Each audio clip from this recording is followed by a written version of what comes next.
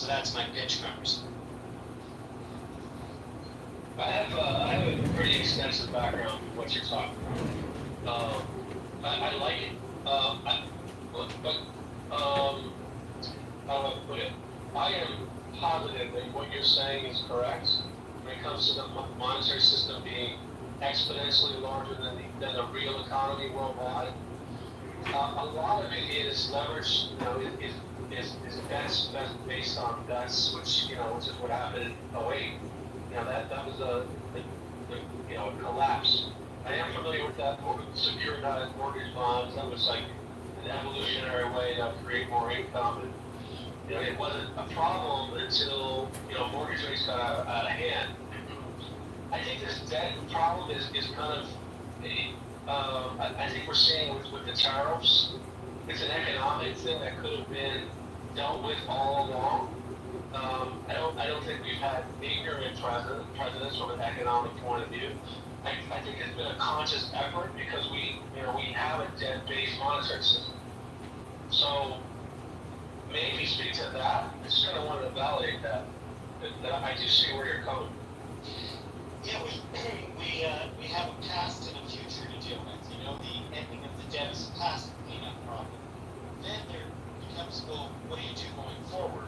Now that you've saved all that money, what are you going to do with it, right? All that existing debt goes away. Nobody can complain they don't have enough for Medicare anymore, right? And then how do you generate new capital? Are you just going to have it printed by the Federal Reserve? Well, this guy, that's the most complicated of what he's talking about. It says that there's a better way to issue capital, and maybe you don't go that far, but I do know this, that if people can realize that money has to be used responsibly, but it doesn't mean it has limits. When I say used responsibly, when it goes directly to people, there's an economic return. I'm speaking historically, not because I want it to be that way. The GI Bill, right, or any place even now where you help out vets to buy homes or whatever, everything you do like that creates real wealth in the real economy using those same dollars that everybody hypothecates into the financial products you're talking about. The closer you can get the spending to real human outcomes, the more economic return it has. It's not just good for our hearts and our souls, right? I think Obama tried very hard and failed to make this case that the reason he was starting with healthcare, all the things, he could have started with immigration and solved immigration right then and there and gotten a bunch of people through to citizenship. He had enough backing to do that. And he was pushed hard to start there. But he started on healthcare, he said, because that was where the biggest economic hit to people's daily lives were. And there shouldn't be a reason why you cannot afford to pay for health care, because there isn't somebody you really have to pay back. If you're, first of all, in modern monetary theory, which there's a great movie, a documentary, I think everybody running for Congress should know this movie. I'm going to show you where you can watch it for free on YouTube, Congressman. But there's modern monetary theory says that America, that is, does not owe money to the Chinese. It's not like somebody is ever going to come to this point of lining up with their trucks and start seizing property. That's just never going to happen. Now, there is a problem to understand how to meter out money so you don't cause inflation, that's for sure. So you do have a limit like that, but that limit is not the money supply. It's the capacity of the economy to absorb the money. The inflation we had wasn't because we pumped a lot of money in. The inflation we had was because the goods and services supply was cut off by wars and COVID and all those things. And America actually was better off than other places, even at that. But we are skimping on money to put into human beings, and they're the ones that create all the economic growth. The real economic growth, not a monetary economy, Congressman. But I didn't get a chance to ask you after I'd explained it, sir. This monetary economy and real economy, and why don't we tax the monetary economy instead of the real one? What did you think about that, just as a concept? I mean, I don't think we're actually aligned, but I'm more than happy to continue listening to your ideas. Thanks. I wasn't asking if we were aligned or not. I just wanted to know about that concept. Do you think such a thing exists, a monetary economy? A monetary economy is a concept? Yeah, do you think that exists in the world, the monetary economy? Yeah, I do. Okay. Do you think it makes sense that we don't tax it? I think the monetary economy is tax. I'm just so confused on how you're using your words. Oh, okay. Let's clarify. So, there's sometimes on certain days on the currency markets as much as 7 trillion that's moved and exchanged. Are we taxing any of that? Only in capital gains, right? But there's a movement of money across the planet that's happening 270 times larger than where we measure the gross domestic A product. lot of that is trading, though. Yeah, a lot of it is trading, right? And there's not one little bit of tax on it. Does that make sense to you? There is tax on this trading. If you trade profitably, you're gonna have to pay your capital gains tax. There's only tax on it if it's capital gains, and it's pretty high. I'm talking about whenever a transaction is made anywhere in the financial system. If you collected a tiny tax of 0.5%, you could get rid of income taxes. Wouldn't you trade all those income taxes people have to pay for 0.5% on all those So you transactions? just want to transfer the taxes.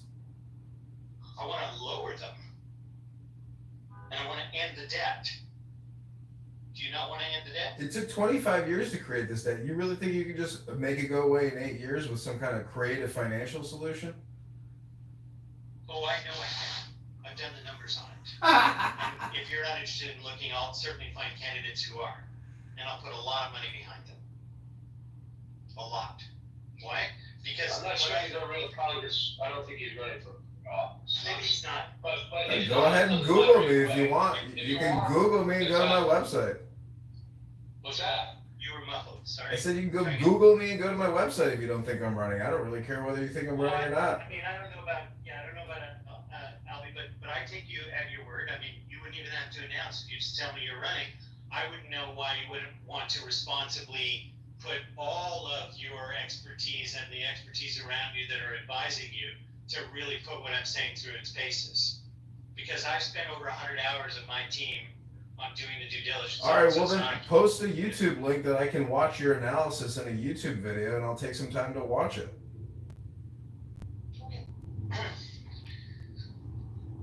I mean, I may be off. I'm not sure. I think you're talking about, taxation, in an industry that, does a lot of, I'm in this industry sort of as well. I don't disagree with what you're saying. The currency markets are mammoth, and they're almost irrelevant in today's world where we can, when we have 150 different currencies representing the world, it makes very, very little sense. There needs to be many fewer, and I think, obviously Bitcoin and a bunch of the other, what they call cryptocurrencies, they're not really cryptocurrencies, just an evolution of economics and exchange of value, in my opinion. That makes things a lot easier. So I think I like that you have a plan. I'm not saying that it doesn't have legs. I'd love to hear more people support the idea and see how, financial institutions respond. I would think they'd put up a lot of. Oh, yeah, they will definitely. Yeah. They're not gonna like it. Yeah. They're not gonna like. They don't have as much power as the people do. That's a basic basis of how we operate. Is that the people have more power than the people in power. They just don't realize it. If people and organizations like us can give them real tactile understanding. By the way, I've had this conversation about a real economy and a monetary economy, Congressman, with 10-year-olds. They got it like that. So I don't think it's far-fetched for that ordinary people will want to understand this. But you tell me why all these fucking transactions are not So being you're telling me taxed. that I don't have the comprehension of a 10-year-old. Okay, thank you very little, Daniel. Oh, I wasn't. That's too loud. Yeah.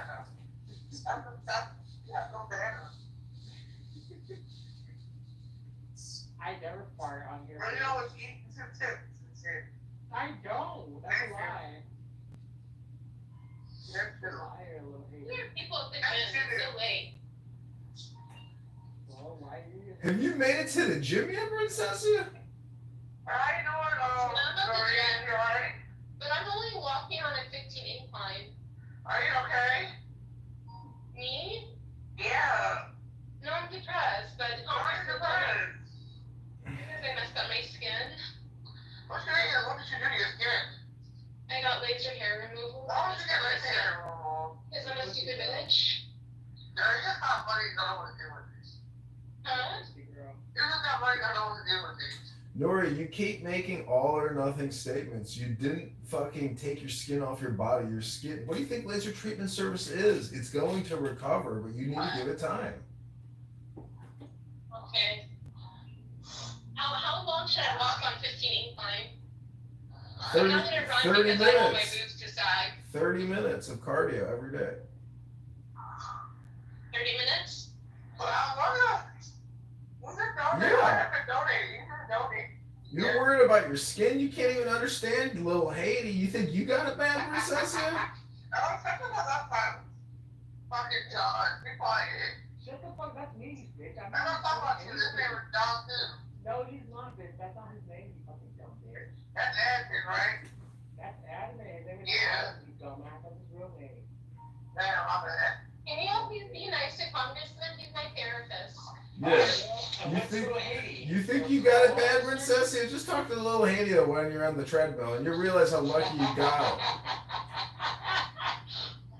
Damn, little Haiti, you're a No, little Haiti has a good life. She's confident. She poses in her underwear. That's a lie. That's a lie. I made this bitch fucking cry. Yeah, that made me cry. How did that die? You did something every bitch. Man, you can tell me a lie. Well, shut up, bro. I know what I say. Well, but you did never say anything, did? I didn't do it. I had multiple moments, but you never see me come up with that. Okay. I'm the bitch that. Guys, can you still I'm be the nice one to each other? that Guys, can we be nice to each other, please? I will. Yeah, we can be nice to each other, but we're just trying to make you feel better using little Haiti as a contrast to your situation. Well, maybe I can do that. But Congressman, like, little Haiti's comfortable in her skin, and Thank you. Hello. she's confident. Yeah. She probably had children. All right, well then. I don't have anything. Yeah, she does. But Nora, didn't you not like her? You didn't like her in the beginning, Nora, so why are you all nice to her? No, guys, I want to be kind to everybody. First of all, my friend Nora got really got into it. I fucking saw her. And I actually saw her. To make fun of her for lucky dick. Let's all just be nice to each other while Princessia breaks a I'm sweat. not gonna lift her. It's just she's Nora for me. For herself. Like what? Because that was Well, I'm gonna be confident in her skin. My sister bad. I jump around. Can you say that again, little baby? Huh? I didn't hear what you said. What did you say, Marcia? Let me be confident. Yeah. Walk on the bed. You know, I walk the I mean, I think I was pretty confident with my skin. Like, you can see I was wearing a skirt. I'm talking about being confident. I'm talking about confident in yourself, dude. Yeah, I totally have it, but I'm very critical. I just really. Watch yourself, the fact that you value you. You are a better person.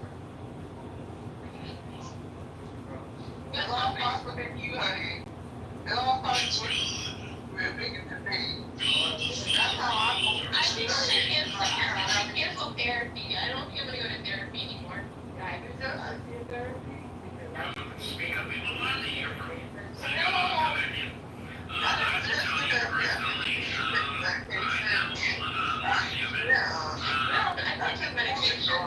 Medications make me fat.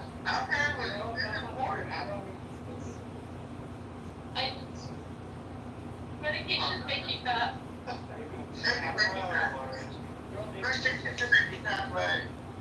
You know what else makes you fat? Not going to the gym. What is it? You know what? I was not. No. It says here, whether it's an injection or a pill, there's no easy solutions. You gotta take that fat ass to a gym and break a sweat and work out and burn 1,000 calories and read a fucking book. Don't take any advice from little Haiti. She's got half of a chicken breast still lodged in her fucking throat from 3 years ago, okay?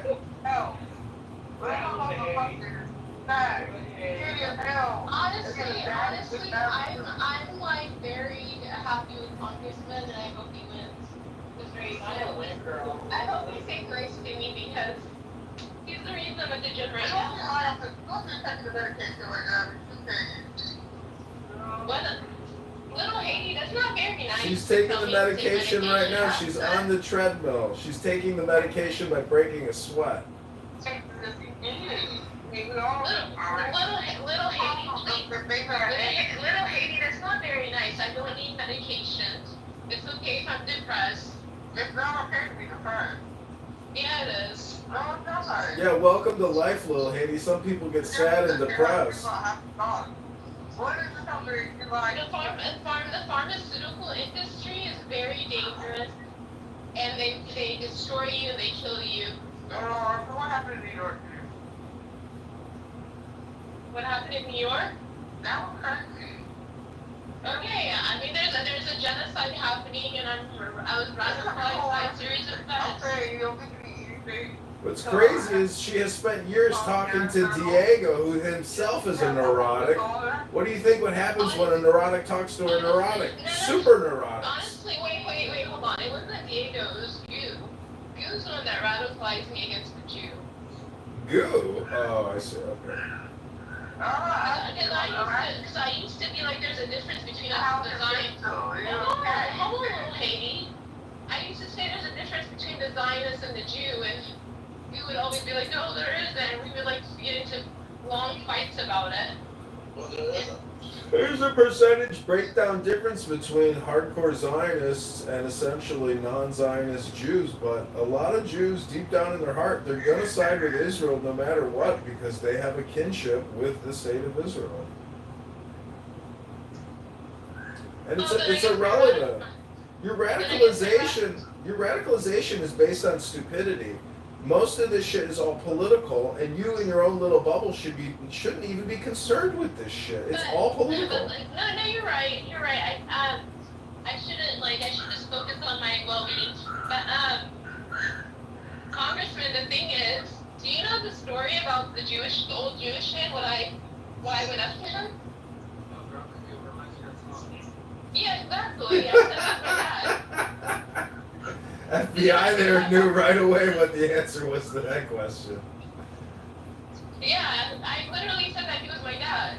Why do you are you just like a little child? You're still like a 16-year-old. You're a 40-year-old woman on a treadmill trying to break depression. Keep walking and keep sweating, fatty. Your workout isn't over yet. I want 15 minutes, but I really want some Gatorade, but the grocery store's closed. Gatorade, drink some fucking water, fatty. Stop drinking sugar water. What the fuck is wrong with you? Oh my god. You should drink Little Haiti's pussy water. Honestly, Congressman, my goal was before I turned 40 this year to be at like my best shape ever, but then New York happened and I like fucked up. Well, No, it's before I still, turned 40. Princess, it's fucking July of 2025. You got the whole summer to get that fat ass in shape. Yeah, but my goal was before my birthday, and I didn't do it. The goal, stop worrying about your birthday and your goals, fat ass. It's the summer of 2025. All you do is fucking complain and talk and analyze and I know, you're right. hypercritical. Thank you. It's like, honestly, I think you're my soulmate. I can be your clubhouse therapist, but we're definitely not soulmates.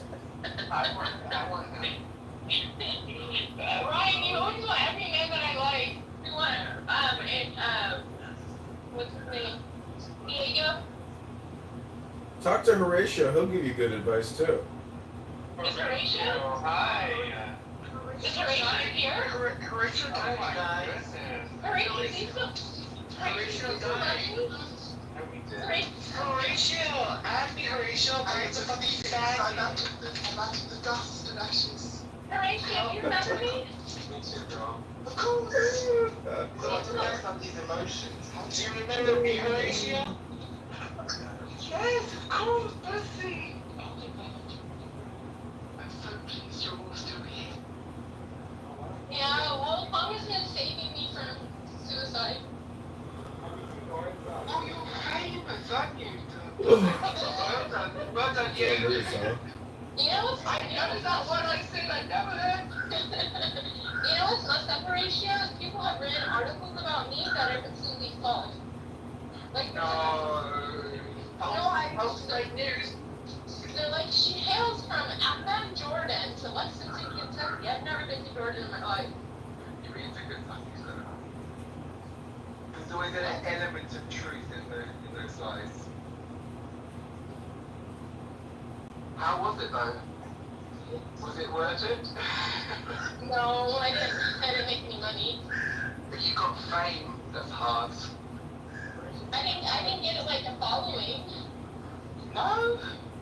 No, just like maybe 100 people. Well, I was kind of proud. I can't tell you.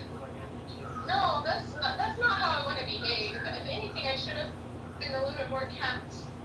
And then spoken like a lady. Darling, you're human. We all have our little moments. Thank you, Horatio.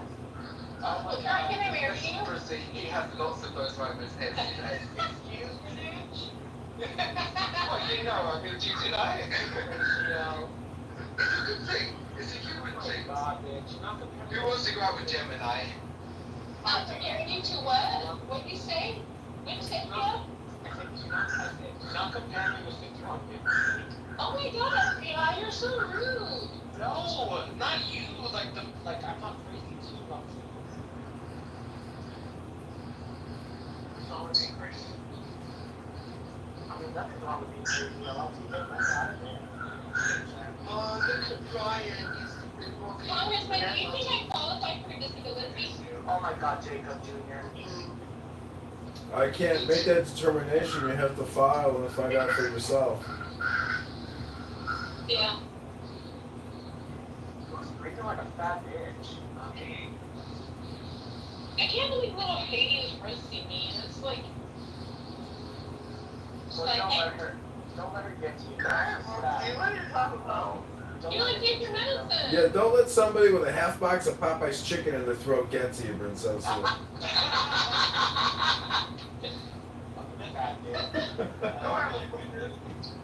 You keep breathing, you keep running, and everything is gonna be fine, Princess. Why you still come on at me? I have 10 minutes left. Little Haiti's so fat. When she wears high heels, she strikes oil. Bad library. 30 minutes on the, I'm doing only 1.5, 15 in height. Got a hotel. You find a fitness challenge and join it, and so we can see the leaderboard and see. Oh, girl, shut the fuck up! I don't have time for this shit. No. I want to go drugs. I don't drugs. Yeah. Am I doing drugs? Yeah, you are doing right now. You do much of Little Haiti, when was the last time you ever did one push-up, one sit-up, one squat, or even walked for 10 minutes? Who are you talking about? Little Haiti, what do you do for a living? She's unemployed. I'm a caregiver. For who? Yourself? No. Clearly, she doesn't care for herself. She does. She gets lots of sleep. Listen, we're just roasting you, little Haiti, because we want you to go to the gym as well. What's the time, bitch? I said we want you to go to the gym and start sweating and lose some weight. No, we're not. Well, Never mind. Congressman, what did you think of Jennifer Love Hewitt and how everybody's making fun of her? I don't know. I haven't followed that news. stop saying. Look, no, stop saying that. No, I'm unemployed. Did you see it, right? Talking shit about me. No, you were saying it way before I was saying anything about Okay, do you want me to keep it up? Because I can keep Like, it on Okay, I'm not lying saying I'm unemployed, but I'm not. fuck? Shit. Horatio, do you work out? Do you exercise and do you eat right? No. Bitch, I'm the fuck. Right above. You're 4 years old, man. I'm like a fucking child. Yes, I'm the same age as Nora. Yes, we're cousins. Were you born in 85? No, bitch, I wasn't born in 85. You bully people. You are. Apparently, I was born in 85, but okay, I guess I'm the same age as you, Nora. Okay, why you bully people? Were you born in the 80s? So why you bullying me? Yeah. No, bitch, I was born after the 80s. Why you bullying me? 1990. Why you doing that? 1990. Do the math. Okay. 1990.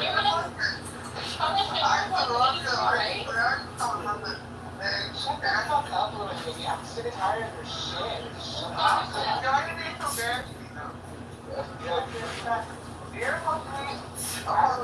Who the fuck are you? No, who are you? Oh, wait, is this your Ethiopia?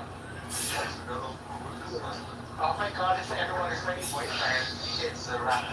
You got another boyfriend? Yes, I'm from Ethiopia. Oh, I see.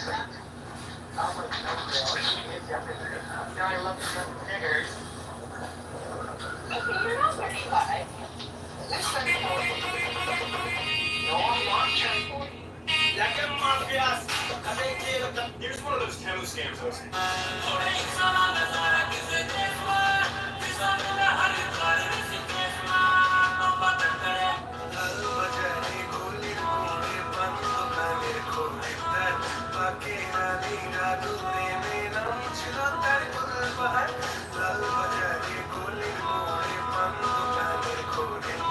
$5,000 for your car accident was so generous until you realized it should have been $100K. Alright, y'all, hard truth time.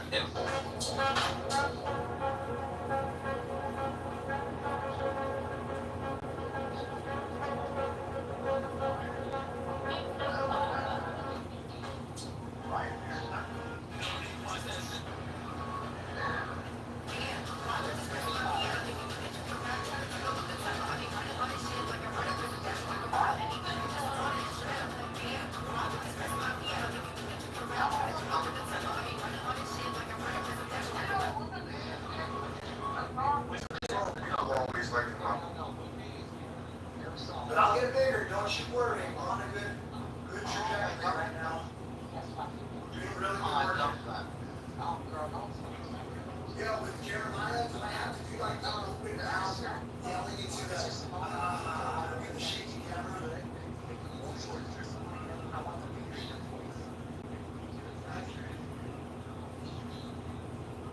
Oh, it's not easier.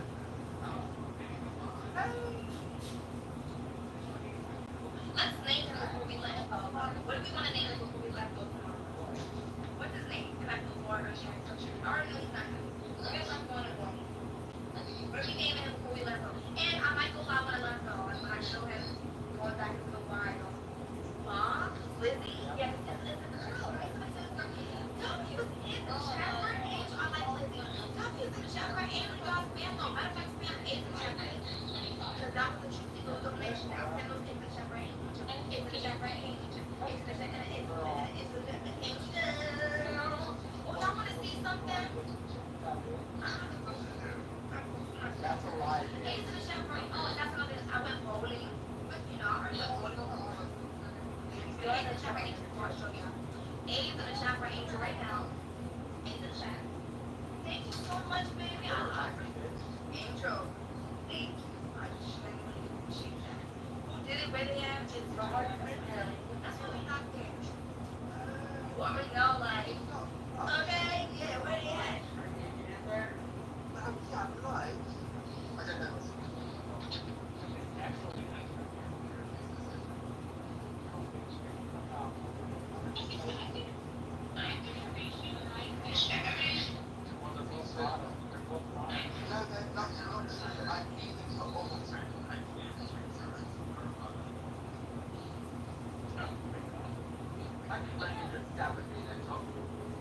Hooray, so you probably talk in the fucking you could like, how about the dog? You know, you're so quiet. You're very Hey, popular. I haven't seen you on Clubhouse. Like, where have you been? Been focusing on life.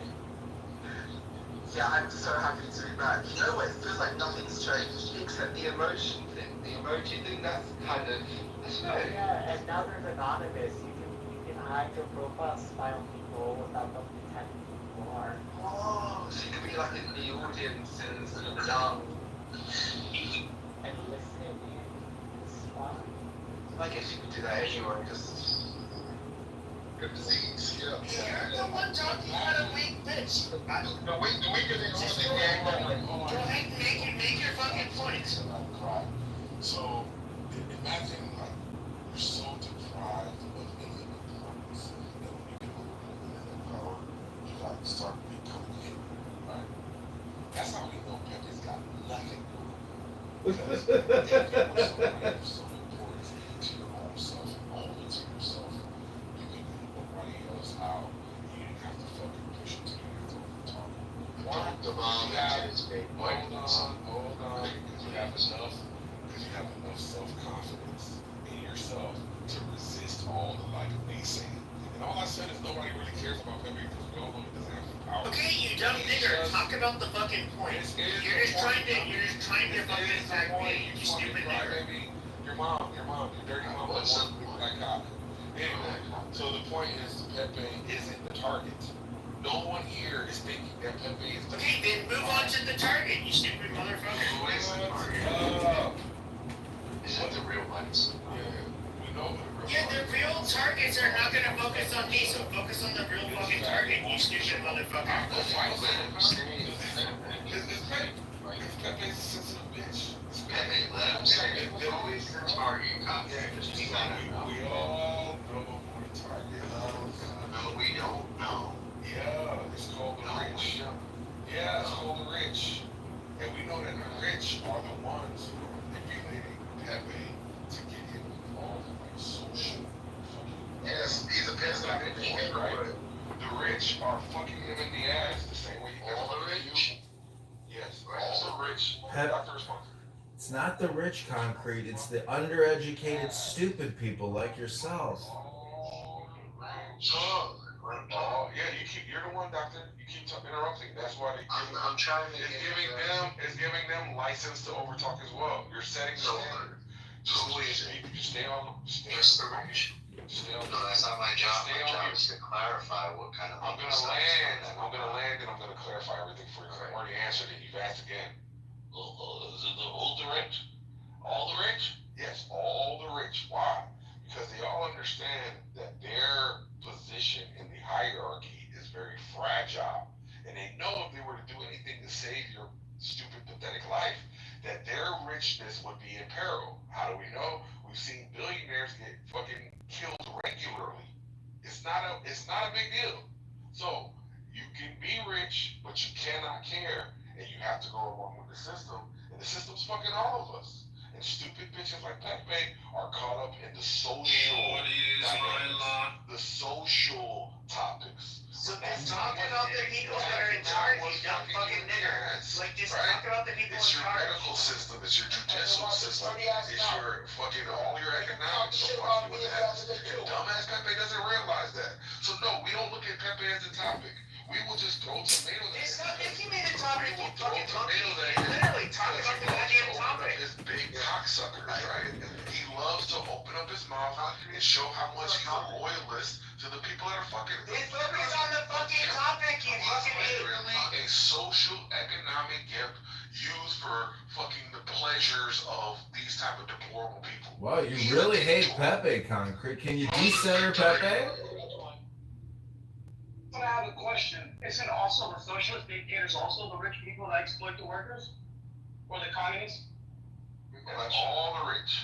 The biggest problem isn't the rich, stupid. It's the government, which is taxing we the people to oblivion and making us slaves. Ding dong. But here's the thing. Go ahead and control the down.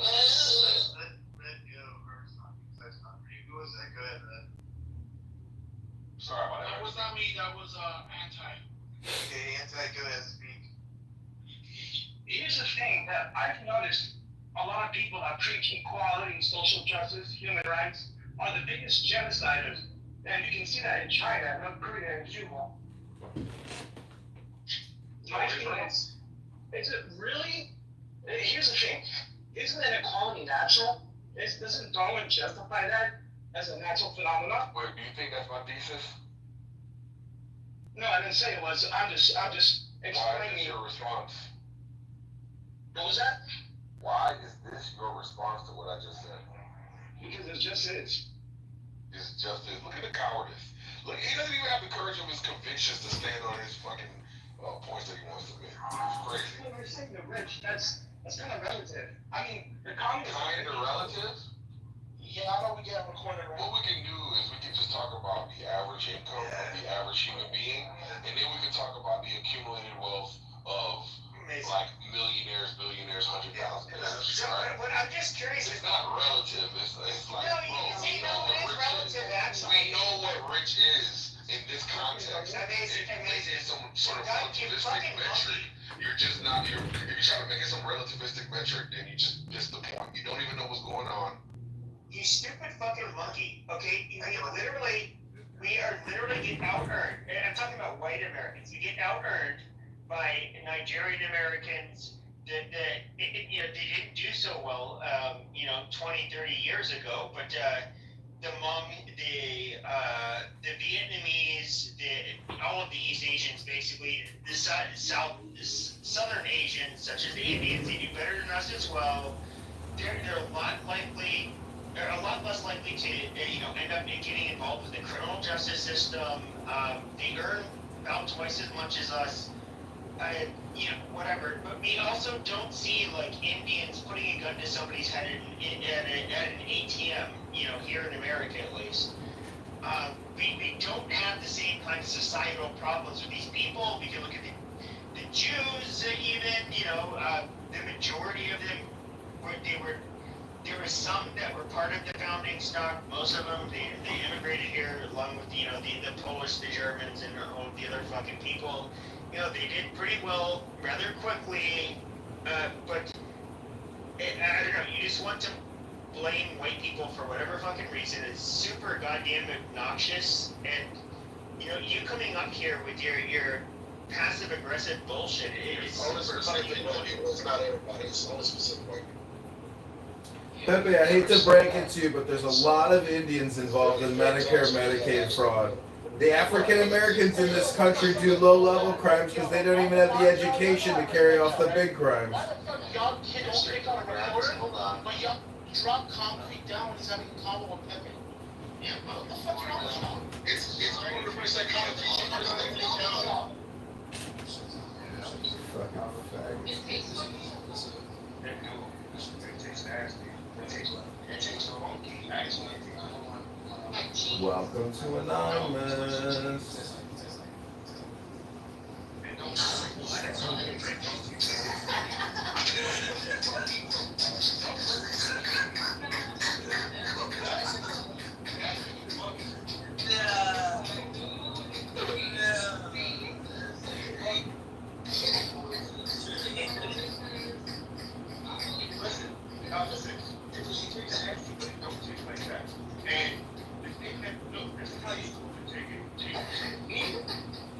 Most people, they ain't cheated with something like this. Shit like that. Personally, I appreciate it. I myself open, and then I put no homo. I'll place it in the area, place it. I come to, I just grab one of those tools, and I knock it out right down. But you don't taste nothing, nigga. You don't taste nothing.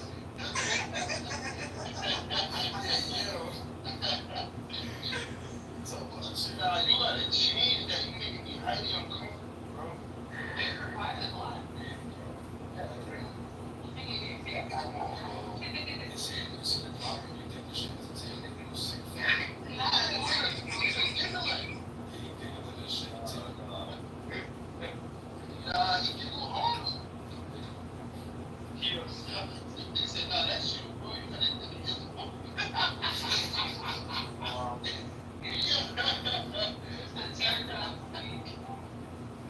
Yes, you know, in this James, you know, so they don't know what bubbles anything to y'all.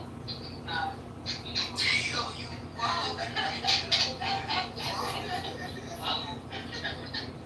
Should be changing so much energy. I get it.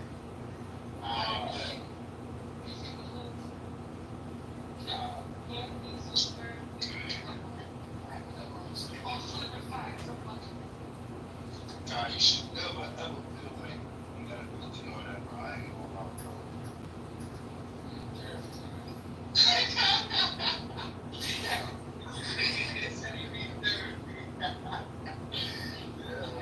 Yeah, that nigga needs soap, boy. I ain't talking about these needs going.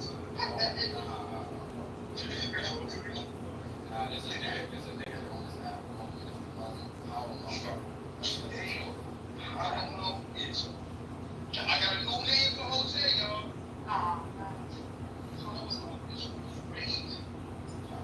And I think, Biden does. What I mean by that is, you know, you can take a file, right, and you can say, okay, don't show this, throw this Bill Clinton one out, throw that one out. Hey, highlight this one that had Trump in this place. Oh, you see, there's Giselle Maxwell said that, you know, there's a 20-year-old woman that Epstein introduced to Donald Trump when he was like, 40 or something before he married Melania, and keep this on the top, right? So like little things like that that's like they keep it on top, and so those are things that could be there and what's left. And so the question is, they should just be honest and say, hey, certain files were deleted, what they believe those files were, and what's left are just things that they believe are incriminating people. Why do we have to fucking go through the same monkey shit that we went through with the last administration? Why do we have to go through this all with the Trump administration? They're the ones who came out and gave us the information. They're the ones who said there are terabytes of data. I understand Trump wants to get away from the story because it's not good for his image. Well, fuck you, Donald Trump. Allow us to make this point to all the people that said we were in a cult. Fuck you, Donald Trump. Go ahead and do what you said you were gonna do. Otherwise, suck your dick. Like, why do we have to wait for all this nonsense within the courts to happen in order for Donald Trump to do what he said he would do as a candidate and then a president of the United States? Why do we have to wait for this motherfucker? Because we have, it's not on him. It's not on him at all. It's on the sentence. It's the sentences, it's all that. You gotta go through a process. You gotta go. He's getting blocked by judges. All kinds of people is doing anything. He's the chief. Tell us more about that. Go ahead. Have y'all watched it? He got blocked by 3 or 4 judges in the South. Not in the South, no. South. Well, once he said to release it, then she's got to release it, and that's it. Send it as They're getting blocked by Did you see Bondi's response? Hold on, just to be clear, I just want to be clear. Trump said, I've ordered her to release everything. Did you see what Bondi's response was? I've ordered, so he said, I asked Pam Bondi to release all the files because those people are so crazy about whatever he said, right? And then she responded saying, I have ordered the court. I put in a motion, essentially, I put a motion in the court to unseal these documents, right? So he said, bitch, unseal it all. And she said, I put a motion in to the court, which is the legal way of saying, hey, look, it's in the court. I'm putting the buck on them to make sure certain things get released. What's the real deal? And then the whole thing is, they're not releasing everything. That's what I'm saying. Well, and so Ricky, I just want to challenge something you said. Yeah, tell me the truth. I want to challenge something you said. You said, why are we going through what we went through with the last administration? Just to be clear, the last administration never answered a single question regarding Epstein. Okay? No one asked on how many reporters asked it, and they moved on to the next question. They said, we will not talk about an ongoing investigation, right? They didn't say a thing about it, where the files were or anything, right? They didn't acknowledge they even existed, okay? They didn't do shit, okay? So let's be clear. Because there was a U.S. district judge that said like they weren't allowed to do that. They were sealed. They were sealed until what was it, January 24th, and then even then they got sued to push it back from Jane Doe 107 or something like that. We're not asking for pictures So hold on, you're just proving the point, right? So it kept getting sealed. So the administration never even acknowledged that there were sealed records. You understand? That's a different thing. That's executive. I mean, that's a completely different legal process. King, do you think, hold on, do you think that the Trump administration didn't realize that the people that voted for him were not serious about this, that they were kind of joking around? So why would this happen? Why would Dan Bonnie come forward? Of course they know we're joking around. But say, let me say something. Bruce. Let me say something. Respectfully, and Bruce, shut the fuck up for 3 seconds. Let King Matt answer the question, then you can go. Alright, add me to the queue when you get a chance. I will. You're in the queue. You're in the queue. So Ricky, I think he knew that it was going to be an issue. I think the problem is, look, if it was Matt Gaetz in office, I think Matt would have done it right away. I think Matt wouldn't care if he lost his legal license or what the process is. I think he just wouldn't care. Unfortunately, Pam Bondi does care, right? Good or bad, she cares, right? And so that is the problem, is that Trump wasn't aware of the legal process in going through this stuff. Ryan just said it perfectly, right?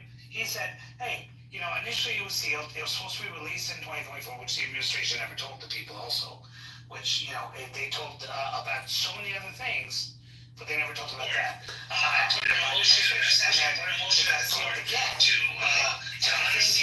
Trump's expectation was on day one when he signed that executive order that I'm going to tell Pam Bondi to release it, and she's going to release it just like the MLK files, just like everything else, which also. Okay. Alright, so I'm gonna say something. So I'm the Times Square shark, if you've seen the Shark Tank, kind of like a mini shark. All I can say is that obviously there's a lot of people that don't want to be, exposed from this, and they're hiding it to a great degree.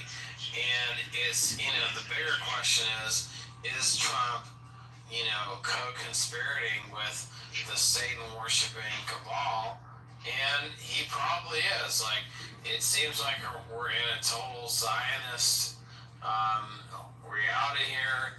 And yes, we're going to hide the Epstein files as well as empower Israel to destroy Iran and all this shit. So, I don't think you're going to get a lot from this, man.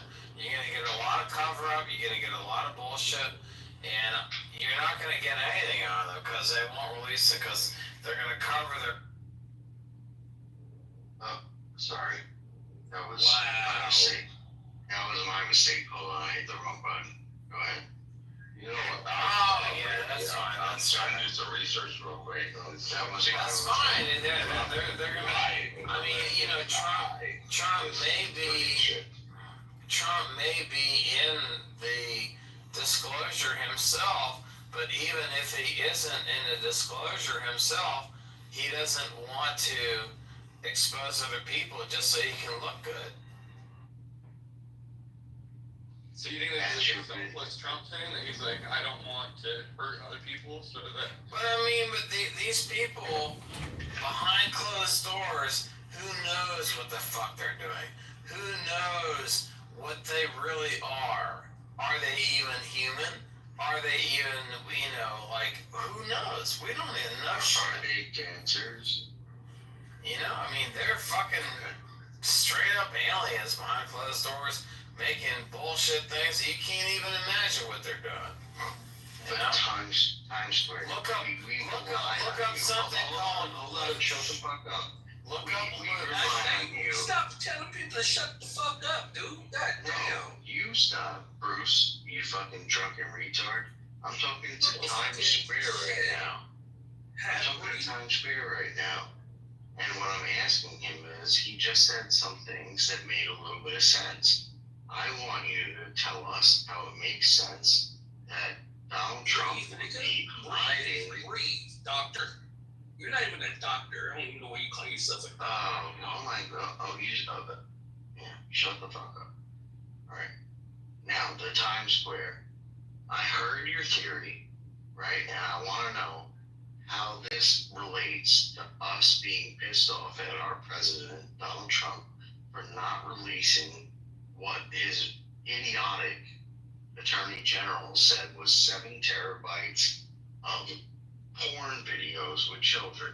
What are we supposed to do with that, Mr. The Times Square? What are we supposed to do with that? She said she had it on her desk. Now she doesn't. What are we supposed to do about that? And Alan Dershowitz also said that he couldn't say anything. He couldn't release the list because it's powerful elite people that don't want to be exposed, and they have the most money and the most power on earth. So like, And so if you're dealing with the people that have the most money and the most power on earth that do not want to be exposed, it's going to be challenging. Okay, right? So that's it. They just have the most money and the most power. Okay, Ricky, but you're saying that Sorry. you're saying That that. was hard to say. Oh, I hit the wrong button. I just want to say something. You know that Elon Musk's brother was introduced to a girl that they dated for like 5 years by Jeffrey Epstein. And you can look it up. You should ask Rock about it and talk about it. You'll see. So now the question is Elon in the list? So, you know, I think everyone is talking about, notice how when the list no longer quote unquote existed, the actual list, like there is no actual list, then everyone is saying release.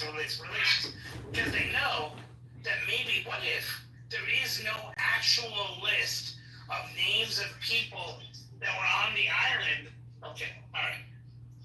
That were on an actual list of people that were on the island. All right, that's good. An actual list of people who are on the list of people who are seeing all, like he has lists of people who are on the flight logs.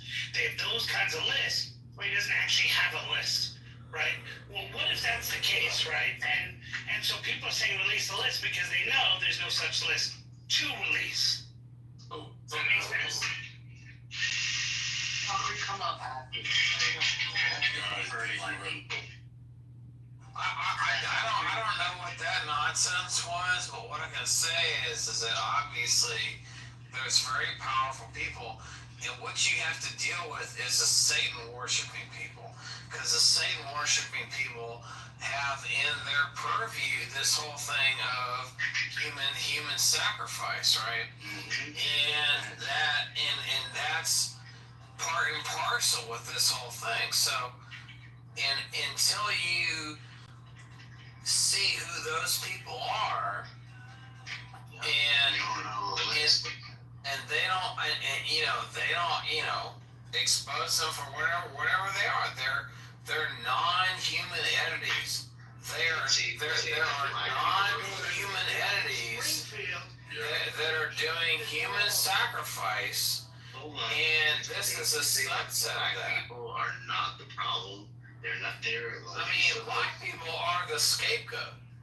Yeah, I mean, they are a problem. You know, of course they are, because black people are the scapegoat. I mean, well, that's the way bottom of the barrel, you know? Well, they are the problem, but I don't think they're the problem in this case. They are a problem.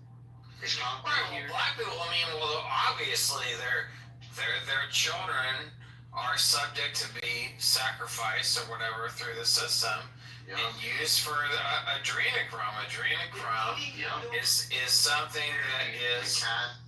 Yeah, I mean, they are. I mean, they're non-human entities, like eating human people, and that's Are what they the fuck is real? going on. That's not what we would consider black people, though. What do you have to say about this? I mean, black people are humans, you know. Yeah, they are. We love them. They're American citizens.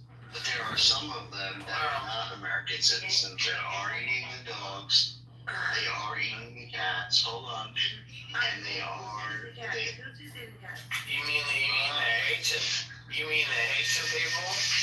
Well, it's Haitian. The Haitian. Somali. Well, exactly. Then you got now with the Haitian people, you have a voodoo worshiping problem. You do have that. So you have a voodoo worship problem with them.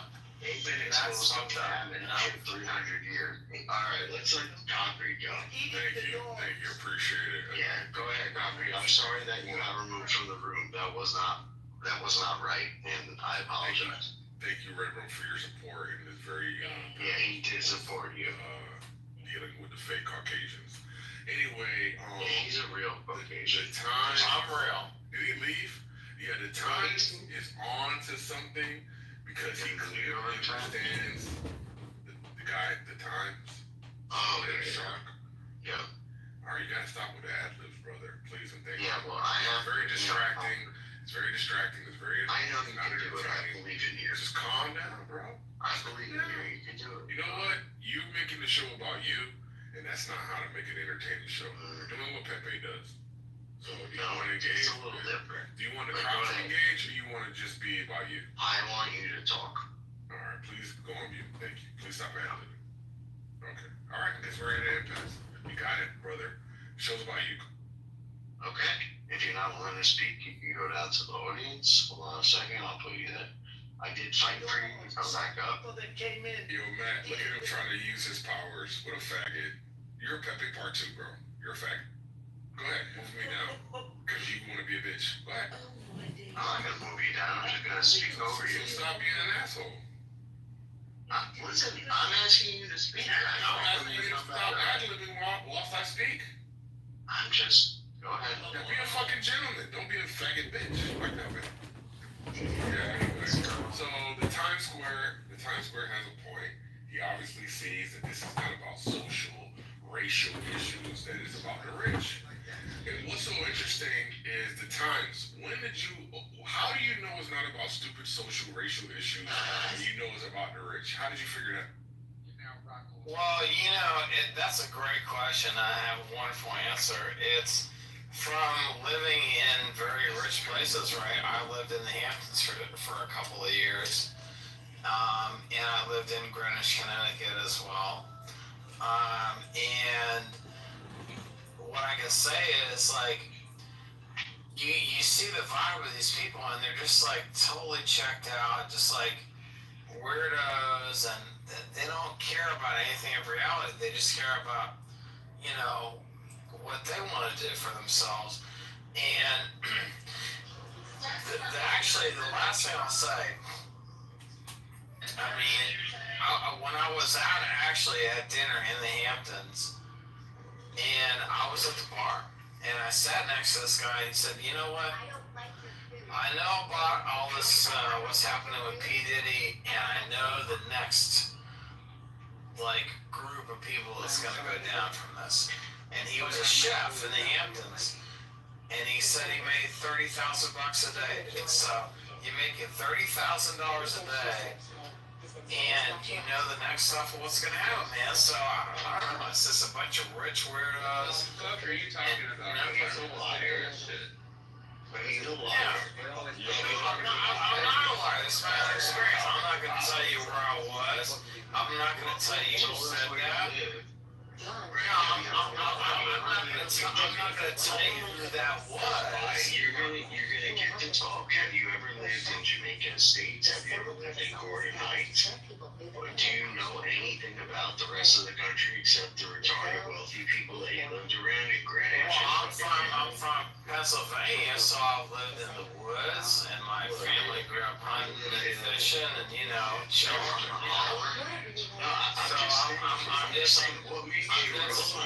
So I'm just white trash related, dude. That's it. And I speak really from my heart. And I'm telling you, my real opinion. So I'm not questioning, but I'm wondering, right? Because I'm white trash as well. I'm wondering where you're getting the part that connects these other people groups, not the pinpoints like yourself, but what connects the other people groups in this country, the major people groups, to your conversation. You just said you literally have spent your life around people from the tents.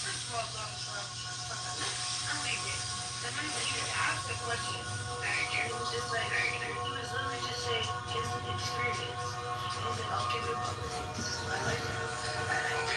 It's his lifestyle. I mean, Do you know where those people are? No, he was intimidated by it. That's why he responded to some nigga. No, I'm a New Yorker. I understand what he's talking about.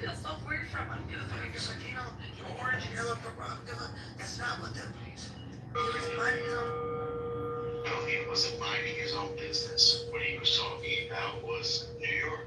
And I'm asking him how he knows where the rest of this comes from. So far, he told us he spent his whole life around rich people. And I would like to hear from him. No, he didn't. How do you know?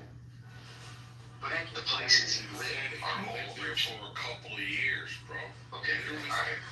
All right, Concrete. Sorry. Where else have you lived, sir? well, I'm from Pennsylvania. I lived in California for many years. I lived in the Hamptons for a couple of years, and now mainly I live around New York and What can you bring us? What other perceptions can you bring us? I mean, well, I think I kind of gave you the truth of it, man. Is that there are very rich, powerful people that, like, this whole thing is about, control and power, like, these people want power and control, and they will do anything to have it. And so, be discerning and be skeptical of people that want ultimate power and ultimate control and don't care who gets in their way. So we get the power part. We get that they're rich and they have a lot of influence. The part that I don't get is what makes you think, right? They have power, they have control, they can buy what they want. What makes you think that these are the people who control your day to day?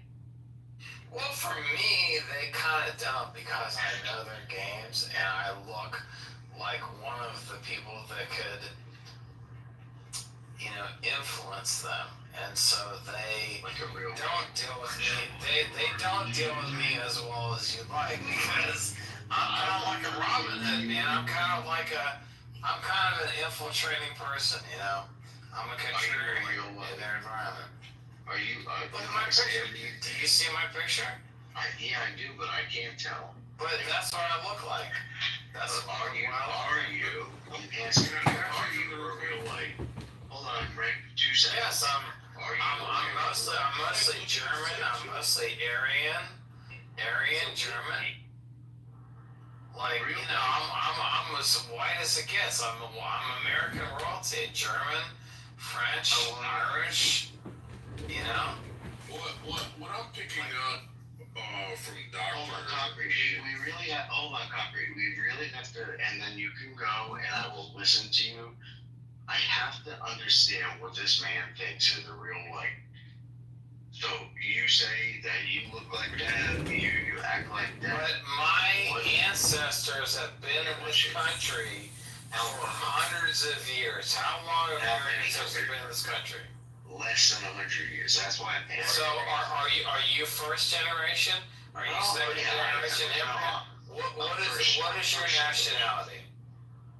My mom's from Ireland and my grandparents are from Italy, so that's why I'm asking. Okay, Irish and Italian. Of course, dude. The perfect hunter. Of course. The perfect person to ask me about myself. Ask him. Would you just answer? Yeah, just answer. I'm not asking you to try to. So you're first generation in this country. It's just, But so your mom is. Your mom came from Ireland. No, you cannot jump in. Hold on. Miss. Your mom came from Ireland, so you're first generation. Please be quiet. I'm not trying to say I'm better than you. What I'm trying to say is I'm probably worse than you as an American representative. I'm just telling you where I'm from. What makes you think that you are in the vicinity of the real whites? Like, what makes you think that your experience is something Because my ancestors, unlike yours, have been in America for a couple hundred years, and you, as an Irish immigrant, have been here like first generation. You know, you're not. You know, okay. So then you're first generation. So what the thing is like what Trump did. So what if we gave a policy that said what is your lineage?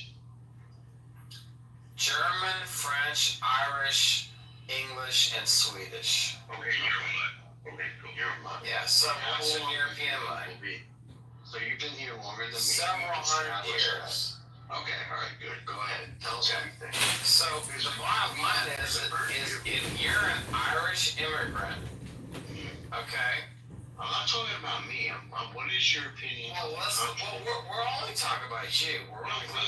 We know that I'm trash. We all know that. Okay, we know that you're. Okay, if you say you're trash, then we're lucky to be here. We are lucky to be here. All right, awesome. Well, I'm done.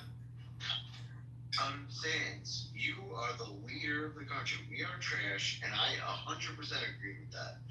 Good, so do what I want. Shut the fuck up and let's move on. Okay, we will do that. As long as you can justify it. Alright. Was there... Are you done? Are you done, doctor? Because this is getting boring. I think it's only getting boring for fake black people. It's not getting boring to... Are you the real white? How long you been here? What's your bits? I'm not a real white. Listen, doctor, you're probing for weakness and it was boring. Because there was nothing you can do. Hold on. Stop, bro. You gotta stop hogging the mic, bro. No. Are you inebriated, bro? Can you hear something real quick? There is something that we have to do that has to delineate the real whites, like this man that is speaking, from 90% of the other people that are considered white in this country. So if he wants to grab the mantle, amen, go ahead. I'm just saying there's a difference. I will shut up. Yeah, that's irrelevant. What I'm irrelevant. Look, bro. What I'm trying, because real whites versus non-real whites is very subjective. If you have a definition for real white, I'm sure there's gonna be somebody else. You're a fucking bro. You gotta control yourself a little bit. I'm gonna go on. As a white guy, I've heard of this term, real white. Okay, that's fine. Hold on, let me just make this point. Whatever definition you're appealing to, I'm sure there's another person, academic, who could make a counter argument for a different definition, right? So, real white is a real, let's say, amorphous term that could be anything. Anyway, so what I'm actually picking up is only thing that I'm picking up from you, doctor, is like some levels of insecurity because the time so that you only hung out at the Hamptons for years, right? And you've probably never been to the Hamptons, and that gave you some sense of insecurity, and that's okay. We all have things that we need to work on. But I think another. Why do you think he's insecure? Why do you think? 1 second, I already explained it. I explained it. No, I didn't understand. Could you explain All it right, again? 1 second. As soon as I'm done, I'll give you the like after class fucking explanation. I don't need after class fucking. All right, just give me 1 second. Let me finish. You just got here. Did you just get here? No, You just calm down. All right, cool. Calm down. Now, as soon as I'm done, I'll get back to you. Calm as a cucumber. All right, then please stop interrupting. You seem excited. Anyway, so the Times. We're definitely I not. think another. All right, I got you. I think Doctor is also a little resentful that the Times has freed himself from the Matrix, and he understands that it's not these stupid culture wars and racial wars that is being foisted upon us that creates the divide amongst us. It is actually the social class, the rich versus the poor, and we know why the rich are like so. Um, let's say aloof to what we go through, which is what he appealed to. He said they don't care about anything besides them. It's because we know that when you, as a man, as a human being, a regular dude, when you have some money in your bank account, when you have a full belly and enough Diddy oil to satiate all your needs, you don't care about much else. Same thing for them. Imagine living in a perpetual state of satiation. They don't really care about it. The only thing they're really worried about is losing it. The paranoia that might come with somebody coming to take it away from them, which is why they seek control, which is why they're very ruthless with control, because they understand that the dynamics of power could shift at any moment, and they can be out in the dark with you. And that's the last place they want to be. So they don't mind selling your children, selling your future, putting all your friends in slavery in order to maintain that power. It's very normal, basic human dynamics. It's absolutely bizarre what he says. Can I counter it, Ricky? Absolutely. After he's first of all calling you insecure, you don't know jack shit, buddy, about wealth and what life is like with wealth and where people's heads are at. You don't know jack shit about it. You pontificate because you have envy and you have desire because you've either been too lazy or too unsuccessful or whatever failures you've had. So these people threaten you. You don't know what people do when they get wealth. You don't understand when people take their wealth and they become altruistic and they spend a lot of their wealth philanthropically and altruistically. The concept is not something that would cross your mind. But you're not really around people with wealth, because if you were, you would understand that that's one of the things in human nature that they do, and how they then come back into the community with their wealth. May I speak next? Oh, excuse me. So I don't know who you've encountered and what people you've been around and what wealth you've been around, but if you actually spent time with them and you were hanging out with them, you would see what they consume themselves with, and what philanthropic endeavors, are just there. And you know, you give me a community and I'll earmark it for you, and I'll tell you wherever you go. You think that people just live in these wealthy neighborhoods and they're just playing golf at the club and having a nice dinner and that's it. You're not seeing the checks that are being written to pay for the hospitals as they're being built, to take care of the community centers, to make sure that the old age homes are funded, to make sure that community activities are taken care of, children's programs, after school children's programs. I'm going to go through the litany of different charities that are pretty common, whether the United Way's funded.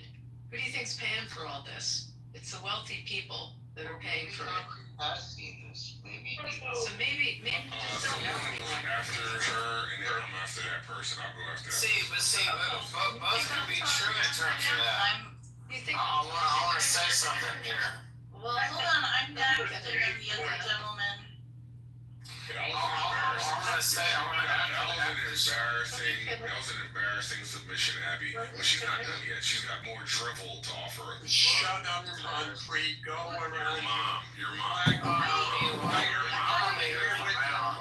Alan. Your mom. You know, I mean, come on, Alan, give me a break. Let the Alright. Everybody chill out. Don't make us Caucasians look for that. I'm not done yet. I'm just done yet. I hope for you, concrete, in your life. By the way. Okay, I hope concrete for your life that you gain enough success that you get to a point that you can turn around and you'll have the wherewithal to take care of others and make sure you commit and you give money to those charities and those organizations in your community that are in need. It's a great feeling. It's the best feeling in the world. And I hope for you, I pray for you that you can get to that point. But to absolutely condemn and have this sick envy towards people that are at that point is just wrong and it's just ignorant. And that's it. Yeah, so what I want to say is that, I'm gonna say something to Abby. yeah, Abby, thank you. That's a blessing of a rebuttal.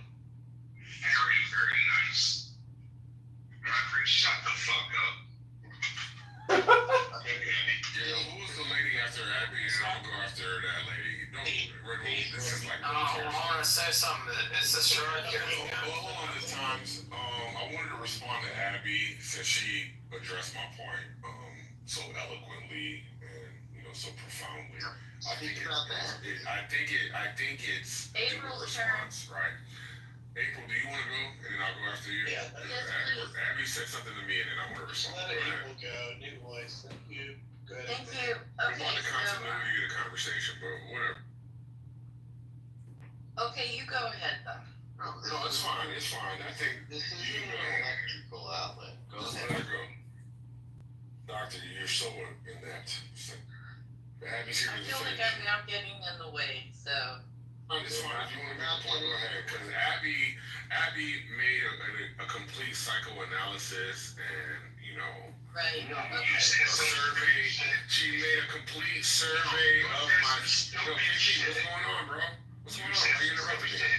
Why are you interrupting me? It's not the concrete show. You just chill, bro. Not the concrete show. You're the one making it to the KP show. I don't have any beef with No, you. I'm not.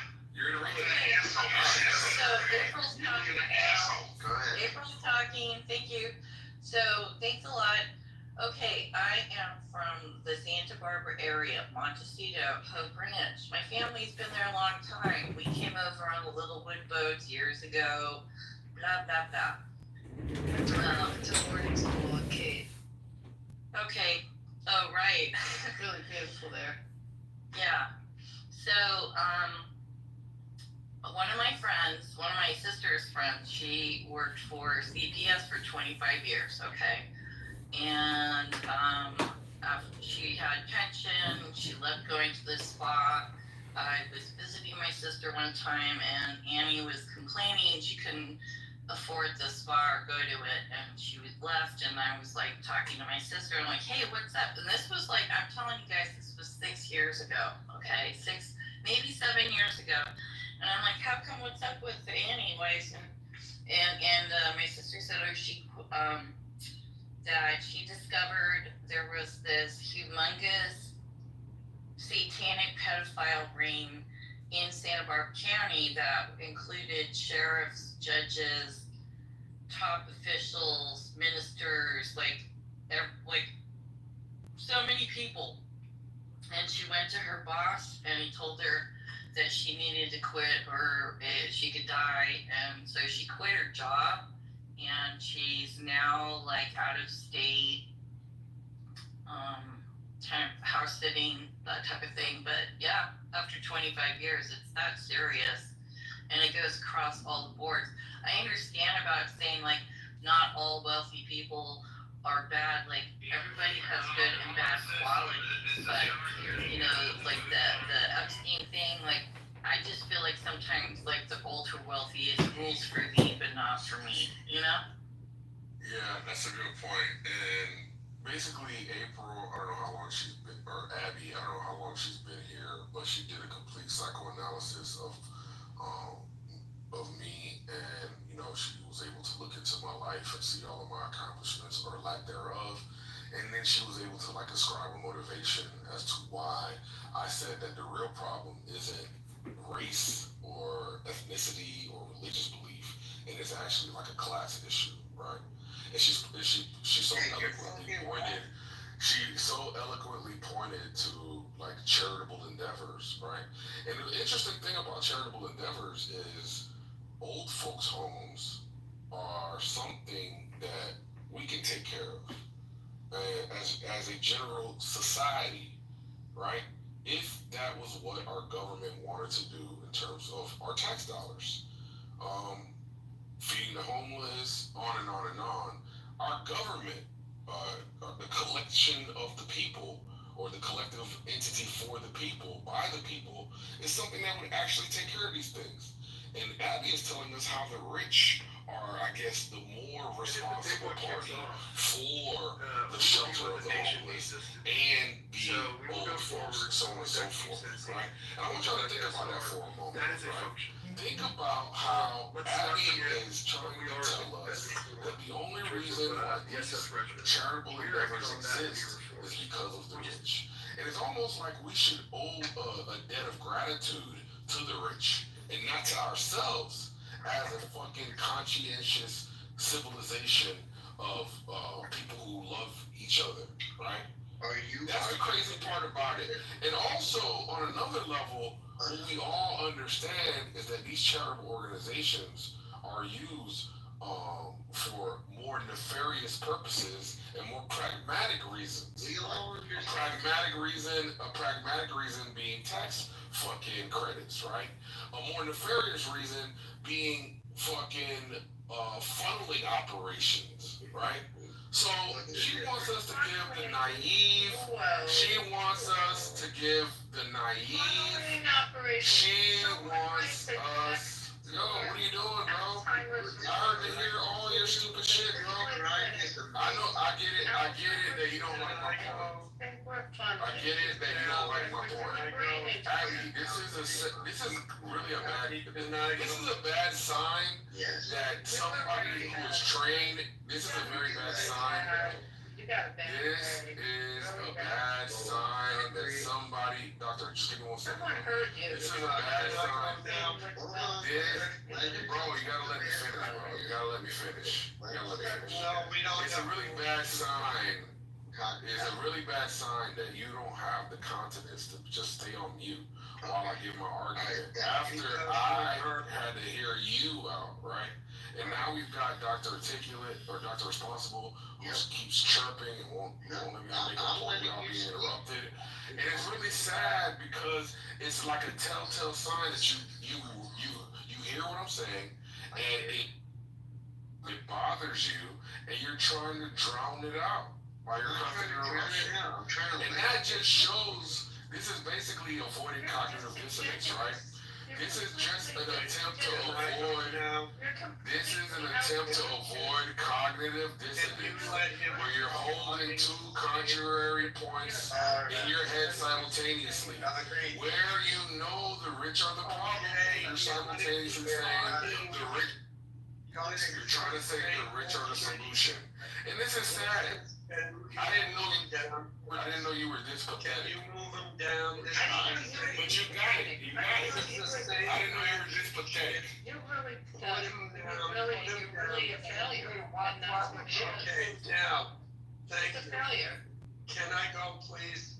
I just have to say something, Alan, just let me, one thing. I'll answer his points though, but please. Let me say this. To say that people that take money that they worked really hard and they contribute a good portion, a good percentage of their money to working to cure a disease, or, I mean, we just took a whole bunch of money for the Alzheimer's research and to build a brain center. That's people's money. That's not government money that's doing that. It's community that put money together and built a center and built a great center. So and I'm just using that as one example, to be so disingenuous. You're also Don't get caught up in it. I'm not caught up in it. Hey, I look myself in the mirror every day and I'm someone who's contributing and doing good. I'm not a taker, I'm a giver. So that's his problem. No, I know. But this is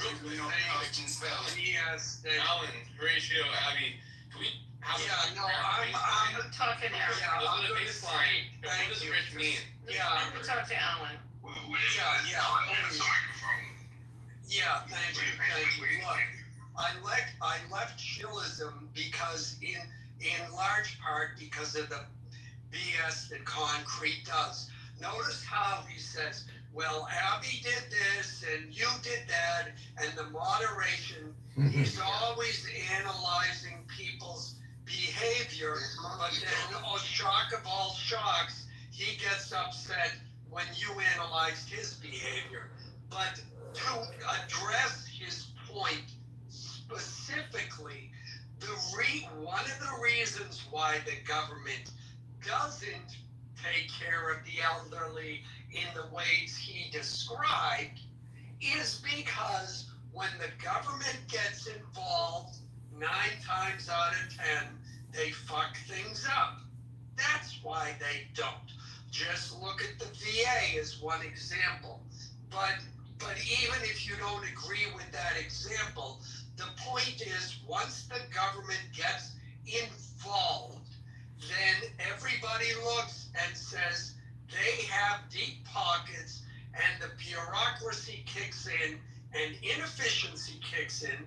That's why we as Republicans support the kind of donations and giving that our illustrious moderator, Abby, thank you for saying that, Abby. That's why Republicans believe in private organizations and Democrats believe in, now they openly say collectivism, which is another word for communism. It doesn't work. Alan, thank you. Let's talk, because you and Abby have both said that we have all these medical advances and all this great shit that comes from private contributions, and that's just not true. Most medical research is funded by tax dollars. Most medicine is created using tax dollars. I get what you're saying. Private charities do a lot of good for the world, but you're living in an alternate universe. Doesn't grounded in reality. Did you hear my example? Yeah, you're talking about the dementia center or Alzheimer's. I gave you an example. The very big hospital, Cleveland Clinic, brain research center that's working on Parkinson's and Alzheimer's. Also brain injuries caused by boxing. Very hospital work there. Okay, a lot of connection with UFC and boxing. Huge, millions and millions of dollars donated from those different entities to try to cure brain diseases. That was built by community money. Every year they do a fundraiser, $20 to $30 million. They raise nothing. That's $20 to $30 million is more. May I finish? $20 to $30 million a year for many years. They've been raising it. They then went forward as they built this multi-million dollar facility with Cleveland Clinic. They were able to then get grants and get additional money. But where did the grants come from? Sir, I am an Indian man. I live in New York, but I have American citizenship. My point is, this was something that was put together by community money, and if you ask, it got put together by wealthy people in the community, people that had made money in our industry, that were of means, that could write the checks, and they gave back to the community. I happen to be blessed. I'm going to leave with this. I am blessed that I live in a community that people take their checkbooks out and they give back to the community. And you saw where you talking, there's nothing, I don't have to say anything right now. There's nothing better than walking down the hallway and see your family plaque because of foundation work we have done. Yeah, let me address Ryan. Just doing it. Quiet for a long time. I'm sorry. Yeah, look, this is a very simple Grok question. I asked Grok, what is this is the question I asked, very simple. How much medical breakthroughs have occurred from private funds versus public funds in America, listed in percentages? So one of the things to know is that oftentimes private funding and public funding work together in hand in some aspects. But to cut to the chase, the conclusion is a approximately 65% of medical breakthroughs in America can be attributed to private funding, industry, philanthropy, academy. Industry. Wait, you're taking all private means any private company. Funding. Yeah, Listen what I'm that's saying. completely separate from Private. charity. No. If you're talking private, that means private industry. That means any private. Please. I sat here very quietly. Ryan, I'm going to have to drop you if you interrupt me again. Okay, just wait your turn. So look, 35% comes from public funding. So that refutes the point that you made in breakthroughs. And so this No, reinforces Abby's point. Pause. You're wrong. Period. Point blank. Ask Grok another question. Ask a follow-up question. Too many seconds. This is pretty simple. So if we're weighing if private funding in the medical field has advanced. No, charity, not private. We're talking, there's a huge distinction. If you can't make that distinction. The distinction is private versus people giving versus actual corporations. It's the same thing. We're investing. What are you talking about? That's what we're looking at right now. That's a different. That's investing. When you're going to a charity, are you giving money as an investment, or are you donating? Someone talked about how public funding goes to waste. That's why you weren't here. No, I absolutely understand that public funding often goes to waste. That's not the issue. We do both. You understand? No, but that's not what you were talking about. When you were talking about community breakdown of checkbook, you were saying stop, everyone. When you creating a distinction, We do both. We do both. Making an argument. You're fighting. You're attacking. That's not an argument.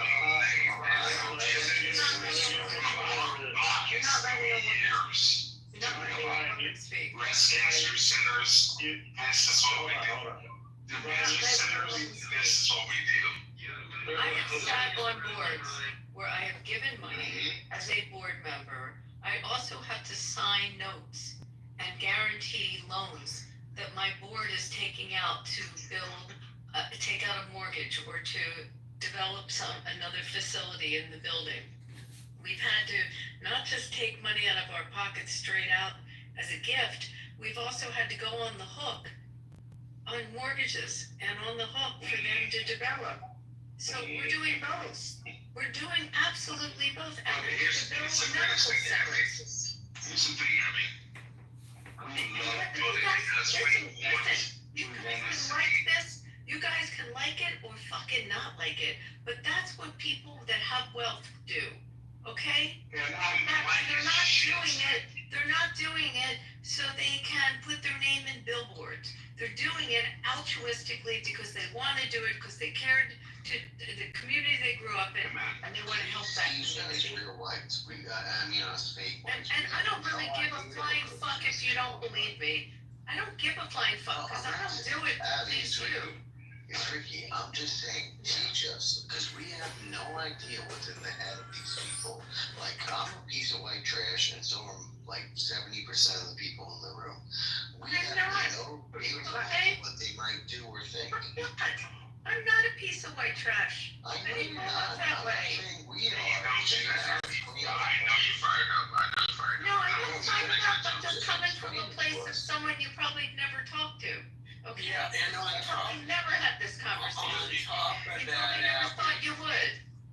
on top of that, he forgets that it's people who sit on those boards, and it's people who say, you know what, in my company, instead of taking our profits and giving it to our shareholders or doing some other thing, we are going to give it to this charity.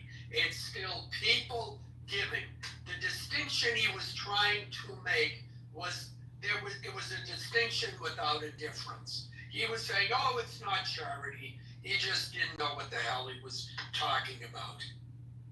And Abby, I think you missed the joke if you talked to Ricky enough. He was siding with you.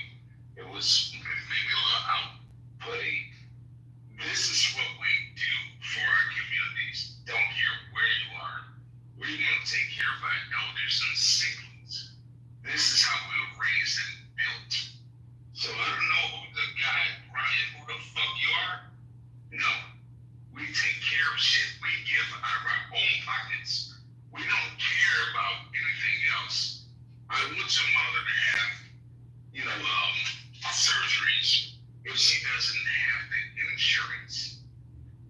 need to take care of your sister that may be having brain cancer.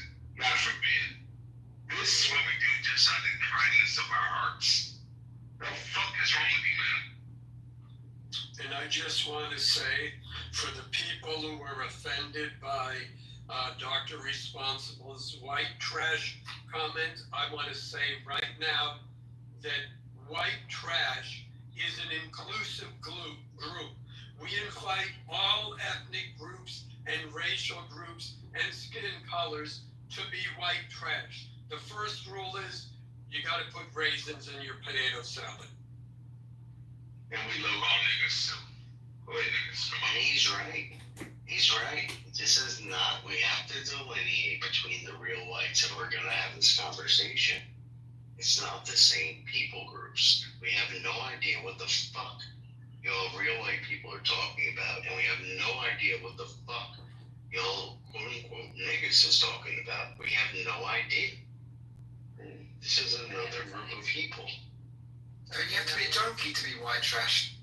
No, you don't have to be a junkie. You just have to have parents. You just have to have parents who don't know the system that the real people who created this country created.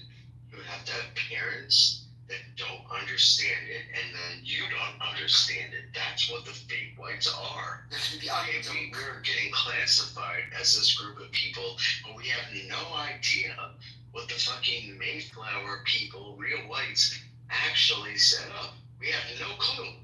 Okay, so that's why it has to be delineated. Nothing else. And you want to know the real secret?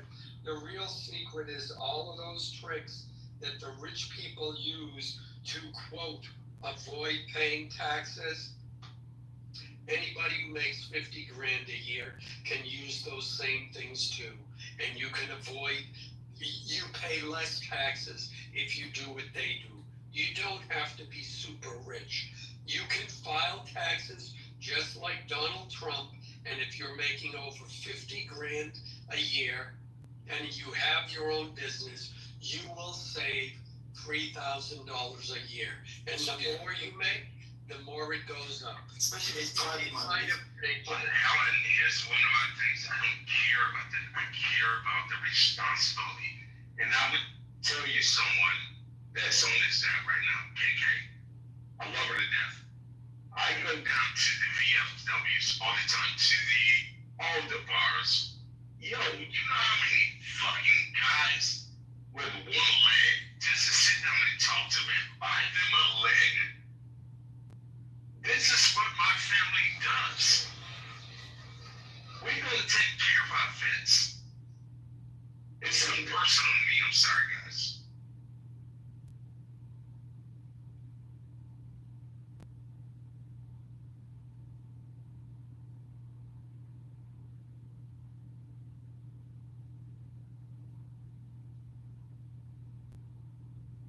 Sorry about that. Just had a meltdown. Sorry, guys. No, we're very lucky that the government still hasn't taken away our incentive financially to be able to give. And they've not made it hard to do it. They actually give us lots of avenues and ways to contribute. But if I look in my community, the people that are feeding the poor are Catholic Charities and Foursquare, and I mean, it's not the city. It's Lutherans have an organization there. The Jewish Family Services there. I mean, that's who's feeding them. There is a closed off section in the city, and there's like facilities. And they're private facilities that are doing the work.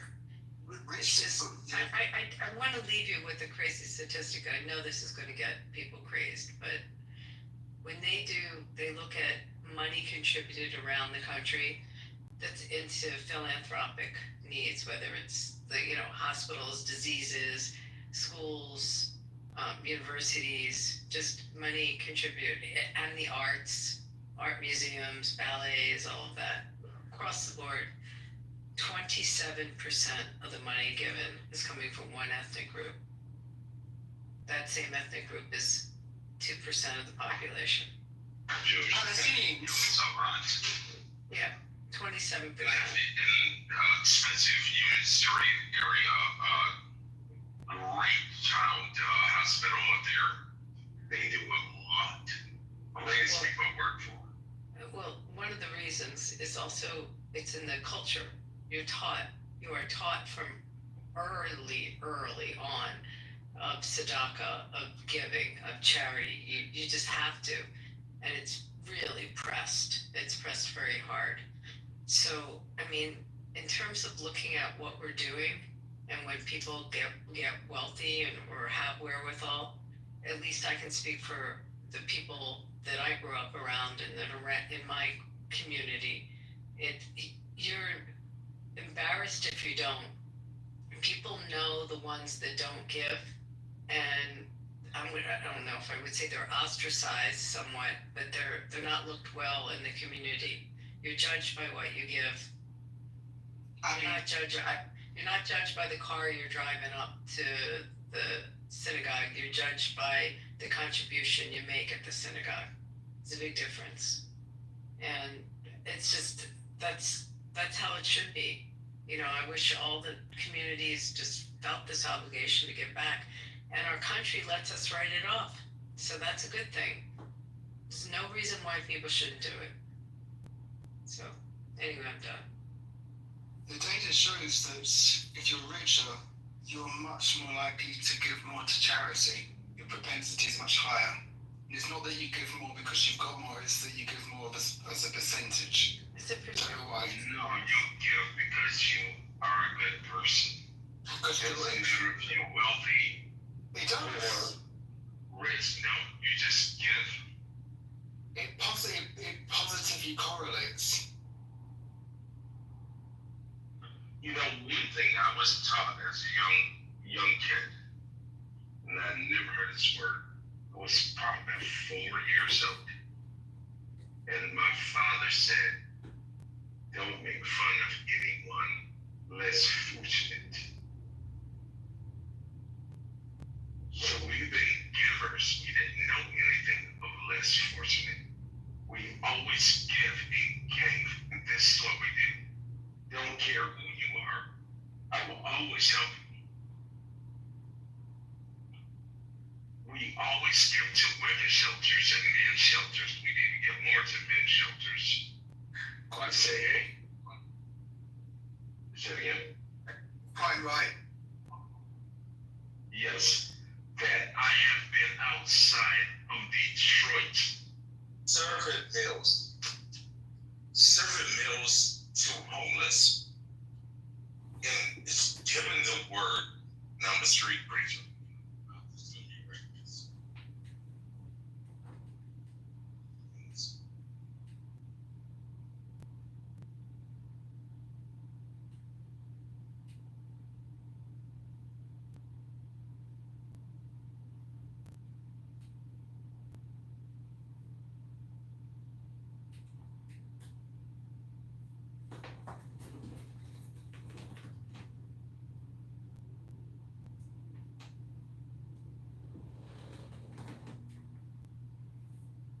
Yeah, $100 billion a year is avoided in federal income tax by donating to nonprofit charities, and I'm all for tzedakah and doing charity work, but the country's $37 trillion in debt. We just keep borrowing and spending into oblivion and giving tax breaks to wealthy donors to nonprofit charities. How much is too much? When do we start correcting the books and having balanced books for we the people of this country? It's not actually given to the charity, is it though? Yeah, it's actually given to a non-profit corporation known as a charity. It's just a breakup so they don't have to pay elsewhere. This is why I do things personally.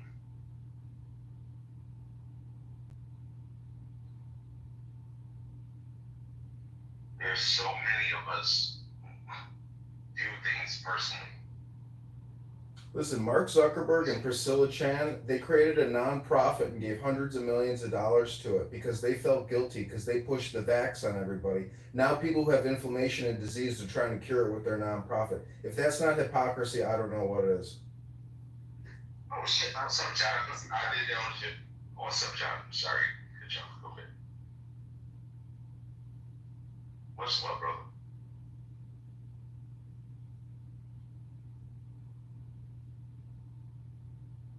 Yeah, the government wasn't so inefficient and wasteful with money. That might be a good solution, but I'd much rather take the money that I have and allocate that to a charity with a specific goal that I believe in versus just like a general fund for things that I might, disagree with. And I'm not a big fan, but Ronald McDonald House is a good place as well to donate to. Yeah, well, a lot of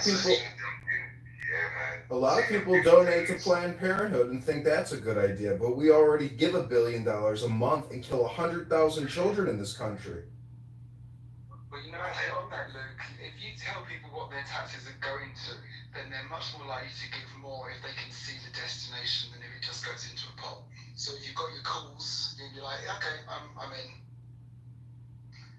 And if you look around your own community, your major hospitals, there are other houses that's around your ICU units that's welcoming money to try to stay open so they can take care of your family. Man, it's a beautiful thing, man. You guys don't understand it. Yeah, well, it's estimated that McDonald's kills about 800,000 people a year in this country with their fake-ass, terrible food. But the net benefit is much better. Yeah, for a $2 cheeseburger, and I'm gonna give $40,000 out of your pocket a year. Yeah, they got a racket. But no, seriously, all jokes aside, go to your local hospital. There's other people. It's like you and I, just commoners, that we would board people to say, hey, your mom, dad, or whoever is in the hospital, you can stay here. That's what we do. And we just take whatever you can give us. If it's $20 fucking, we don't care. There's a lot of people just being charitable like that. You guys need to invest. Just say, hey, look, John, you know what, man? You got this house. They go $100. There's a lot of us. You've been a bit optimistic, though. I wish there were more people like that. I don't know whether it's normal. A lot of people like to bring up Al Capone that he was busted on tax evasion and not bootlegging, but the fact of the matter is Bill Gates and Mark Zuckerberg and countless other billionaires should also be arrested for the rampant tax evasion. Al Capone brought medicine to the people. There's one set of rules for the multi-billionaire rich people and people worth 20 million or plus, and there's a whole separate group of rules for people who make 75,000 a year and pay through their fucking noses. Federal income taxes, property taxes, etc. Taxes in this country are out of control. Borrowing and spending in this country are out of control, and you all know it. Just want to point out, Matt, do you hear the argument John's making? The same argument I made about Epstein and why the case, that issue was so important, is about the two-tier justice system. Right or wrong, I'm hearing both arguments on this, but the two-tier justice system is one of the most important issues next to election integrity. I think that was top 5 issues, would you say, for voters? I think you were saying that last night. Well, no, it's not like for economy or immigration. It's not like that. But when you ask voters if they think there's a two-tier justice system, roughly nearly 70 to 80% of people say there is. So when you're dealing with numbers like that, it's like it doesn't matter if it exists or doesn't exist. The people believe it exists. You just need to have justice done to you, and then you realise how important justice access is. Expensive lawyers.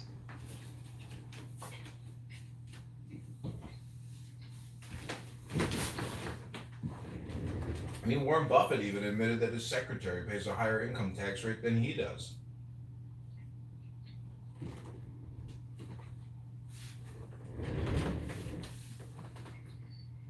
Yeah, the progressive income tax is communism, and we should ban it. Yeah. Maybe moonlighting in certain ways. We need major reform in income tax and property tax in this country. We have become slaves.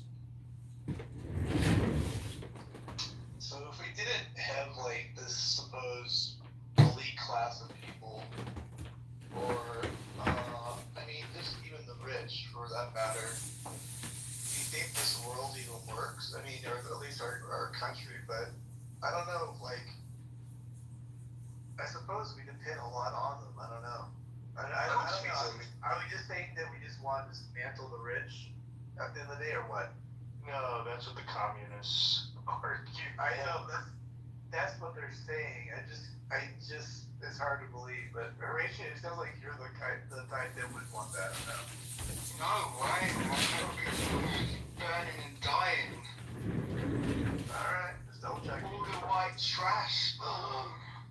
The French tried that. It just ends up in chopping a bunch of people's heads off.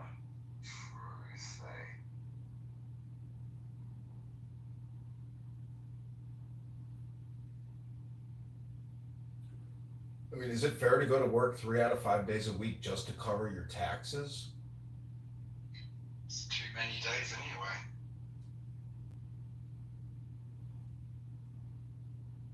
No, people that make $150,000 or less should pay no income tax to the federal government.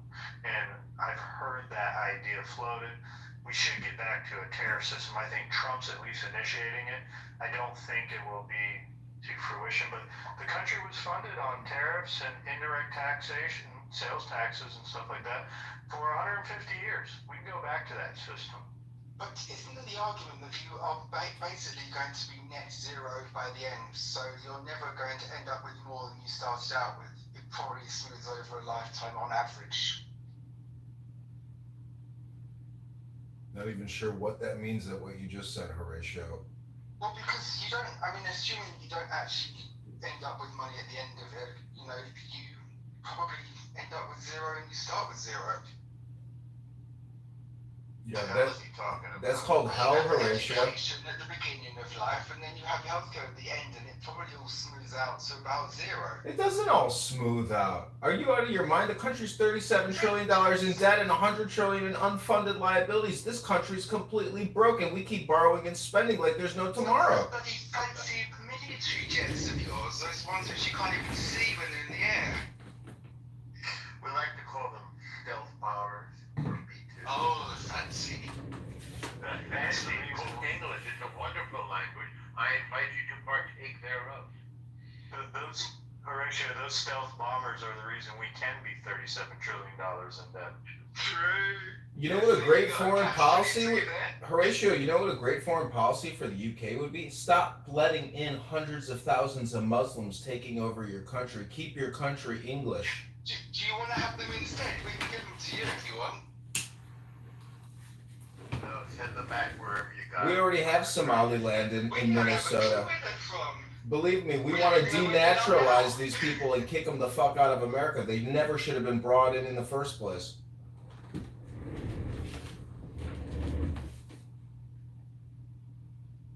Afghanistan. That's on you guys. How the hell is it on us? Because you got tired and left. After you fucking 12 years wasn't long enough. This is somebody who had an empire upon which the sun never set. Now you're sitting there and you can't pay your bills and you're telling us about Afghanistan. Oh, no, it sucks, right? This is friggin' pathetic. Should have been born 100 years ago. I think we should institute a travel ban and let no English, British, UK person come into this country ever again. I think they English. If they speak English, they belong to America. Oh yeah, please. I've been trying to say this for years.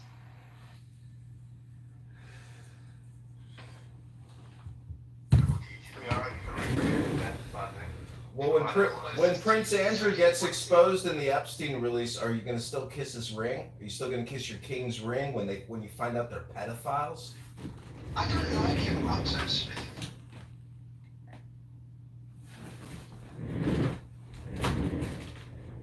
Well, that Prince Andrew is guilty as all hell. He committed all types of criminal sex acts against minors.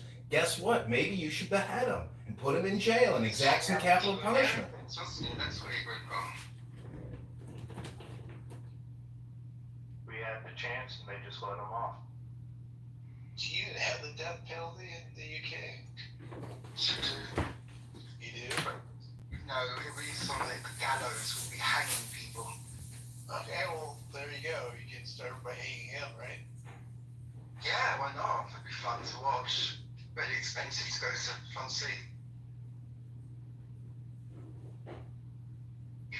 People would vote to have it pulled back.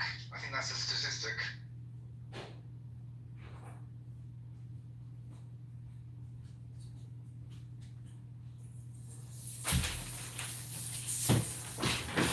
Listen, today's a great day for America. USAID is no longer in power, and that has been exposed to be a criminal organization dedicated to the destruction of America. Day by day, we are slowly liberating America from the deep state and criminal Democrat, Marxist, communist terrorists. What's it done to change your life?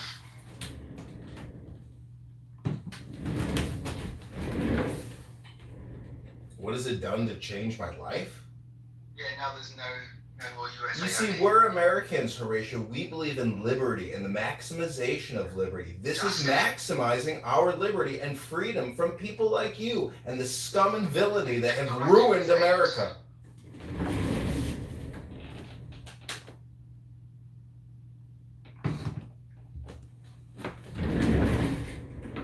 You think Stacey Abrams and her $2 billion for her climate change nonprofit, you think she's not going to get arrested? They're taking that money back. Wow, so.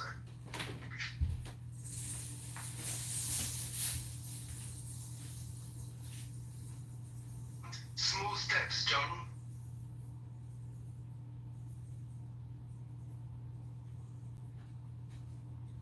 This guy sounds like Mother Goose. Trust me, when these Democrats find out what's in that Epstein file and they see Bill Gates and Bill Clinton and their beloved Democrats, this is going to hit them in the face like a sledgehammer. That's just the beef. It's got to be bad on both sides, right? Or else it would have come out. That's the theory. Oh, really? Who controls the information release? Look out, Democrats. The Republicans in charge.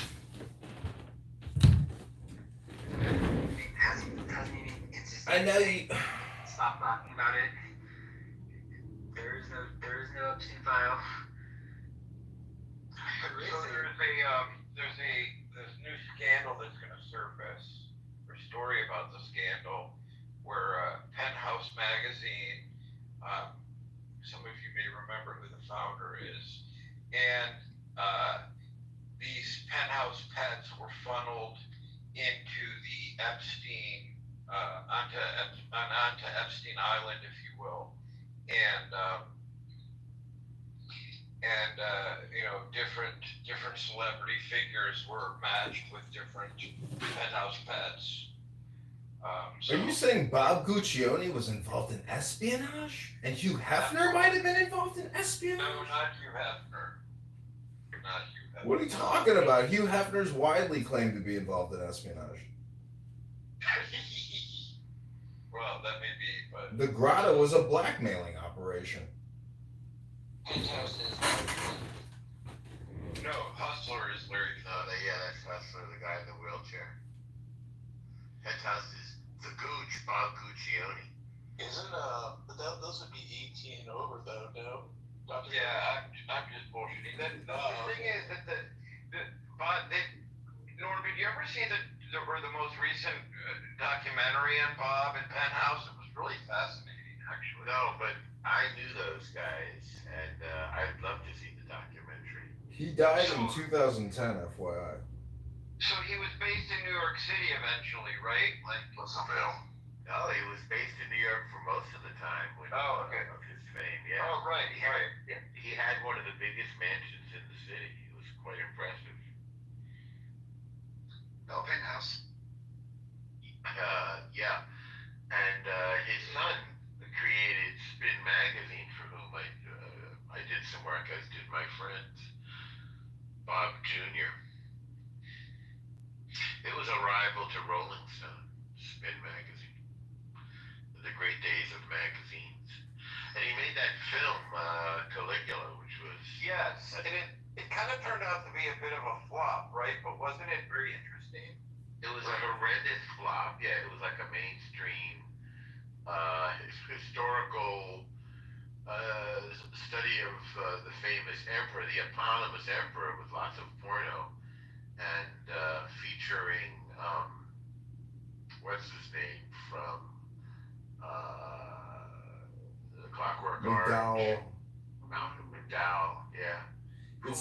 It says here that Gucci only sunk 10% of his fortune, which was estimated at $4 billion, into a compact tokamak, which was fusion technology. So he got suckered into investing into fake energy. It's amazing how many smart rich people get suckered into weird stuff like that. Elizabeth Holmes' blood testing machine. All those things older. Huh? Elizabeth Holmes, that is a great idea. It's a great idea that didn't work, and so they lost all their money, and she went to It's crazy how much they invested with something that... It wasn't really, it was a scam, is what it was. They like windmills. Who were some of the people who invested? Remember a former Secretary of State, George... that was getting involved with her? I remember former Secretary... Yeah, former Secretary of State, George Shultz. There was a whole slew of A-list celebrities that were invested in that shenanigans. Older guys, people from government, yeah, she talked them. She was the first big startup woman, to go really large, and then it was all a scam. And she's in prison. And it's reported that she had children, she had babies, right? Because she was trying to defer her prison sentence, which is really kind of evil, but that's kind of interesting. Yeah, I think she did have a couple kids. And the guy that she was partners with, this Indian guy, he went out and raised some more money just recently. Do you know what the biggest financial scam of all time in recent history is? Anybody? Made up. Bitcoin. You guys all lived through the experience, yet you don't even know it was the biggest financial fraud and scam ever perpetrated upon the American people, creating $10 trillion plus in debt. It's called COVID-19 and the vaccine response, fellow Americans. Wake up. That's not a fraud. That's just an expensive overreaction. Wasn't a fraud? Can we see Fauci's fucking documents? Can we get that released? Can Cash Patel maybe show us what he confiscated from Fauci? I've got actual vaccine card, I think, somewhere.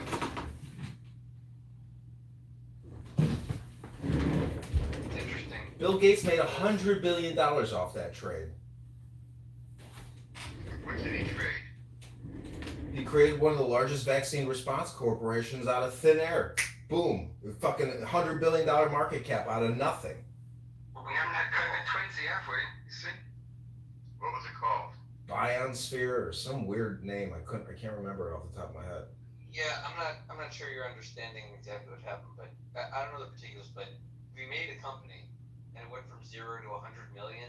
100 billion. Let me get the name for you. Sounds like he's doing something, right? Yeah, he's creating fucking bullshit out of thin air. He creates software virus, creates the fix for that. He creates a vaccine virus, creates the fix of that. That is the most corrupt motherfucker in this country. As you unravel the secret mystery of COVID, it strikes me that as society gets more complicated and we get more elaborate threats and technologies developed, like COVID, right? We had a plague. We've had plagues before, and plagues can be devastating. So we reacted very quickly with all of our tools, the finances, the information, by which I mean media companies. We also had the travel, we had borders, we had states, we had cops, we had laws, We had new pharmaceuticals, right? So we had all of these things set up, and that's extremely complex, very complicated, and we do it very quickly and efficiently in order to respond to a crisis. But then what is the natural consequence? Because of all of that speed and complexity, well, like as we can see from the media landscape, there's an obvious conspiracy.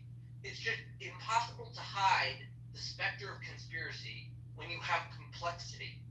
Complexity that by design people do not understand the entire, like, I don't know how to make a vaccine. I don't know how they decide whether to report on this plague or that plague, like the plane crashes or whatever. Got it. We don't live in Egypt anymore. Listen, BioNTech in 2021, the market cap was 100 billion. Now it's at 26.65 billion. But this is all controlled by the Bill and Melinda Gates Foundation. You don't happen to work for the Bill and Melinda Gates Foundation, do you? I'm saying conspiracy theories are a natural byproduct of the complexity and development of society.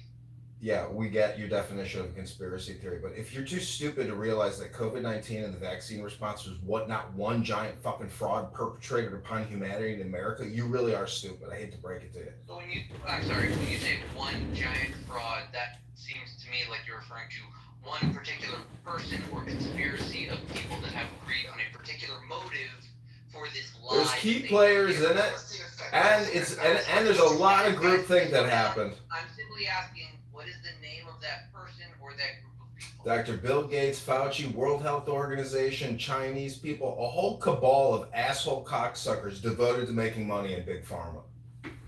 Your evidence, your deliberate misrepresentation is what? Like I said, I think it's the complexity which went into it, and what was quite harmonious about it was something quite unified and simple came out, which could have almost been something which somebody dreamed of Everybody go themselves. get your vaccine shot, double vax, triple boosted. It's the protocol. Do as you're told, sheeple. It'll make you healthy and protect you. We can't go back to work until you all get vaccinated and we stop the spread. Wake the fuck up, McZed. You're like a child. What do you think of the spiritual community and scandal, and the people who have been complicit in the scandals in different communities within spiritual sectors? Yeah, I think a lot of gurus and self-proclaimed prophets ultimately become, sexual deviants, or were already previously predators. I know you love talking about narcissism. So let's just say that a lot of spiritual leaders and gurus are very big narcissists and sexual predators. I agree, but I wanted your take on anyone in particular. Like some of them, these gurupreneurs, some of them, most of the men have always, kind of succumbed to scandal, right? Yeah. Most of the spiritual leaders who are men. I mean, Mahatma Gandhi to, Rabbi Shlomo Carlebach. I mean, everybody gets accused in the end of supposedly being a sexual deviant. Once if you got 7 bad dark personality traits, does that mean dark centric? I mean, is the story any different for our great prophet Muhammad, the pedophile? Oh, hey guys, I have a question, and I don't want you to be upsetting in any way. Questions upset. I'm kind of not surprised, but okay. You're not surprised by what? That question's upset him. I'm not upset yet. Okay, so the question I have, if I can ask, is if Donald Trump were caught in 4K having sex with like a 4-foot tall child, would his supporters care? Why do they have to be 4 feet? Yeah, why does his height matter? It's kind of like better like stuff. The fuck's going on? Was that a real question, or what was that? I don't know. Well, so my a The child. question was very upsetting. I wanted to talk. So what did as an established moderate, I'm confused about. Was there uproar about Trump's health prognosis? What did he have? Varicose veins? What was going on with it today? I heard there was something not not terribly He's serious. got a bruised hand and fat ankles. I wouldn't call that a medical crisis. He has edema. Dr. Jordan, they call that swollen legs. I was called fankles. Yeah, there we go, fankles. Trumples. I don't know, you make it up. I mean, did you see Johnson & Johnson just came out and said they rushed their product to market because the people wanted it? It wasn't even thoroughly tested. None of this shit was tested.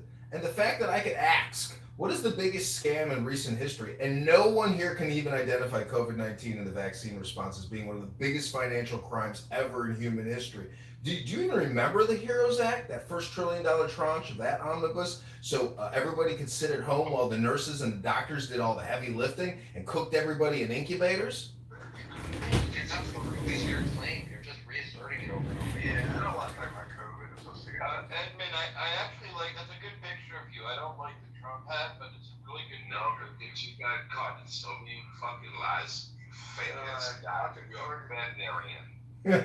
He's a zoologist, KP. You're a fucking veterinarian. You got caught in so many fucking lies all those years. Oh, you don't know who the fuck you talking to right now. We don't have to talk about COVID, but going back to the Epstein release. I think we're talking to the janitor. Yeah, you know what? There's a cleanup on aisle 3. Fucking broom pusher and that goddamn dog shit. He's cleaning up goddamn kennels. We could ramble till 4:20 in the morning, but You the fuck are. I guarantee you that no revelations, it will all be nothing cheeseburgers, whether it's the Epstein release or COVID information, nothing will ever come out. That's the reality. Oh, your ass is going down, man. I'm about to go off that. Hey, veterinarian, you want to sit here and say you were this medical doctor? You're a motherfucking vet. Hey, no, but who is he talking to? I'm talking to you, veterinarian. John, don't even just be like millions of people making small mistakes. I'm not even sure. Normally I would get defensive, but I don't even know what he's talking about. Yeah, hold on a second. KP, you can't give Dr. Jordan something happened. I don't know. He's talking to his mop handle. That was strange. That came out of nowhere. Dr. Jordan, you're a veterinarian doctor, not anything related to the COVID vaccine. No, I have a PhD. I'm not a veterinarian. I was in vet school. But I have a PhD. But I did teach infectious disease stuff. But I'm not even in that space anymore. Did you do any gain of function research? You're a white-ass bastard. You went on this app and told people that you was a medical doctor, and we called your ass out to find out you was a I never said the fuck you did. Now I'm starting to get pissed You were off. sticking your fucking fingers up a dog's ass. Yo, take it easy, Dr. I'm Jordan. not get angry because it's so ridiculous. Yeah, don't get angry. This is normally called the liquor store, so take it easy, Dr. J. Got it. Tell if he's trolling or real. And when Jazzy came out, he even caught your ass on a second platform.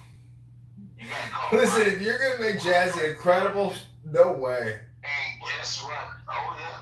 I would normally get upset, but I'm so fucking confused. I don't know what to make of this. This is Nepo is live from the barber shop giving the update. He's behind the cash register. Your hands in the cookie jar again. So, Well, first of all, I'll respond to this in one way, though. The veterinary science and veterinary medical community is more poised to talk about infectious diseases than most physicians, so that's one thing. But I never claimed to be a medical doctor or a veterinarian, so. Yes, you did, you asshole. I do remember you advancing the COVID narrative. Well, I did, but, you know, I did. It's not that. And Yeah, but I can admit, you today I have no reason to lie on you at all. I would never. you do realize that the COVID-19 experience was like a high school popularity contest for people on this app who consider themselves intellectuals or well-educated, people that deal with medicine. I mean, it's Dr. Copeland. There's countless examples of just charlatans on here speaking nonstop and spreading their bullshit, what they regurgitated from MSNBC and whatever fucking forums they look at. It's a world of bullshit. Yeah, I don't know. What I think happened is that there were certainly And now you got caught again. Go ahead. there were certainly physicians who have huge egos that for the first time in their careers the God complex got the best of them, and because most Americans were not terribly impressed with physicians to begin with, but then when COVID hit, they somehow became saviors, and they were so egotistical and arrogant. There was that one woman, what's her name, the Indian gal, Dr. Priya. oh yeah, Dr. Priya. Oh my lord. If there was a personality, I mean, she was an attractive specimen, but her personality sucked too. I mean, it's just hard to believe you could have immutable characteristics that were painful to look at, and then, have such a fucking terrible personality. So her charm wasn't infectious. Yeah, her charm was infectious. I mean, does anybody how can anyone here not think that, how can anyone here not think, So, some people had an incentive they were being paid to peddle the narrative on this app. I was always curious, were you ever paid? No, because I've been out of the field a long time. But I did work with ivermectin a lot with AIDS, but I'm completely out of the field. In fact, I once got accused, in regard to the animal field, I once got accused of writing articles on behalf of SeaWorld to challenge the narrative that came out of that Blackfish documentary. And people were saying that I was paid to sit on boards and write articles for SeaWorld. And I wish that was the case. I didn't get paid a goddamn cent. I was just, supportive of some of my colleagues and passionate about the work I was doing. Yeah, Dr. Copeland. Sorry, KP. Dr. Copeland was a special kind of asshole. Mr. Right-Minded was witness to a time I was in his room, and he was advocating for 13-year-old boys to be, if they came out as gay, that they should be groomed, what he called advised, but it was nothing short, it was grooming and pedophilia. That 13-year-old boys should be counseled by adult gay men how to properly prepare their anus so that they don't have anal tearing when they have anal sex. Who said that? Very Greek. This was Dr. Eugene Copeland. Are you serious, Alan? I am dead serious because it's true. I was there. I'm a volunteer.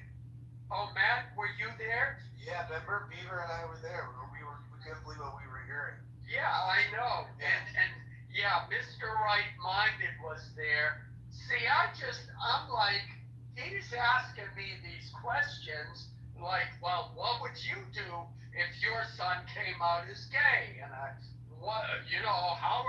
are you going to counsel him? And I was like, well, if he actually did, well, then it's something we would explore together because I love my son, etc., etc. The normal answer. And he was like, yeah, but how are you going to counsel him for anal sex so he doesn't rip your ass on paraphrasing? You have to say, just as long as you're not trans. It's okay, just as long as you're not trans. Yeah. So literally, I mean, it was, and I couldn't believe it either. It was,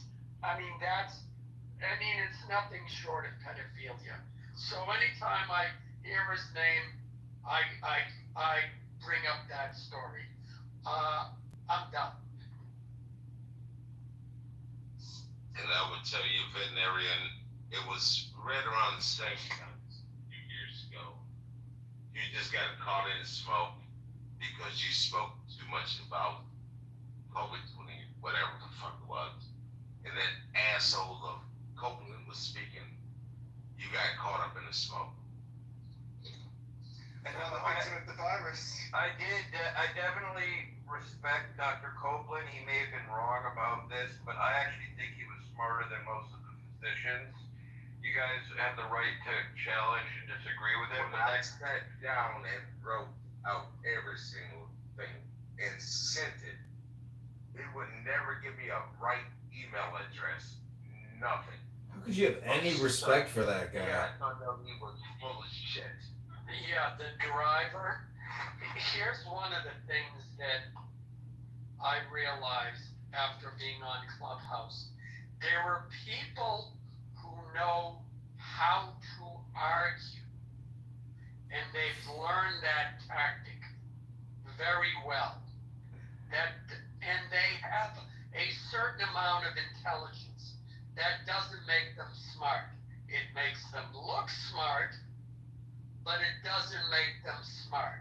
So one of his, like, if you went onto his stages, one of his tactics was you might be expressing an opinion about the vaccine or something else, and he would come up with this random scientific question, and if you didn't answer it, well, then you weren't qualified to even talk about vaccines or anything else. And then that's how he would shut down dissent.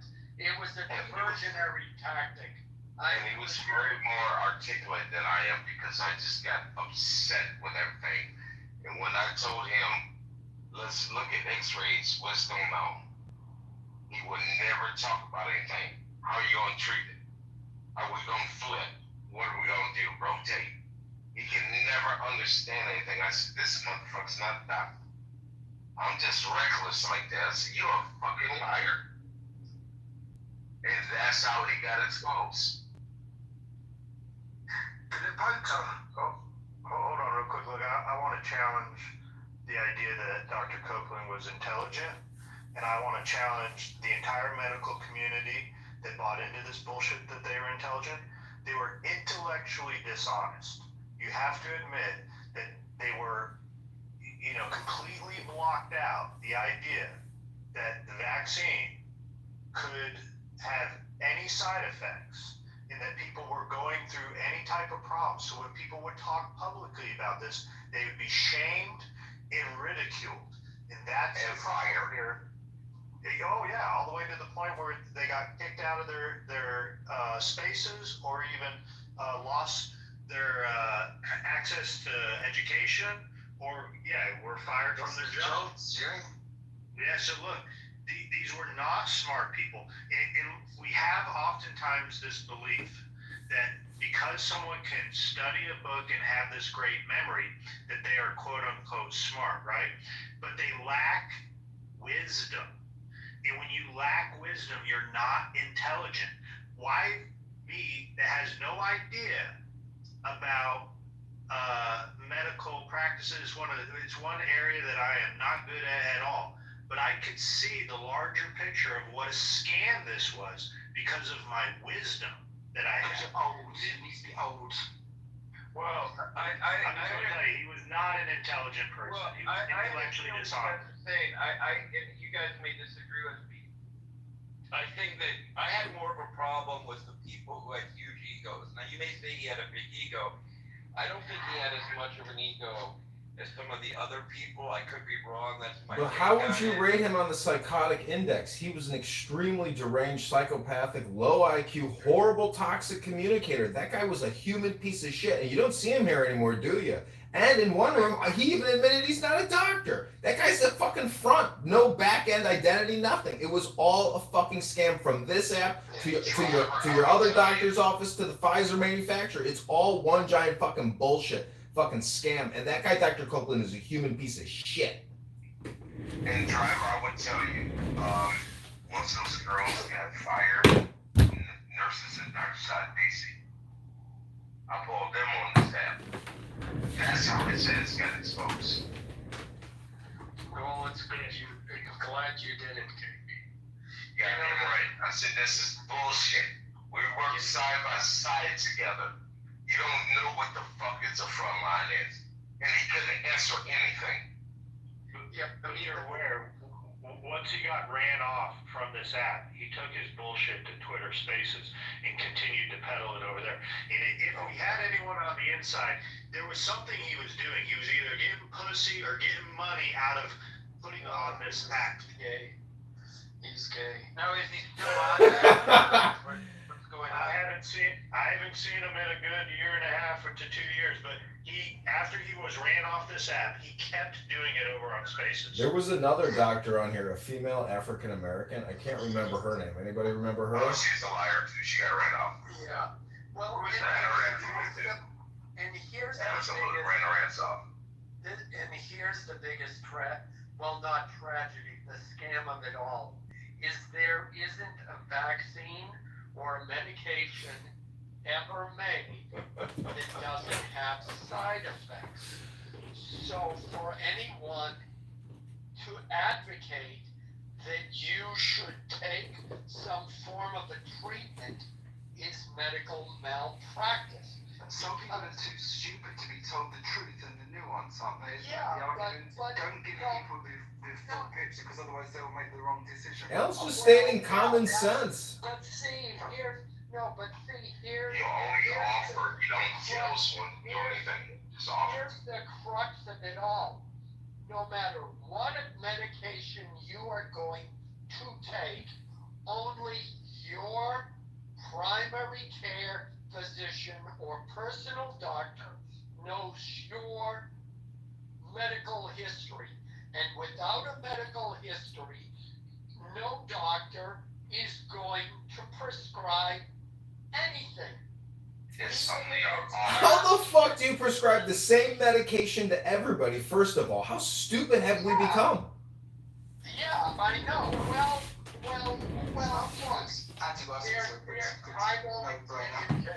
I won't get into that, John. Antibodies, they spread spike proteins to the whole population, destroying our genetics, you little nitwit. I mean, look, well, let me put it this way. Even Tylenol is taken by millions of people, every day for decades and decades. Generally speaking, we know Tylenol is safe, right? However, and generally speaking, you can go to a store, buy Tylenol, you're going to be fine. But anything beyond that, there are still people who can't take Tylenol. That's why you have to go to your doctor.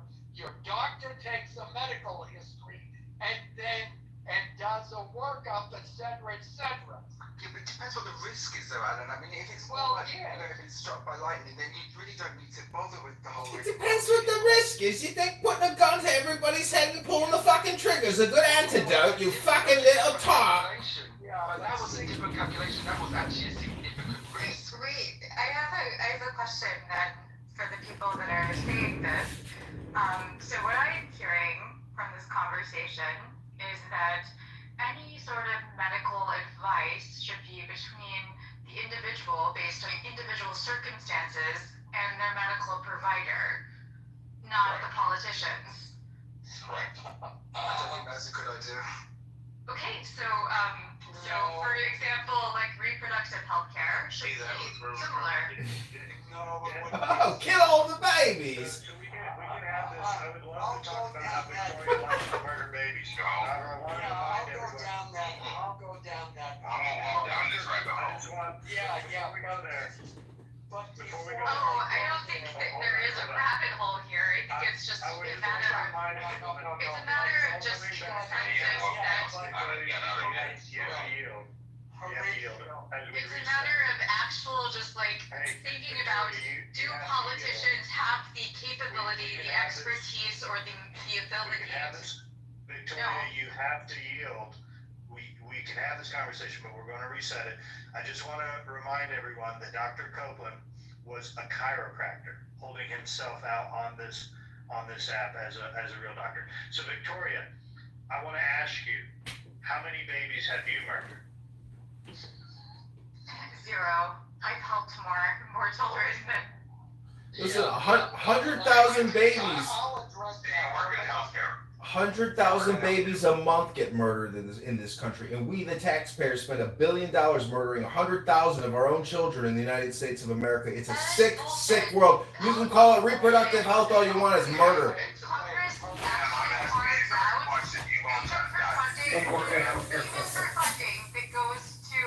Even for funding that goes to medical practices, Congress has carved out. There is no taxpayer dollars that go to abortion.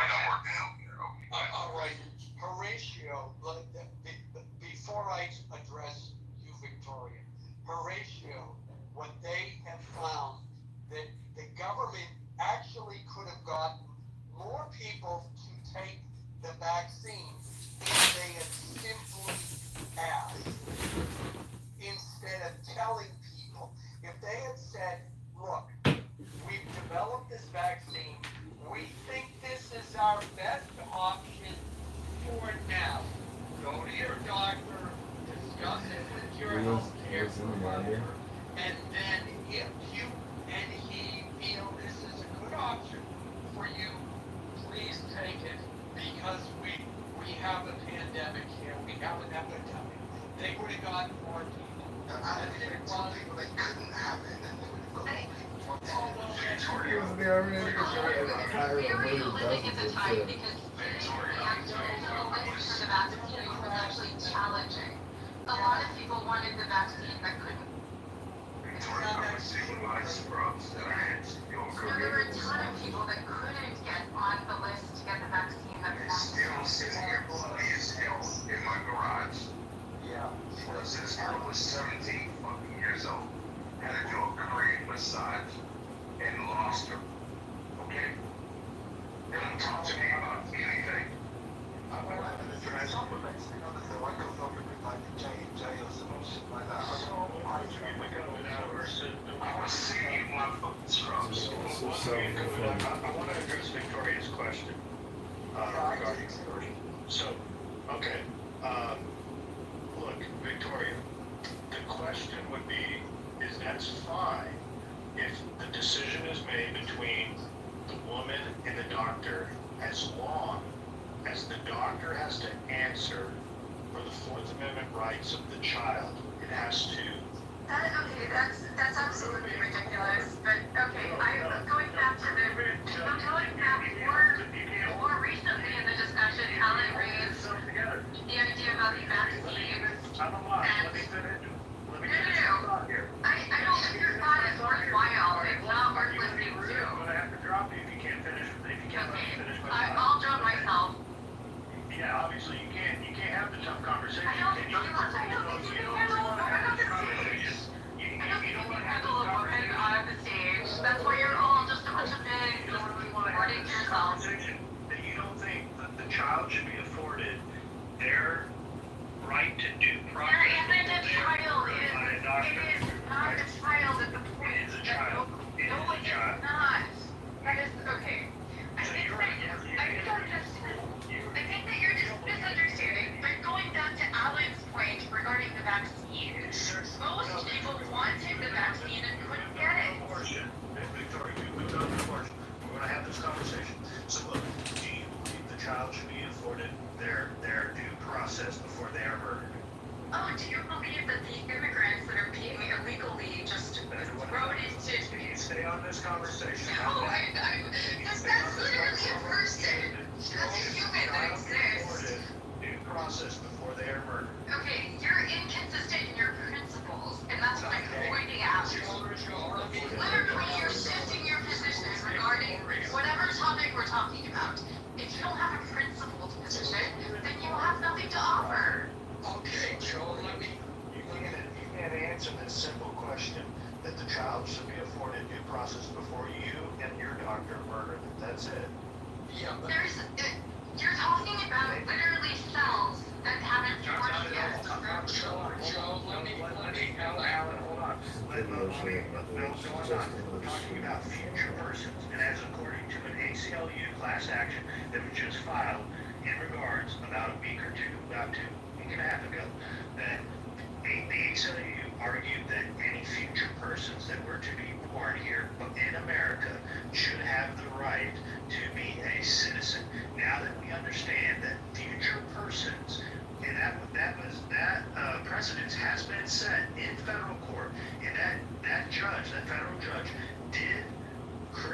class for future persons. That means now today, the federal court system recognizes future persons as an actual group that can be afforded some due process. You now go against the idea that future persons are not real people, because that would go against what you're arguing, and also the ACL is arguing about their right to birthright citizenship.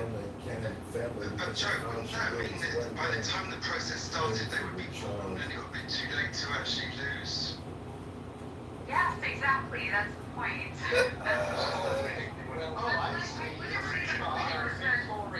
Literally, like, if you try to put these sort of medical procedures that are very time sensitive through our process right now, which is incredibly litigious, there is no resolution.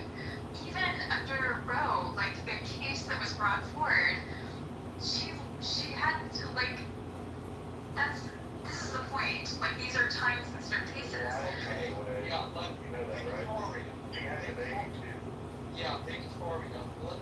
Let's for the moment, let's put aside the topic pregnancies, molar pregnancies. No, that would be great, except the problem is it's not being defined by these state legislators as cleanly as you're trying to. You're trying to set aside these exceptions, and those exceptions are not being adhered to. And that's literally what's happening now. I was in the middle of talking. Well, your talking isn't really that helpful or informative. Trust me, I know how to handle a woman. So I am speaking. Now, we're putting those aside. Assuming that it is a healthy pregnancy. All I'm talking about, and the only word I'm using is the word pregnancy. Now, a normal pregnancy that will come to term. What is the medical necessity? Is there any medical necessity to terminate that pregnancy? And by medical necessity, what that means is, under the doctrine of do no harm, if you go into a doctor and say, I'm sick of having two kidneys, I only want one, I want you to remove it so I only have one, and I don't want you to donate. The doctor is, by law, prohibited from removing that kidney because there's no medical necessity. It doesn't do any harm, does it? Yeah, correct. So, under that definition of medical necessity, what is the medical necessity for terminating a pregnancy? Exclusive of ectopic pregnancies, molar pregnancies, any pregnancies where the fetus, where it will, even if it comes to term, the baby won't, the pregnancy. Alan, you're not going to be able to convince Victoria, and she's not even on stage. What is the medical necessity? Inconvenience. So There is no, horatio is not inconvenience. Could they be calling sick? There is no medical necessity. There are literally big women that have died recently because of sepsis. Like, Name one. in Georgia, there was a case. There have been several cases of women that sepsis. They couldn't abort a child and already. The reason is that the laws are confusing. Right now, you're expecting there to be some sort of sense in the laws that exist. But the legislators went to trigger laws that existed before medical science had advanced. And so we have laws on the books in several states that are so mind-blowingly archaic. crisis actress, you know that? It's like you're nothing but a crisis actress the way you talk about killing children, Victoria. Babies! Innocent babies! So if you want me to respond, stop ignoring me. Acknowledge that there have been what? You're literally ignoring me, but you're asking me to respond to your Here's point. the word acknowledge. Do you know what the fuck the word acknowledge? You're not acknowledging anything that I have stated. 3 or 4 cases. I don't think that you understand basic civics or how the country works or how legislators work. I feel sorry for the man that calls himself a future congressman who doesn't even know how civics work. Al, we gotta have one mic. Let's let Victoria finish. Okay. Go ahead, Victoria. The trigger laws that were put into place in many states after Roe v. Wade was overturned were archaic. We had some state legislators citing information or basically law that was in place before women even had the right to vote, before female anatomy had really been scrutinized by doctors. For a very long time in our medical history, women were not examined properly.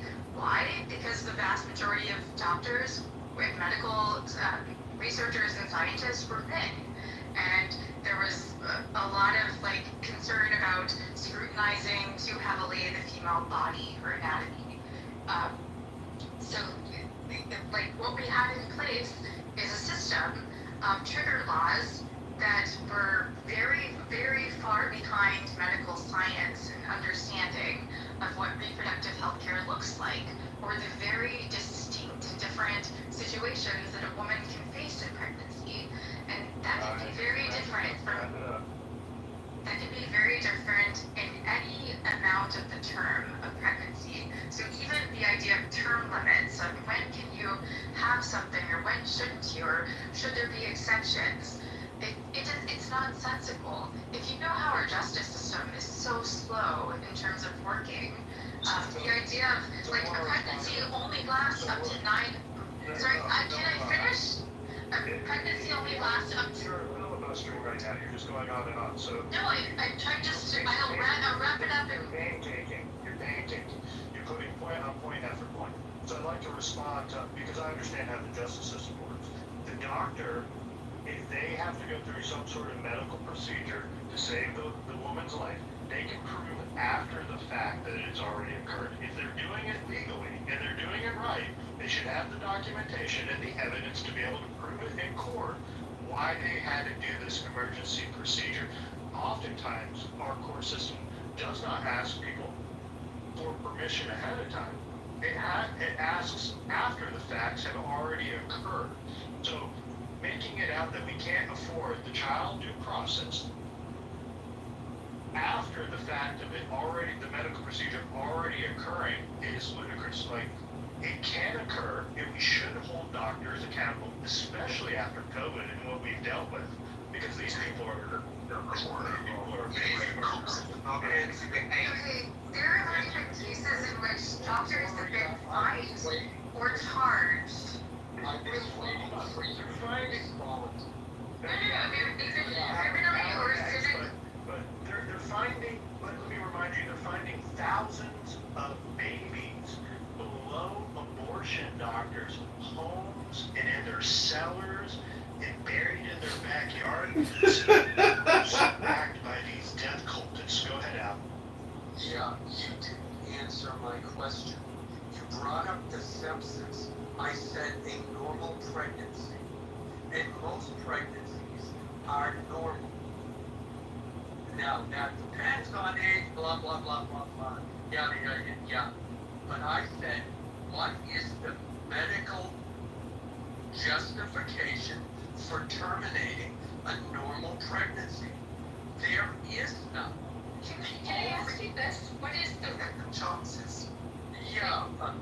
What is the point that you're trying to make? Maybe just make that clear.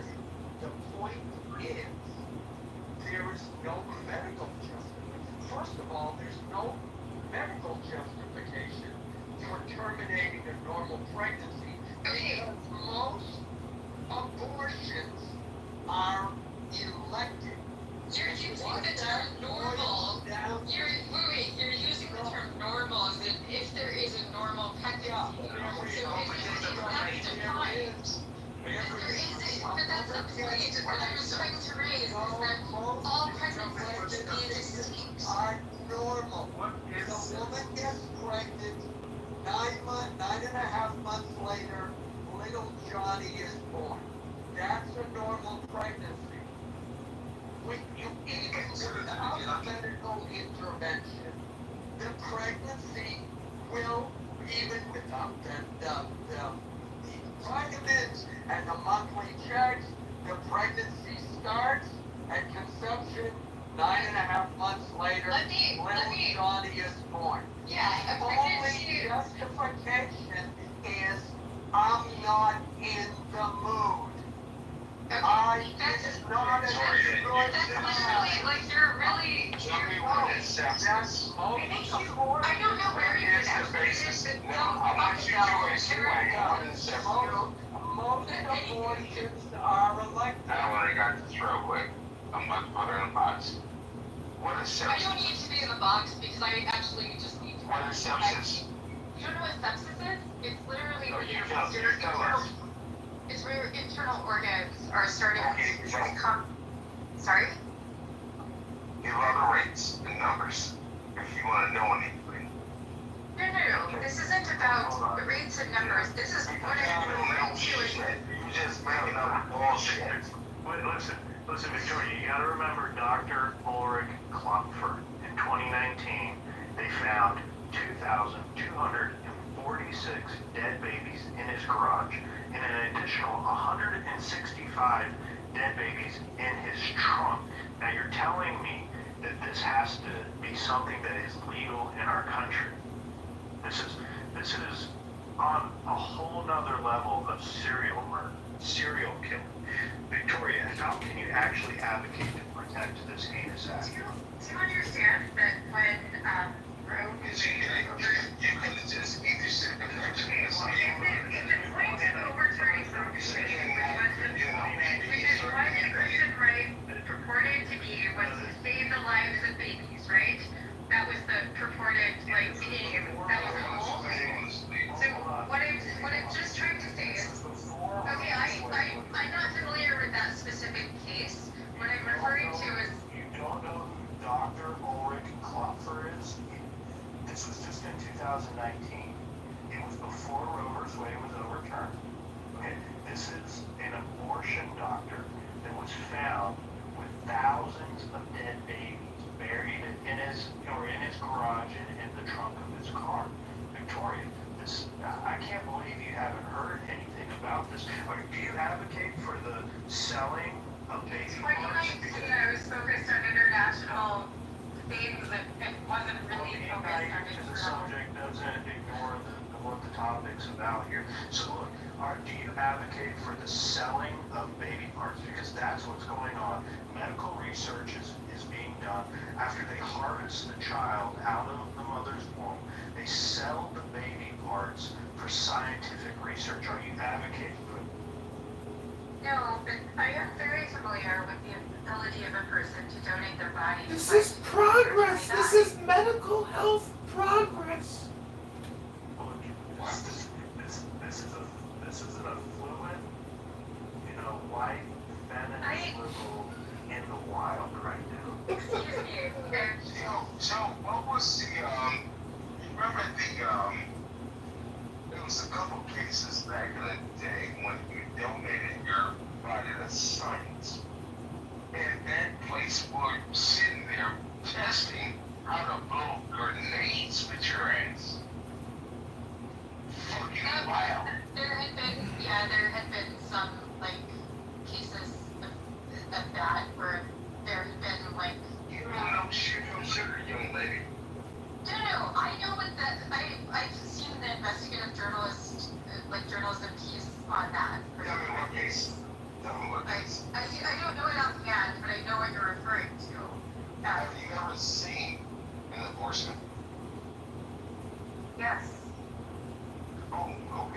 know how to do it, have her score. What I am trying to, So you know it's living a baby in your life. what I am trying to share No, is you don't know shit. yeah, I don't think you know. That's what I'm trying to tell you. I think you're thinking that because you sound more masculine, that you apparently come off as more authoritative. Oh no, because I'm good at what I do, baby. I'm good at what I do. You're not great. I'm sorry. Let's begin with that point. Also with the background of knowledge. If you were really that great, you wouldn't just be with a bunch of podcast fools like Matt Cool and Pepe and Joe. Sorry. I mean, you know what else, Joe? The left is arguing that we need to let the immigrants in because one of them might be a future doctor, might be a brain surgeon, or cure cancer. That's by the way, you guys know who that was, right? Who was it? That's a complete lunatic. That's the one, you guys aren't in the Telegram. Yeah, I know she's crazy. That's the dark Victorian chick that's always been completely She's been on here for years as well. Yeah, I'm surprised you guys don't know her. Yeah, I know her. This is her big topic. She loves talking about abortion. Abortion was her number one thing about during the election. That's all she talked about, by the way. So, Well, she's more than welcome if she wants to do a side by side. I would have her in the ER, wherever you want to call it. I agree. I talk all night long about this guy. She's the one in, you guys don't know, but Gary, who does the critical thinking for him at Clubhouse, does a Facebook chat, and she spends all day harassing Abby in the Facebook chat. So we always hear about it in the Telegram channel about Dark Victoria. That's the one. Abby missed her chance to confront her here. She's been going at it with her for weeks now. It's horrible. It's a big business, and when I did research on this, but we do spend $1 billion a month funding abortion doctors in this country, and we do kill 100,000 children a month in this country. We should be issuing liberty checks to these mothers. Here's $10,000. Don't murder another American. Go live your best life. That's what we need to do. We are funding murder. Yeah, spot on. No, this is the most heinous act. I mean, this tops COVID. This is the most heinous act in our generation. It is at the level of chattel slavery. Like, this is our generation. Literally shipping containers full of oil barrels filled with dead babies. I saw that article. It is, and you're right, it is serial murder. It's absolutely insane, but you can get away with it when you got that white jacket and you got the legal certification and you can buy the indemnity insurance. It's fucking medical industrial complex, industrial murder, and it is so sick, it's unfucking real. You have to look at the global numbers. There's nothing that kills humans more than abortion. 72 million babies are murdered every year worldwide. This, in 1 year, this spans more death than the wars that we've been involved in combined. Like, this is, I mean, the most heinous act you could ever imagine. It is genocide of the greatest genocide ever on record.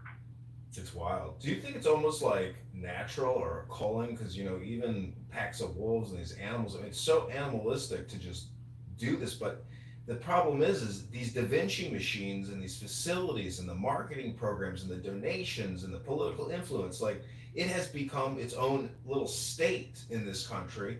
And I mean, you're talking global numbers. I mean, in China with 2.8 billion people or 2.5 billion people, I mean, even the suicide rates would blow your fucking mind. But the fact that people do this to beautiful, innocent little babies and young, it's just,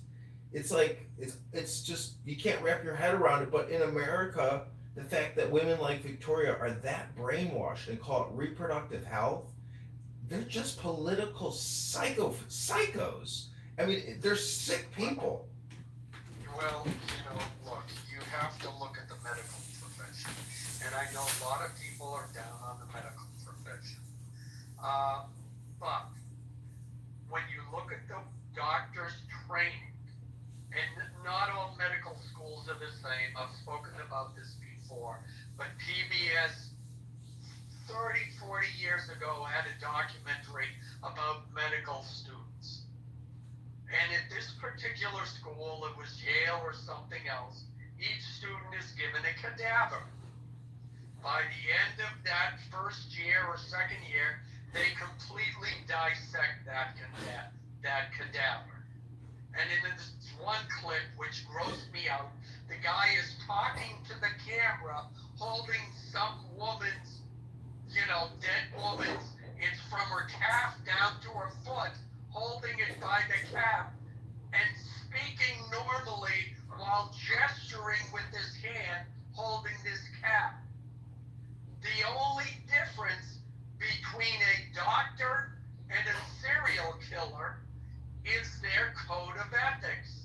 That they believe that what they are doing, whatever it is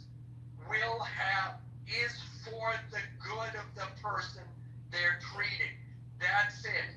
They may, someone might have diabetes and they gotta cut off their foot, but if they don't cut off their foot, then they're gonna have medical complications. The person's gonna die. Would you want to cut off somebody's foot? I don't, but that's the rationale doctors uses to wrap. Now there's a reason for this, John. To wrap your head around it, these doctors believe that they are doing good. That's what they think. They're misguided. They're sadistic, but they believe they're doing good. So when you get someone like Matt, I forget what it was, Matt Walsh, with the whole trans documentary, I mean, these doctors mutilating children, they actually believe they're doing good. Well, I won't say all of them, because I think some of them, they actually are sadistic and serial killers, and they take pleasure in knowing that, I'm going to cut off somebody's We have to have an ethics committee. We have to have ethics meetings every month. I believe that. Those. On YouTube, they have medical misinformation policies. When you sit here in these ORs, you have to go do a surgery. You would see some of the heinous shit. Like, what? We're just gonna do this and say, why? Why? Because what?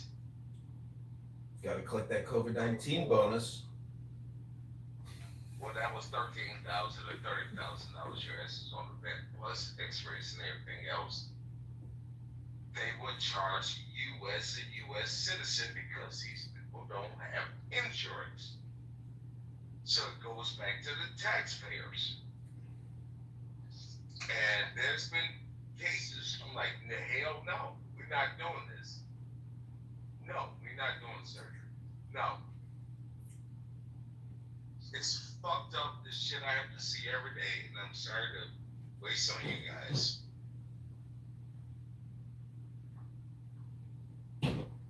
If there was ever a real revolution in this country, instead of gutting national defense, we should just cut Medicare, Medicaid. I mean, that's the biggest line item.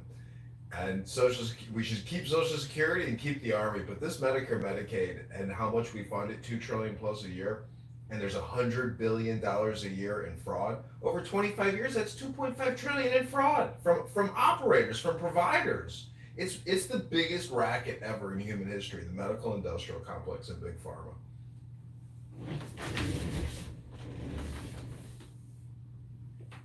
At least we get something out of the military protecting us from getting invaded and scaring the shit out of the rest of the world.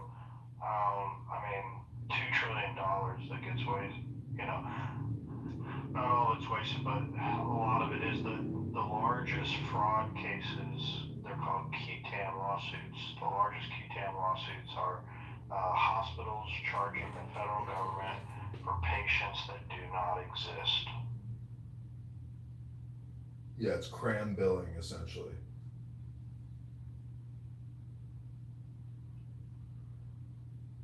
I can't believe in this day and age they're able to get away with that.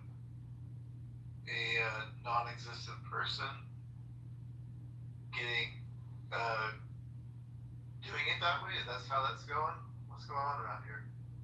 So, the ones we know of, it's the ones we don't know of that they get away with, but the ones we know of, they had, were caught doing that.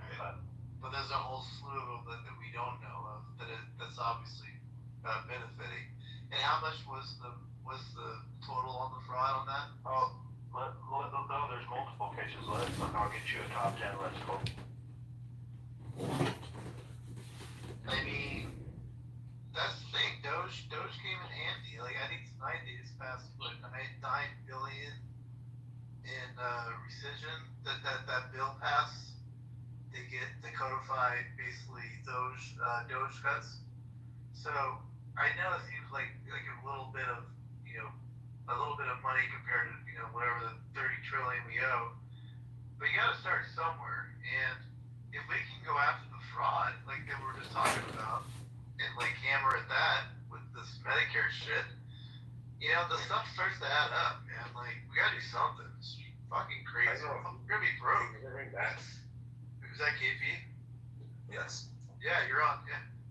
I was relieved from my position during COVID because I exposed that. $13,000 just to diagnose you have COVID. $30,000 to put you on a ventilator. So that's already 43, 46. And every single day, that is an extra, I think it was $8,000. They kicked my ass right out that hospital. I said, this is bullshit. And I had to go all the way up to the CEO, CFOs and say, no, this is not treating me. This is wrong. You relieve her duty, and 2 weeks later, got a mail, gave my final check, said, here you go. That sucks. I'm not going to do that. You're actually doing the right thing. Yeah. Okay, I got the list for you. So, number one would be the HCA, Columbia HCA, $840 million in 2000. Unlawful billing practices, upcoding, billing for non-reimbursable costs, purchasing home health agencies to inflate costs, tenant health care, $900 million in 2006, HCA, $631 million in 2003, St. Barnabas Healthcare, $265 million in 2006, Oroville Hospital, $10.25 million in 2024, Harris County Hospital District, $15.5 million.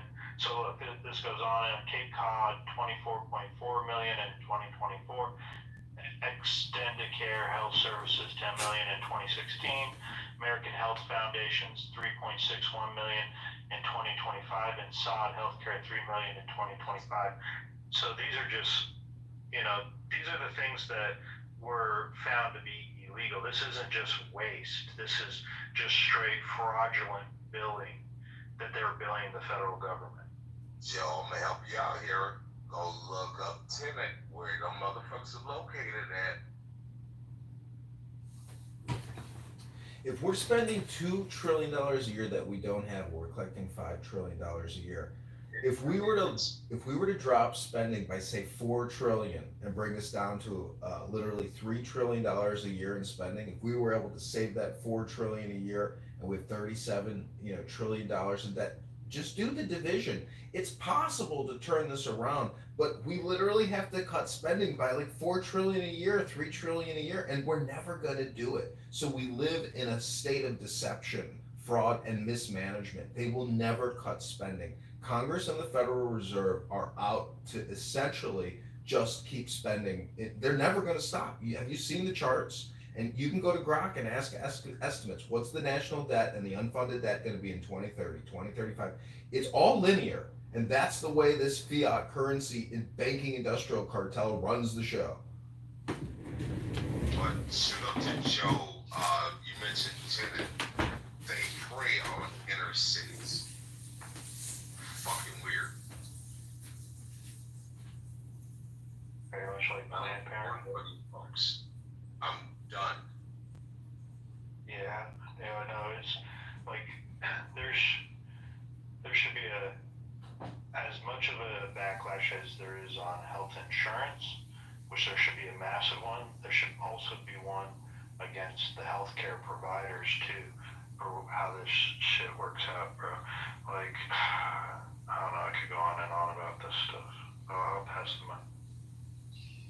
By the way, Joe, these folks that actually pull this off, is this like a cabal, or is it actually really individuals that are doing this fraudulent behavior? That's a lot of money to be just. I mean, I guess I'm trying to wrap my head around. There's just everyday people committing this fraud. Is that what this looks like, or is it a ring? Or like, what the hell's going on around here?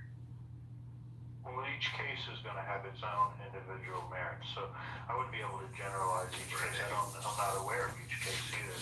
But I mean, maybe KP understands better how the administrative side, of some of these health providers. But there's even a larger drain the shit out you. That's all it is. But it's not a group of people though. It's like it's literally just a one person draining the system right now. You know, have 1% at a time. What is it, KB? We have give me a second. You can Google the top 10 recipients of which corporations get the biggest cut from Medicare, Medicaid: Cigna, United Healthcare, Aetna, etc. Blue Cross Blue Shield. So it's actually like you're saying the corporations are getting. Absolutely, it's the Fortune 500 of medical industrial complex. All right. They're fucking A. I mean, it's your health insurance provider. It's the middleman. It's the broker. These bastards cause a huge problem in the system. This is the fucking. They're blocking it. I mean, it's a waste of money. The internet didn't solve anything. It's been going on seriously since the 1700s. The same key players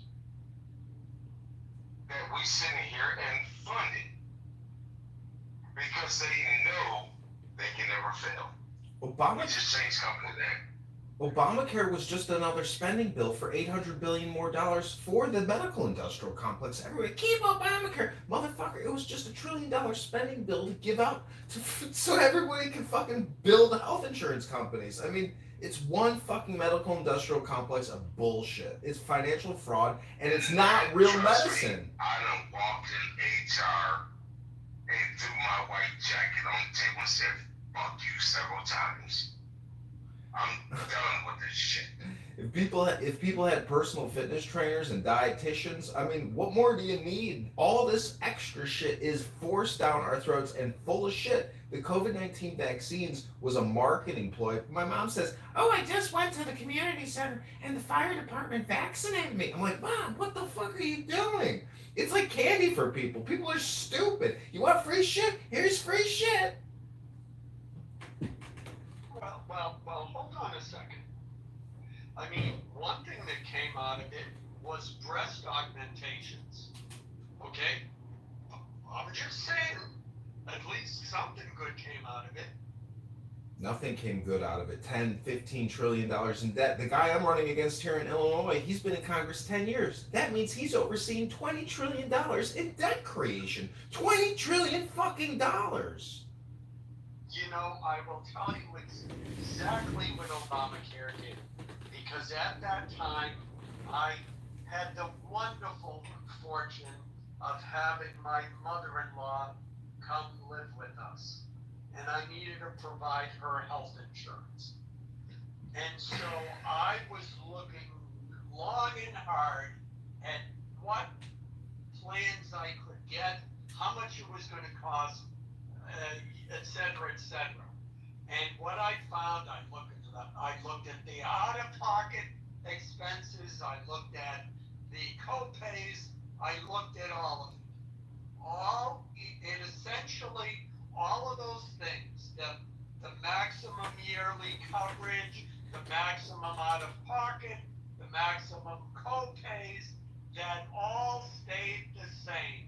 The only difference I saw, that they reduced the price of your primary care and they transferred those costs to the specialist. So where it used to be like $25, let me say $35 to see your regular doctor and $50 to see a specialist, it suddenly went to $25 and the specialist was $100. That was back in the day, if you went out of district, you had to pay the extra fee. Yeah, exactly. That's all. In terms of the insurance companies, nothing changed. The only thing they said is, well, you can't cancel people, and you gotta, there were the few things the kids can stay on till they're 25, whatever it was, however that went. I don't think most people read their insurance policies and see how much bullshit it is. It's just a lot of bullshit. Paperwork and overinflated. What about my cholesterol, Matt? I have breaking news. I'm sorry. Oh shit. I got some breaking news. I think it's pretty. Tonight, Anna Polina Luna has criminally referred Jerome Powell to the DOJ for perjury. Have you guys heard this? I did hear about that a little bit ago, yeah. What about the $2.5 billion makeover? $2.5 billion, yeah, for the renovations of the Fed's DC headquarters. What did they think? What did they think they were building out the new Goldman Sachs, executive offices? Yeah, this is the problem with the Epstein story being in the news cycle. There's all these bangers that are out there, right? Yo, what they should do is indict that fat bitch from Georgia. Okay, big ass cat. What's her name? Letitia. No, the other one. Georgia's the. That's New York. Stacey Adams. Thank you. Yeah, they need to indict her ass. Fuck that. Stacey Abrams. Abrams. She got $2 billion for a nonprofit that had $100 in the bank account. And what was that number that when Biden was leaving, he gave out like $300 billion in grants to all these climate change and nonprofits? I mean, that's a huge scandal too. Yeah, then you had that fucking what was she from, that little girl at the time, that Swedish girl was pushing that shit. Oh, Greta Thunberg. Yeah, she was a big funder, or a big famous thing, I'm sorry. Yeah, and they used her as a child because you can't talk about children. It was fucked up. They were good at marketing at that time.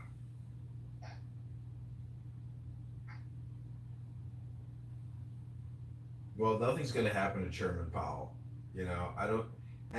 Chairman Powell, he was on television. This reporter asks him, is it sustainable? He says he made a Freudian slip. He said it is on an unsustainable. He said it's currently unsustainable. Then he corrected himself. But the point is, he said that we don't give Congress fiscal advice and we don't ask Congress for monetary advice. So if that's the root of the problem, it's a unified system. It's Congress and the Federal Reserve, but we are so far in the trenches of debt at $37 trillion with $100 trillion in unfunded liabilities. I mean, Trump is the guy to fix the situation. They appointed Kennedy to the head of Wall Street as the Security Exchange Commission back when the stock market plunged in 29. And Franklin Delano Roosevelt said, it takes a criminal to catch a criminal. It takes somebody with some chutzpah and some business experience to get us out of this finance. Yeah. Are you talking about Bobby Singer? No, I'm talking about Kennedy, the old John F. Kennedy's grandfather, I believe, or his father. He was appointed head of SEC. But anyways, FDR appointed him because he believed, he was widely accused of doing insider trading and fraudulent type of trading. So, anyways, the point is, Trump is the guy to fix all of this, and I think he will fix all of this. But if Doge has already saved us $600 billion, we have to cut spending by $1 trillion a year. We can't let a Democratic Congress, Democratic senators, or Democratic president continue to plunge us further into debt. And I can't understand why Trump is so hard on Massey and Rand Paul and all these fiscal conservatives and prudent people. They're just giving the money away. It's such a fucking waste. Well, you mentioned Kennedy now with Jack, was the father. Yeah. Yeah, he had way too much bullshit in his history. Bootleggers. I mean, people in America have always ground out a dollar in some innovative way. I mean, look at all this fucking cryptocurrency and the trillions of dollars in market cap in crypto and these fucking millionaires and billionaires who came out of nowhere all because of fucking crypto. And once he had that stroke, it was done. His legacy was done. John and Bobby came up after him once he stroked out. Anyways, it's just American legends. You saw The Godfather, John. Did you see the third one? Though everybody hates it. Yeah, but remember in the first one. The point is, it's the higher up, and what he said was true. What Michael said is true. The higher up you go, the more corruption there is, because there's more money involved. It's my favorite part of the movie when he's telling him, he's like, all my life I wanted to be legit, and I thought if I reached a certain level, everything would be fair. And then he goes, but the higher I went, the more corruption I saw. Yeah. Yeah, but remember what? I always say this here about John JFK. He had a great mind-blowing experience. Well, remember what Clemenza said to the Godfather? He said, Godfather, in 3 months there will be nothing left for us to build on. What I'm telling you is your grandchildren, these non-existent COVID vaccine babies that will probably never will be born, will not experience that American dream because at $37 trillion, in 1999 and 2000, we were on a great footing. But since 9/11, we have gone absolutely fucking bananas with one scam after the next. And literally, the amount that we have spent on this war and COVID-19, it is so unfucking godly how much we have spent. I don't know why people don't understand how much of a financial crisis this country has created. You understand, if you sleep with a woman, you can pass this shit. It's crazy. Okay, if you're going to tell that JFK joke, KP, I'm going to tell my dead baby jokes, which I'm surprised we used to. Does anybody know dead baby jokes? We used to tell them when we were kids. What's the worst thing about a dead baby underneath 100 other dead babies? A live one crawling out. Yeah, I think what's the worst? It's alive. It's got to eat its way out. Eating its way out. Baby got to eat dead babies. Meanwhile, Victoria can come in here and say, it's women's reproductive health and it's not murder. You're all ridiculous. Yeah, you missed. First you say, first you say, how do you get dead babies into a truck? Then you say with the pitchfork. And then what's worse than a truck full of dead babies, a live one eating his way out there? What smells worse, Victoria's bathroom with 3 cat litter boxes or an abortion doctor's house? Oh, shit. Oh, man. It's funny because it's true. And I know, John, you're Jewish. No, my mother's not Jewish. My father is Jewish. My mother's gorgeous. I'm a cashew. Okay. Why did your father eat your mom's pussy? Why? So close to the gas chamber. Why is sex like a box of Kentucky Fried Chicken? Oh, shit. Because after you're done with that breast and that thigh, only thing left to do is stick your bone back in that greasy box.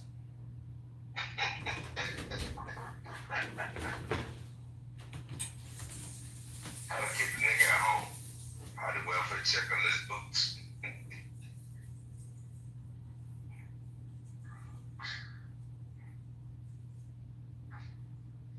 Oh man, these old school jokes, I love them. You know, they say that Bill Gates and Melinda Gates, their divorce was actually a strategic move to protect their assets. Yes. Why? Because it separates them. It separates them. If he's brought up on charges and these Epstein files come out, well, she gets to keep half of it. Oh, yeah. The same thing with Bezos when he dipped. His wife did, same thing. Well, why the fuck would he marry that woman, that fished out face? He could have had any woman in the world. Why the fuck did he marry that woman? Yeah, now all the plastic surgery she's gotten, like she was reasonably attractive. Now she looks like a freak show. I don't understand. I mean, he kind of has a strange personality. Like, he doesn't seem like he's, I don't know, there's something strange about him as well. But Bill Gates, in my opinion, and what he has done and concocted and is still continuing to concoct, even with this like a produce spray and vegetable spray that they want to coat all the produce. He's like an mRNA obsessed psychopath. He is like mRNA spike protein, smoothies in the morning. He shits spike proteins. This guy is just like an insane chemist psychopath. Well, you heard he wants to vaccinate cows so their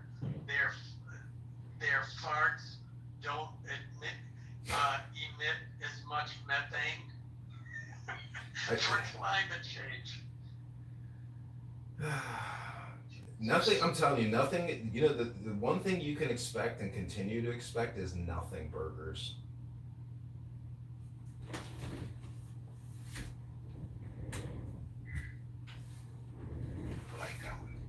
Even especially with this Trump. It's going to come from the investigation of John Brennan. God, I hope so. Well, I put it in the link, and I put the link in the chat. There was a convention they have this yearly where the Chief Justice meets with all the Chief Justices of the district courts, and they discuss things like how is the court system? Are you getting bogged down? What kind of, logistical things? And Judge Boasberg, the one who told Trump to turn the plane around midair, asked the judge, and I'm trying to remember how they said it, but basically there's a memo going around where Boasberg and a number of other judges asked Roberts how they could, they were concerned that Trump would be, that Trump would not obey his rulings once they made their rulings, that he would ignore the courts. And now Roberts said in a kind of fatherly tone, hey, don't worry about it. Trump is very respectful. And on top of that, Trump has obeyed every court order that's come down since he's taken office. But what it shows is first of all, judges are not supposed to be discussing cases with other lawyers or judges. It's against the law.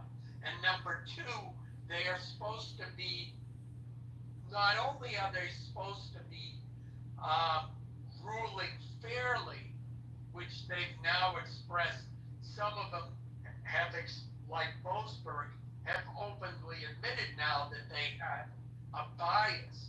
But there is a part of the legal doctrine in this country is that a court is supposed to presume that elected officials are following the law. And that there's another legal, Abby should be here, But there's another part of our legal system that says that if there's an action taken by a politician or an elected official, and one can be interpreted as constitutional, but the other can be interpreted as unconstitutional, you should assume that the elected official is acting constitutionally. And these judges now, it's a memo that was some reporter got a hold of it. How, I don't know, but it shows these district court judges have a clear bias against Trump. And what's Roberts appointed the Bush? Say that again? Was Roberts? He was appointed the Bush, right? Perhaps, but Roberts isn't the one doing this. No, KP, Roberts isn't the one doing this. It was the lower court judges, the district level judges. Well, not all of them, but some of them. There were like 30 there total. So maybe 10 of these district court judges, obviously from liberal states, sent this memo or to the Chief Justice Roberts saying, gee, gosh darn, we're worried that Trump is going to overthrow the is not going to follow the Constitution and ignore our rulings. And Roberts told them, don't worry about it, boys. Don't panic. Everything's okay. And when you look at all of these rulings and filings, Trump has followed every directive, has appealed things, he's following the law. So all of these, this whole narrative that Trump is going to be a dictator, that he's trying to overthrow the Constitution is absolute bullshit on the part of the left. Trump talks a lot, Trump trolls, Trump talks a lot of crap, but when it comes down to it, what he does is the actions is he is following the letter of the law 100%. He is not ignoring Alan, it's these judges that don't obey the Constitution. Absolutely. And that Boasberg judge, the whole thing with whatever that gang member was, not Garcia, but the other one. Trump they put him on the plane. The plane went to Venezuela, I think it was. So the Boasberg, had a hissy fit because he couldn't have his way. Trump appealed it to the Supreme Court. The Supreme Court told Boasberg, no, you're wrong, Trump was right. And then Boasberg said, well, I'm holding him in contempt of court anyways. And under that, ordered Trump to bring the guy back. And that's how he was able to finagle it. But the Supreme Court keeps telling these judges, hey, you're out of line. This is bullshit. You're interpreting the Constitution the wrong way. And they keep ignoring them. Absolutely, they're full of shit. Man, I love when Alan just go off rail. I love it. Stephen This Miller. is like 2001 Alan. Don't give a shit. Oh, Welcome back, brother. Welcome back. Yeah, no, I never gave a shit. That's one of the benefits of being older. Did you see the video? What's her name? Katanjali Jackson, or what's the African American female Supreme Court name? Katanji, KJ. I don't know if you saw. Did you see? We don't care. She's like a theater child. So there's a video of her. Did you see her singing in like Wicked or something? It's so cringe and bizarre. Oh yeah. Have you seen the word count? Yeah, I saw that. Like they added up all of the opinions by the various Supreme Court justices, and like it's either the average or the total, and like all the other judges, it's like 2,000 words, and her in their either dissents or their rulings, and hers she's like at 15,000. It's hilarious.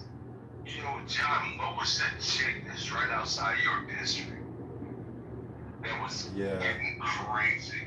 What was her name? Black girl.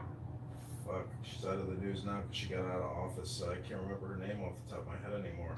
That was a She was a psychopath, total psychopath. She's just crazy. She had 2 different jobs with the municipality and the city or some shit. Oh, Tiffany Henyard. Man, yes, thank you. Yeah, that bitch is a psycho. If you guys want to go look at she got the psycho stare. She got the psycho stare, yeah. She's a total psychopath. Did she get arrested or? She caused a fight, but she didn't get arrested. She got run off. She got voted out of office. Yeah, they had to run off. And they had Lori Lightfoot, our bullshit mayor, do a forensic accounting and auditing, and then she gave a speech saying that she was buying $200,000 worth of personal shit on Amazon. You know, the thing that really pissed everybody off was her attitude and personality and how her shit don't stink. How she's just a psychopath type person. Lori? No, not Lori. Tiffany Henyard. Lori, you know, at least, you know, Lori was a corporate lawyer for, you know, like 20, 30 years. She's still practicing. She's married to this like 7-foot Ashkenazi Jewish woman, and they have an adopted child.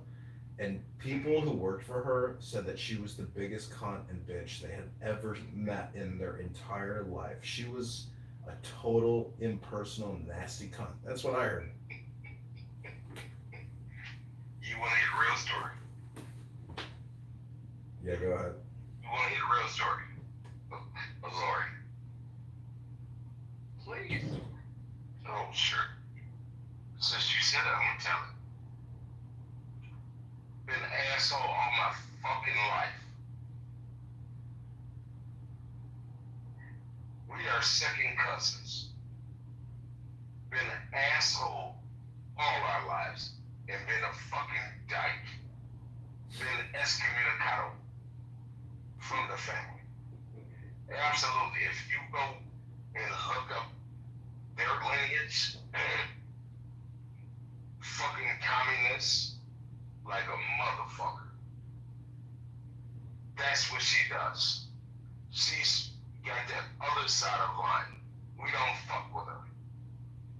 We don't speak her name at all.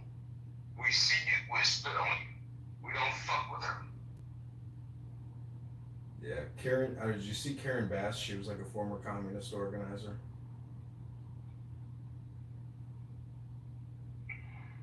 I hate her.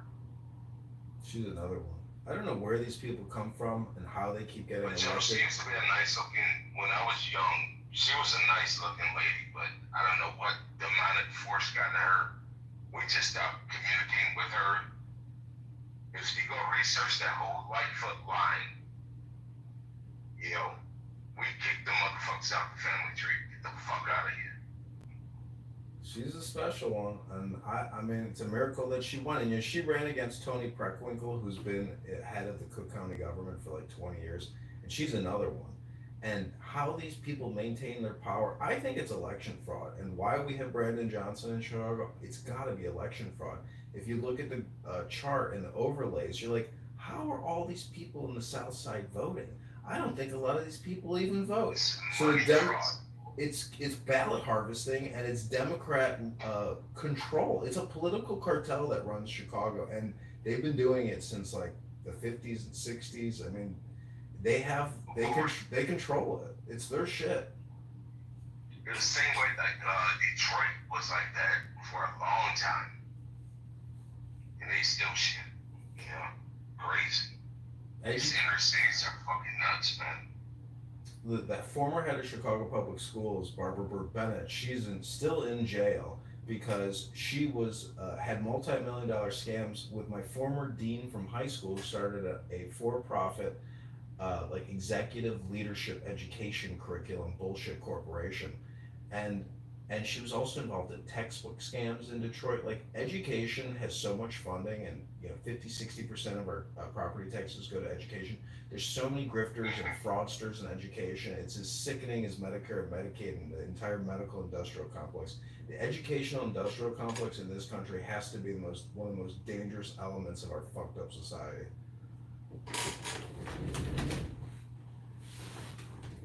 AKA teachers unions and all these bullshit educators that do babysitting and facilities management and no education.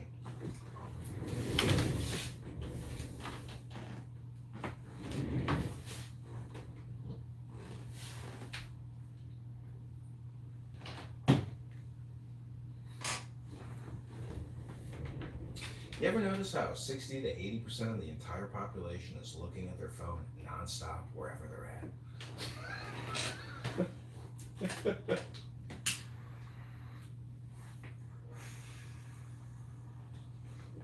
Yeah, it's a bad addiction.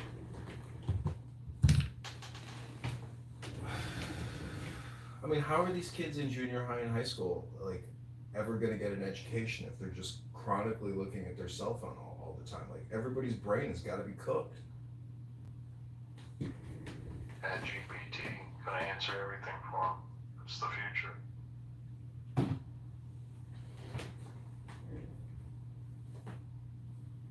I don't know if there will be future. I mean, at 37 trillion, 40 trillion, 50 trillion, McZed on here, he works in debt resolution and management, and he claims that there's going to be a debt jubilee and we don't have to worry about the future.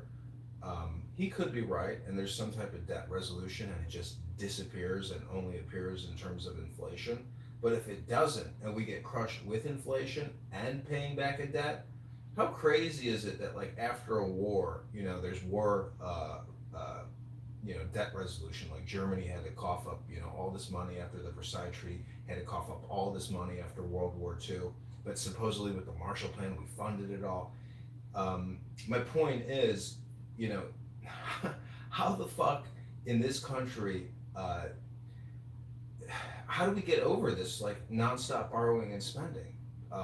Politically and organize, and what are the actual benefits of doing it versus not doing it? Is it just a question of where the money goes, or is it a question of how much we're going to create in new debt?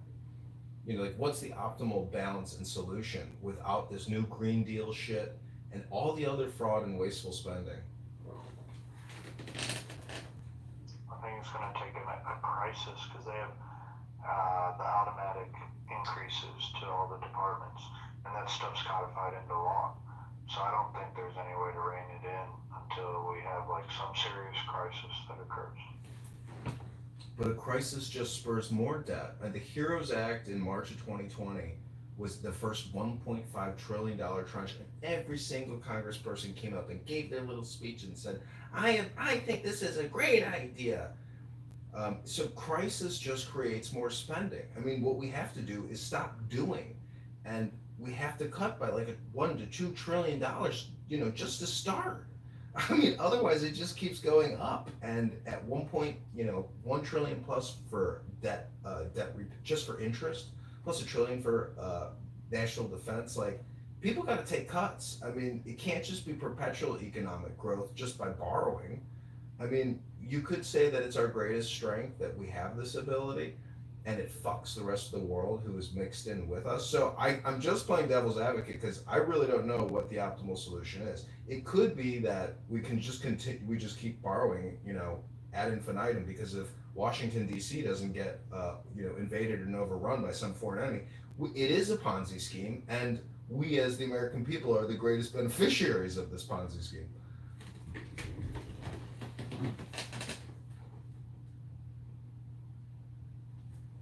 Yeah, but the problem is that it just, you can say, well, the money will never run out, but at a certain point, the debt will overwhelm us to the point where we're spending trillions of dollars just to pay something that, pay for things that we used 30 years ago. Well, then it's like a strategic bankruptcy. You run up the credit cards as high as you can before you default. John, I would say war.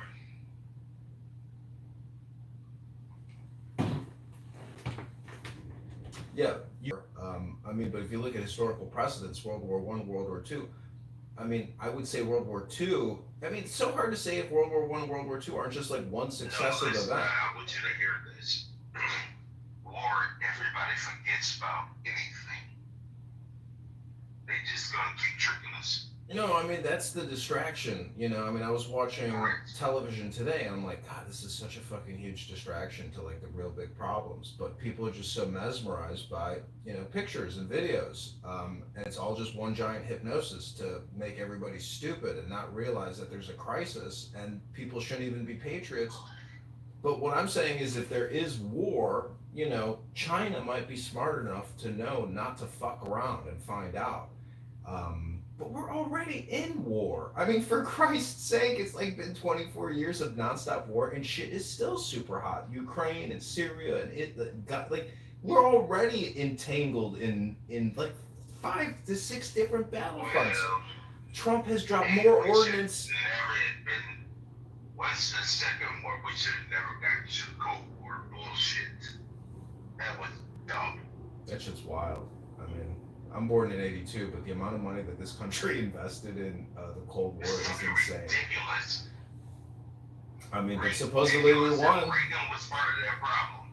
The collapse of the Soviet Union, could have essentially prolonged a nuclear war. So, a nuclear war is still real. Some people on this app don't think that Russia has nuclear weapons. I mean, I think they're stupid to think that they don't have nuclear weapons. The Russians are extremely intelligent and technologically advanced, and there's no way that they don't have advanced nuclear weapon systems. They always had nukes. Yeah, I remember when the war in Ukraine started, people on the left were saying, oh, Russia isn't that big, it isn't a superpower, they're going to fail. I mean, downplaying, like ignoring the last 100 years of history. It was ridiculous. And maybe, John, you might be a little younger. We had Gorbachev over there. He was fucking wild. There's a lot of rabid Russian haters on this app. Sycophants when it comes to hating Russia on this app. And the thing is, when the Soviet Union collapsed, we won. They're supposed to be our friends now, right? But no, I attribute it all to when Trump said in that speech, hey, maybe we need to get Hillary's emails or whatever, and he said, Russia, are you listening? I mean, it was like a joke. And the Democrats, went crazy. He said that, and it was after that, the whole Russian collusion thing, and the Steele dossier, and on and on and on, and Russia became the bad guys. And we don't, look, Russia does plenty on its own that people can criticize, but it was, it's nothing like the way Democrats ran with it. No, and I still have that,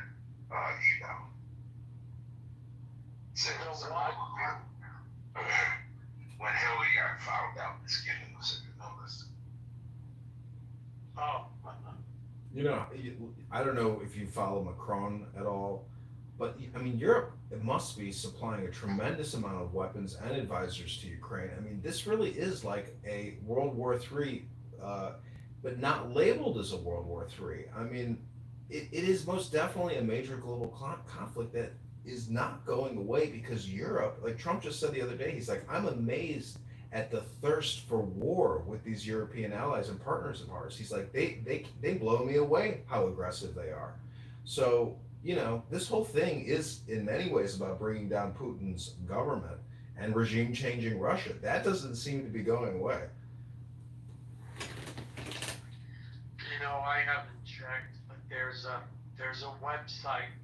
It's called, and it shows all of the military action going on in Ukraine, and it shows the territory that Russia has, shows where their forces are.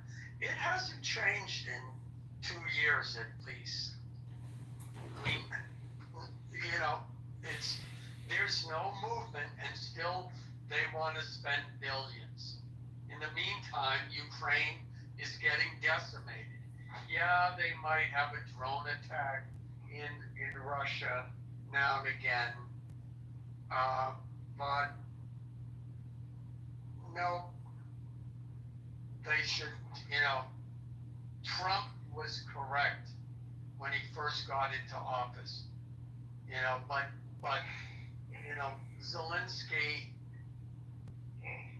was, you know, too stupid to take the deal. He's a dancing gigolo and a comedian and an actor. Your eyes and goddamn eagle's ass. You're fucked up. Zelensky is the high as shit. He's the problem. He's the problem. I mean, even that Oval Office meeting, that was wonderful. That's all you are. He's constantly scratching his nose, doing powders. I mean, the guy is probably the greatest risk to global national security on the planet. I agree with that. And also the hooker from over in Italy. She's sitting there wide-eyed like, this bitch is high as hell, dude. Just sit there and watch her. High as hell. I mean, how is this guy leading the charge against Russia? They don't have open elections. He can't lose his position. He's fully backed by CIA. Did you see the reaction in the Oval Office when Trump said he was going to send weapons? Fucking retarded. What's the current CIA? Ratcliffe, that's the new CIA director. When he said he was getting more weapons, he looked up in the air and was like, "Thank you, God." And Pete Hegseth was like, you know, just looking coldly, like empty, like, what the fuck? You know, there's a difference between that Pentagon and the CIA. We need to stop doing fuck that Iron Dome shit. We don't even have one here in the States. I think that's a waste of money too. But you ask other soldiers and veterans, and they think it's a viable investment. I think it's ridiculous. And when Trump had that love conference, he was walking across the yard. And he said, they don't know what the fuck they're doing. These motherfuckers are going to fight for thousands of years. Fuck them. You know what Trump needs? Trump needs to issue the American people Liberty pistols and, you know, 100 rounds of ammunition. If you voted for him, you should get a custom-made Trump pistol, you know, a revolver, and a check for $10,000. So as you pull your fucking finger off, you know what those. But I got you. I'm just saying, arming the population, educating the population is our greatest defense against foreign invasion and foreign wars. I mean, the military-industrial complex has to have their revenue growth quarter by quarter. I mean, we're still making tanks that will never be used. I mean, we're probably still putting them out by the tens of thousands annually. Like, it's insane. We manufacture shit we don't even need. That's true. Listen, Barack Hussein Obama's biggest backer and the guy that got him into the White House was Crown. I don't know if you know who he was. He died in a NASCAR accident driving a race car. But that multi-billion-dollar family they're one of the largest defense manufacturers in the country, and they do nuclear-powered aircraft carriers, nuclear-powered submarines. They do everything. Yeah, it's the Crown family. Oh shit. But he was already multi-wealthy.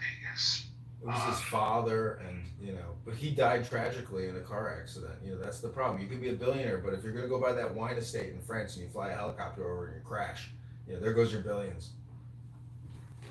Well, no, his stepfather was very wealthy. Very wealthy.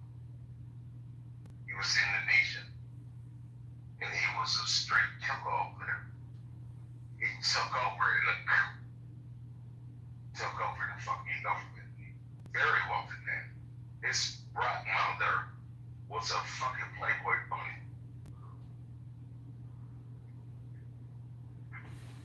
Fuck around and find out. Don't talk about it.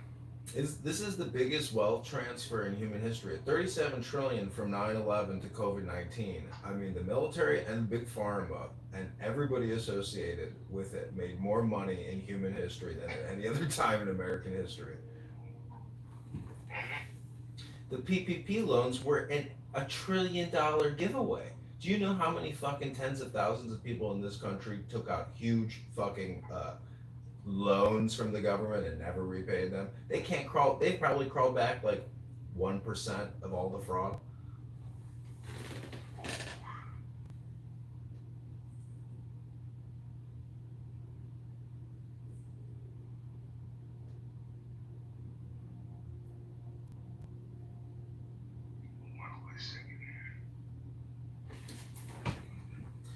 You know, the next battlefront is definitely going to be Syria.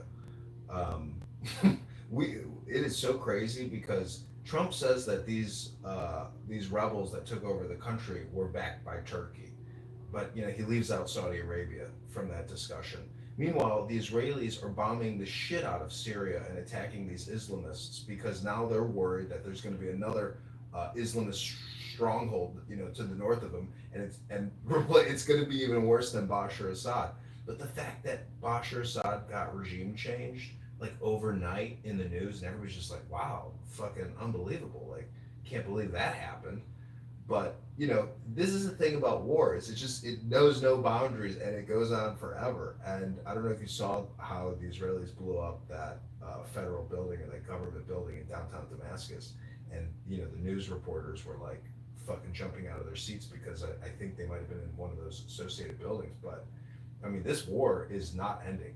And Israel is not afraid to apparently make any type of strike. Like the attack in Iran, the attack on Syria, like these things are unbelievable that Israel is even doing these things, and they're not going to stop. So this is like a war that has months and years ahead of it, and that costs a lot of money. And you know, we're not going to stop spending, but you know, the Middle East is hot, and Ukraine and Russia is hot, and it's just not going to cool. This is like perpetual war, and it's fucking flabbergasting that it's never going to stop.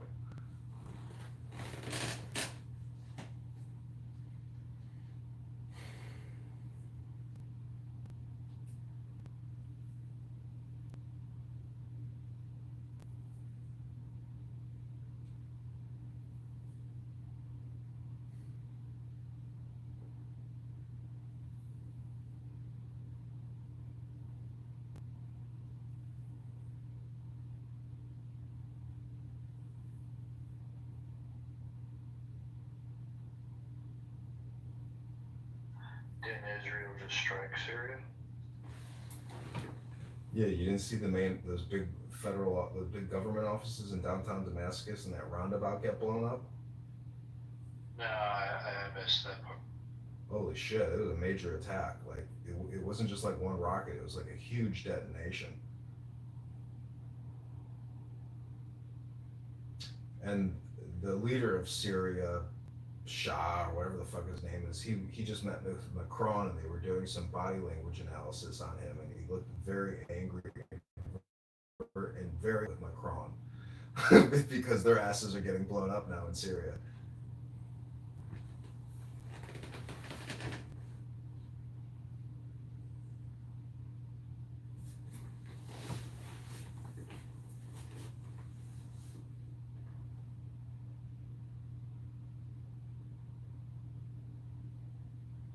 That's the thing about these liberal rooms, you know, they're very critical of everything, and I've never met anybody involved in a peace movement in this country, like an actual peace movement, but everybody has their positions, and their politic, but I've never met anybody actually interested in like a sincere peace movement. I've never seen peace protests. Everything is. Sorry, can you hear me? So, can you hear me? Yeah, we can hear you. Okay, thanks. Yeah, we can hear.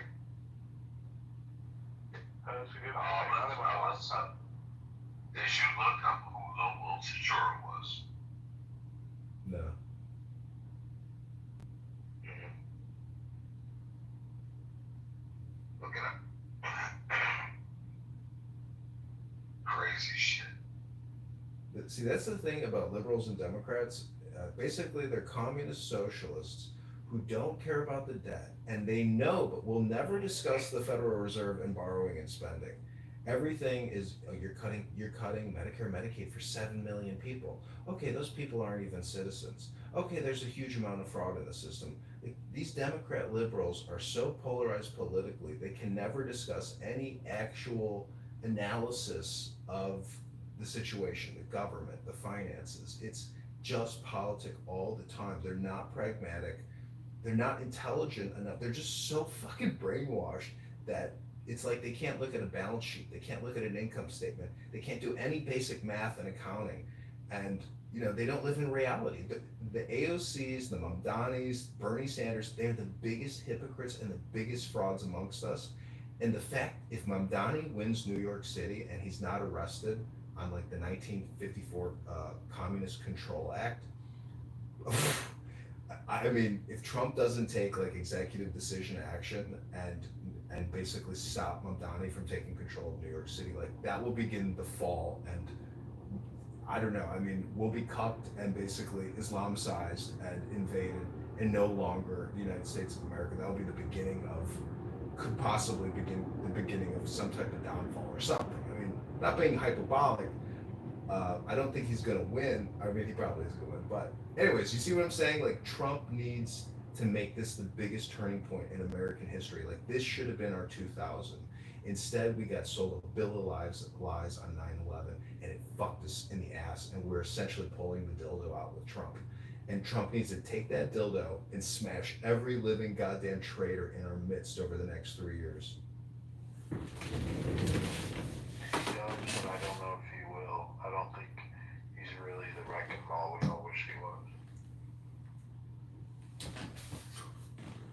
I think he's great, but he plays ball with the insiders too much.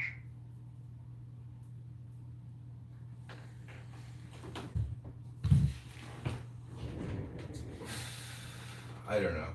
You're probably right. I get the feeling like, I don't know. I mean, maybe it's just impossible to think that one guy can achieve,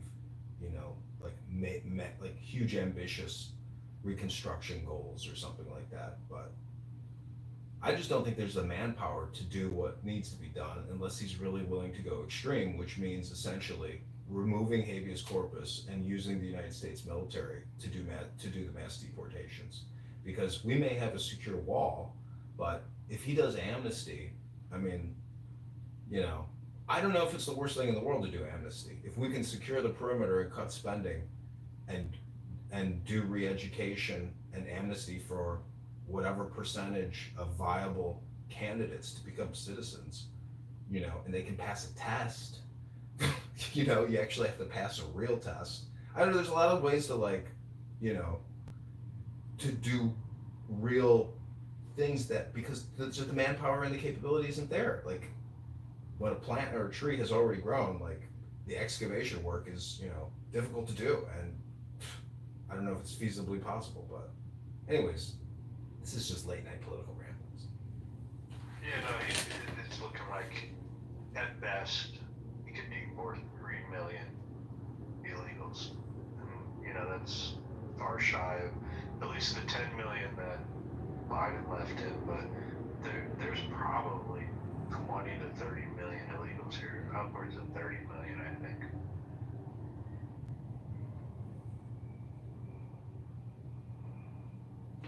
You won't be able to get them all out, but I'm just hoping that the Overton window is pushed a little further to the right. Like, right now, the American people resoundingly support it.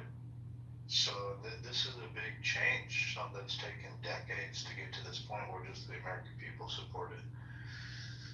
So it's like, take small victories and stack them up. That's kind of how I'm looking at it. And Trump could be the Nixon, and we're still waiting for the next Reagan to come along after Nixon. We might have to go through Jimmy Carter to get there.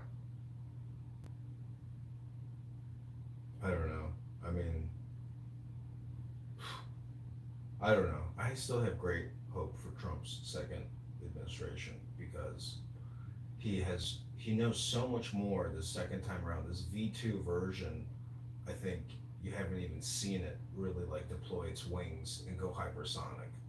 And I think that, there's a lot of preparation and setup to do whatever programs and projects he's planning on doing. You don't just, rush right into it. I mean, you take your time, you do a thorough analysis, and you spread it out, and you don't rush whatever he's planning on doing. But, you know, I mean, in terms of like American history, like if he does something big, I mean, when I saw Netanyahu, tell him that he nominated him for the Nobel Peace Prize, I mean, to me, that's like funny. That's almost like a troll and comedy, but at the same time, a little ridiculous and kind of cringe, but still nonetheless funny. Like, there's a lot of funny aspects to his, presidency, but I mean, if you get your head almost blown off by Matthew fucking Crooks, and you expect that Democrats and deep state operatives are responsible, and your own Secret Service, was compromised, I mean, for fuck's sake, like, this is enough. I mean, I don't know about you, but like, if you were in his shoes, wouldn't you be even crazier? Like 100 times crazier, and would have done arrests already, and would have made it your one fucking priority to make this the priority of every American. Like, there's a lot of things he hasn't done, which, he's not psychopath enough to do. I mean, he could have gone full Mussolini on day one and said, that's why I'm saying maybe this Epstein thing is a problem for him. And, and he is co-opted. I mean, who knows? People get compromised. I'm optimistic about it. I just think it's the heavy lifting. He's laying the groundwork for the next guy or group to come in, be able to really push the change that we need. It's going to have to happen incrementally. I just don't believe it'll be like a revolutionary change. If all he does is change the direction of the illegal immigration, he takes out Act Blue, and he neutralizes the Democrats' power come by 2030, because they were looking at trying to count all these illegals in the 2030 census, and they're trying to set themselves up for another 10-20 year run of Democrat control. If he can prevent that, that'll give enough for, I hate to say it, but probably the Palantir group, whoever they end up putting in there, taking over the Republican Party, because these old guys are about to die off. The Mitch McConnells, they're out. They just can't survive it any longer. And a whole new group of elites are about to come in to power in the next 15 years. And we got to pray and hope they don't continue the madness for themselves. But you never know. They get into it with good intentions, and then greed sets in. See, I think Palantir is a little bit like a scam. I've been in massive federal facilities hearing Palantir pitched by, key executives in the government. So you have government employees pushing Palantir on government employees. Everybody wants to make money with these elite pedophile, psychopaths. I mean, I don't know if you like, Peter Thiel. I mean, sure, he's intelligent, but when you think that he's an elite homosexual having sex with young men, and, Palantir has gone to $100 billion, $200 billion market cap off of federal contracts. I don't know. That's just me. It's like, can't really sell me on anything, sir. Like, I don't like him. To me, he's one of those zombie type of guys. Something strange, it's not something strange about him. Like, the guy has a major corporation and a major, investment bank. I mean, I don't know what his total net worth is, but it's insane. Like, he's, way up there, but if the IRS gives over all of the American data to Palantir, or if they already haven't, and that data is already, available, I don't see him being a friend to the Republican Party. I mean, he's mercurial and he'll shift left. I mean, because if one thing is true, these Democrats get bought nonstop by whoever has the money. So, I mean, Palantir to me is basically a net negative for the American people. No, I don't like them, but to replace the only way to replace elites is with other elites, and the Republican Party doesn't really have. I mean, their donor class is awful. These people aren't like quote unquote true believers or anything. These aren't like patriots. They're very transactional. So there isn't like this right wing true believers like what the Democrats have that are major donor class. So we're kind of, unless another group comes along, I mean, it's going to revert. The Republican Party will revert back either to the Bush wing, or it's going to be this new J.D. Vance Palantir wing that gets in there. So I don't really see another, unless you're aware of another group of elites that will be able to dominate the Republican Party and then take control of the country. Yeah, it's like a combination of banking and technology elites, because Jamie Dimon and the CEO of Goldman Sachs and Wells Fargo and every major, and the hedge funds like Citadel, I mean, these mega donors like Ken Griffin, it's an amalgamation, and then you have Mark Zuckerberg, so it's and Musk, so it's like a combination of communication versus banking, in terms of like the donor class. But I think to say that like the Republican Party doesn't have its elites, it doesn't have its billionaire donor class, it's no fucking way, dude. I mean, like everybody who backed Trump and George Bush, I mean, are technically, that donor class, and then there's people who would still shift over, but it's a brand.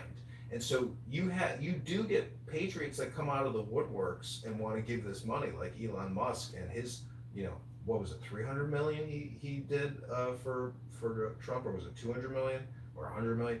But anyways, I'm just saying, when the time is right, patriots arise. That's the philosophy. Everybody's still around, huh? Barely. Yeah, we had our Soros. They ran them off. Elon Musk. That was the last time we were having great victories. I hate to say it. Well, just buying X was the biggest contribution he could have made, because that opened up the censorship pipeline. And this app, surprisingly limited censorship, but X, at Twitter, wildly controlled censorship from the White House, and FBI and CIA employees embedded at Twitter. I mean, their own back channels, and an incredible censorship campaign, especially with regards to COVID-19, the vaccines, but all political communication was being censored. And the fact that X opened up, I mean, I think that that definitely changed the herd psychology and got Trump into office. Oh, for sure. Do you think Musk will come back around?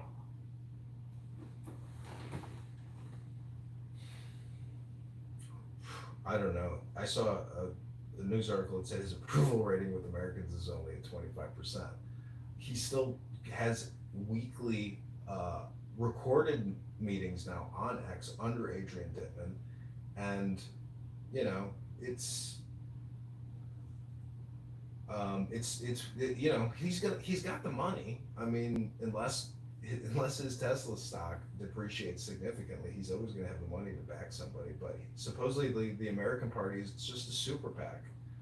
I mean, I'm going to try to fucking get money from it, but he's blocked like 15 of my X accounts because I tag Adrian Dittman all the time. He's got a lot of money, and you know he's an eccentric person.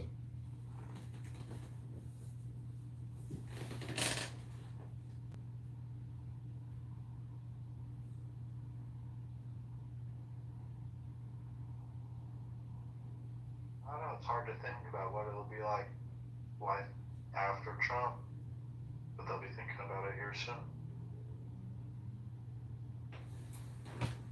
Listen, Eric or Ivanka could clean up. I mean, it's a family political dynasty now. It's a political brand dynasty. And, you know, they have essentially cornered the market on American political branding. The Trump political dynasty is essentially the new Kennedy dynasty.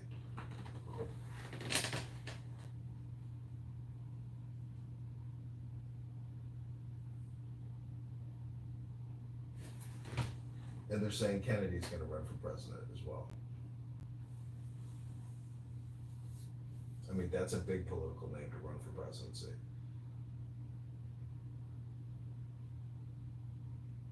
But Marco Rubio does too. Yeah, I don't know. Robert F. Kennedy's voice cracks so much still. It's like, Rubio really is a great communicator. He did really good in those debates, I thought. I mean, shit, that guy is, you know, American bona fide history and political, you know, royalty himself at this point. Yeah, I think he's recovered his image from the Gang of Eight, and so I'll never forget him doing that.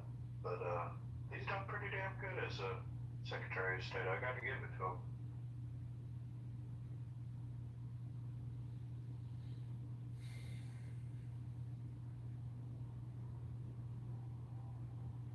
But yeah, I mean JD's the debater, and the guy's good. It'll be interesting to see how it shakes out. I don't know. Republicans have just structural issues, though. Trump was able to do unheard of stuff by getting people to support him. Without Trump, the Republicans do not have a winning coalition. So the Republican Party needs to adopt Trump's platform is really the biggest issue. So it'll be interesting to see the turning point there. We could lead to many losses if you know, if we just revert back to the old GOP. In most changes like this, the party adopts the platform and then moves forward with, oh, this is the new brand.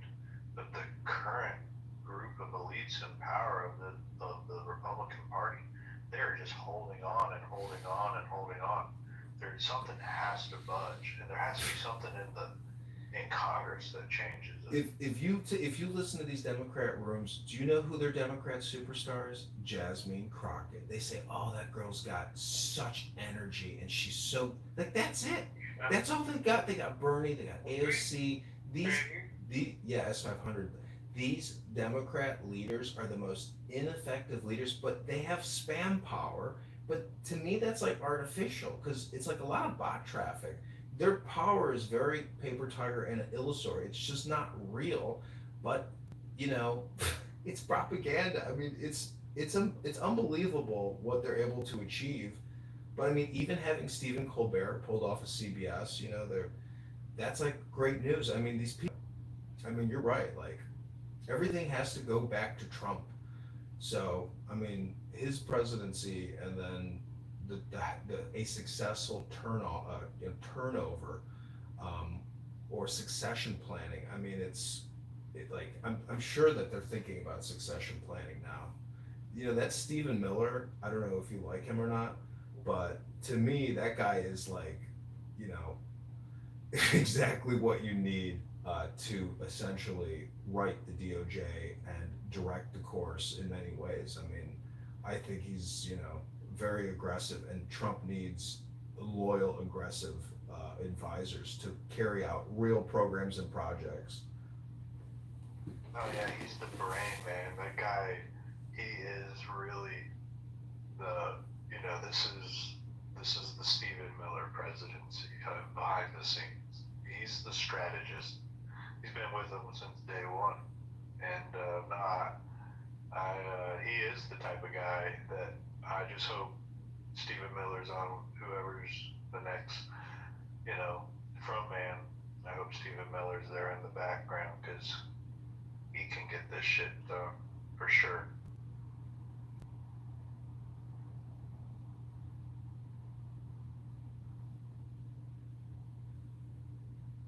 It's just gonna take time. It just doesn't happen overnight. Probably gonna take another 10 years to get this thing straightened out. But I don't know. It's also gonna take getting the Republicans on board. What the hell do you do when you got the Murkowskis and the Susan Collins? I mean, we gotta change this party over, and we need a real electoral majority where we can just start jamming stuff through. Or it's all, just consider how many things are just temporary that Trump has put through. It can all just be reversed with the next head of a Democrat. Not that the Democrats have all this power. It's just they can win on low turnout more so than the Republicans can. Because here, Republicans are faced with where the Democrats were 25 years ago. We have a low propensity turnout type of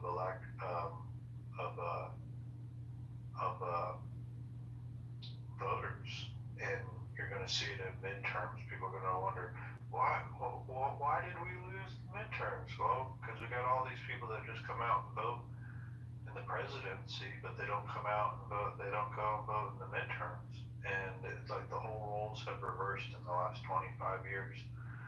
So it's I don't know. There's just structural issues inside the Republican Party. Well, then Trump has to. If you have no faith in the organization, Trump has to set new precedents and give the American people a big liberty back, whether that's income taxes, property taxes, or the ability to opt out and invest in your own private, investment vehicles and get out of the government system, as opposed to giving $1,000 to new children at birth. Like, Trump needs to have some type of a visionary precedence and some type of visionary innovation in terms of like America, whether that's creating like an internal economic zone and building a super city. He's got to do something magnificent and magnanimous as a great leader, in the way that like a Roman Caesar would do some type of public endowment.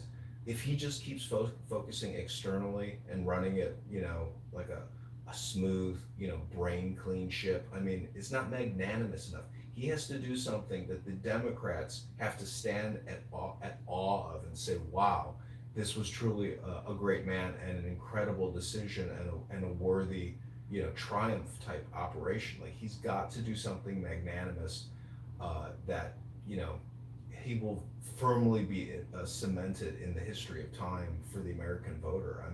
And that every Republican can refer to as being some type of great liberty restored to the American people.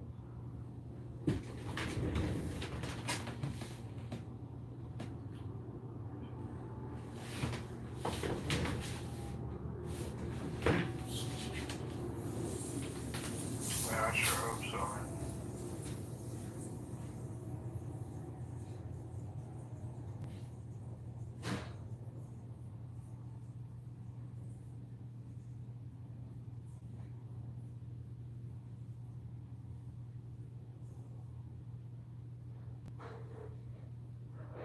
I think when they overturn some of these pardons, they perp walk Fauci, and they arrest John Brennan, I think you'll start to see that they're moving into action. But if we don't see that type of stuff, then you'll know it'll just be business as usual.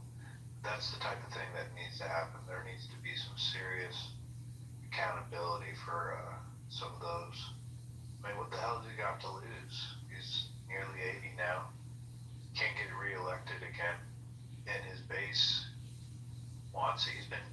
has since his first election when he said he was going to lock Hillary up. You know, like the attachment, like I've been explaining this to Matt the last couple nights. It's like this two-tier justice system, and Trump was going to be the retribution for the little man against the guy, you know, against the guy, right? That if he's got to follow through with that, if he doesn't follow through with that, I think it's lost. Like I think there's going to be a set group of voters that will never vote again. They'll feel like we had our guy, we had our chance, and he didn't wreck the system. He didn't strike the elites like we thought he was going to. And he teased us since day one about locking Hillary up, and now he doesn't deliver. So I mean, I think they're going to move on this stuff. I hope they are, and I think it'll get really good when the left starts crying, well, look, he's a dictator, he's going after his political opponents. Well, hell, this is, I mean, his base wants this. And then we'll know real changes is, you know, we're moving towards real change if he actually follows through with locking some of them up. I mean, it's got to be hundreds of people. The USAID fraud, it's been going on for so many fucking years. I mean, I don't even know if they have I don't know if they have the manpower, the availability to even bring these many charges against these many people. The Stacey Abrams $2 billion funding for her nonprofit that had $100 in it. I mean, these are like, give me arrest cases, you know, because the real punishment is the lawfare and dragging these people into court, and that bankrupts people. And the federal government is excellent at doing that. So why you can't bankrupt these people with the assets that they have and the people that they have at DOJ, or let alone IRS criminal tax investigation, you know, IRS police. What the fuck do these people all day shake down? They shake down small businesses, go after these Democrat criminal nonprofit NGOs that took billions of dollars in USAID money and used for fucking salaries to do forensic accounting and get these people. I mean, I don't know, you know, IRS criminal investigations unit, put them to work. There's a lot of them in every single major city. So, you know, I don't know if they do just drugs and other tax evasion type investigations, but I mean, let alone Hunter Biden and his problems with the IRS and those two IRS whistleblowers that came forward. I mean, no repercussions, and he gets a fucking pardon. That was the only pardon that Biden signed, right? Yeah, that's the only one. Unbelievable. And did you see how? Did you read that article about how the auto pen goes down, and that guy, he's a Jewish guy who was doing. I don't know if he was doing all the auto pen signatures, but the reply in the email.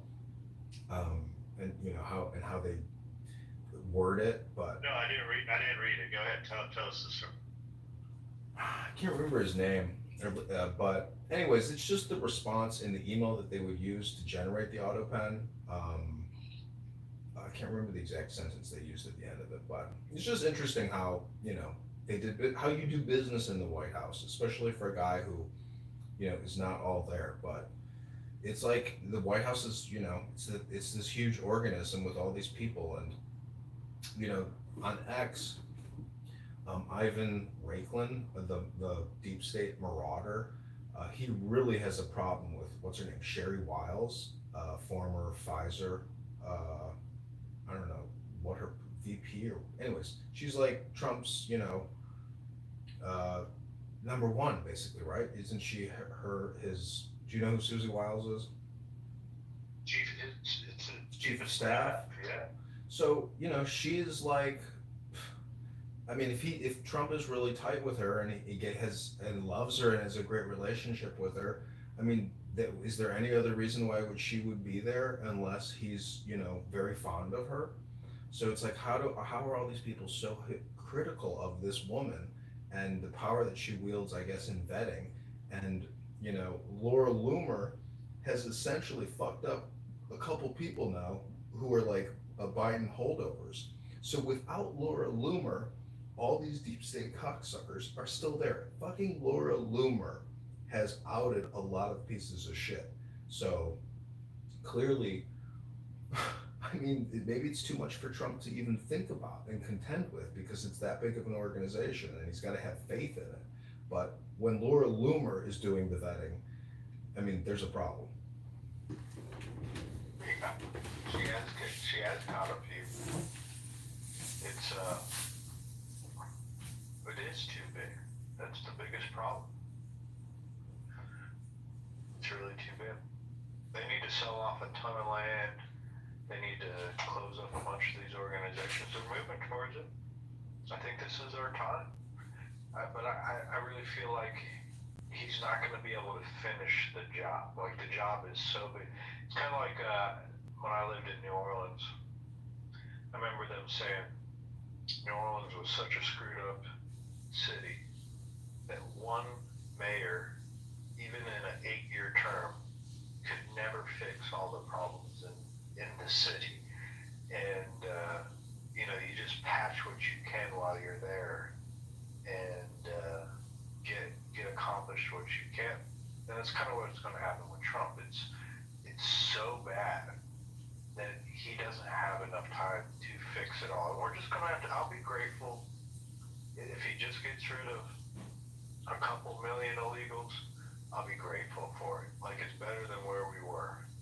And he doesn't have to deliver 100% on every promise. I'm not going to be, all upset about it or anything like that. But it has to be a movement that continues to straighten this ship out, or we're going to go right back to the same shit again. Like, we still got to get from 2028 to 2030 to the next census, and then that's when the power will shift again.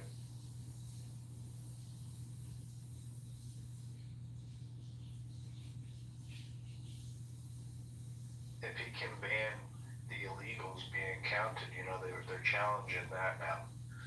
Getting that either ruling overturned or passing legislation to make it where illegals won't be counted in the census moving forward. That's going to take a handful of seats from California and New York. And right away, that could be enough right there that gives the Republicans a much better chance to continue to win the presidency in the 2030s. Like, it doesn't take many. It just takes like about another 5 or 10 seats.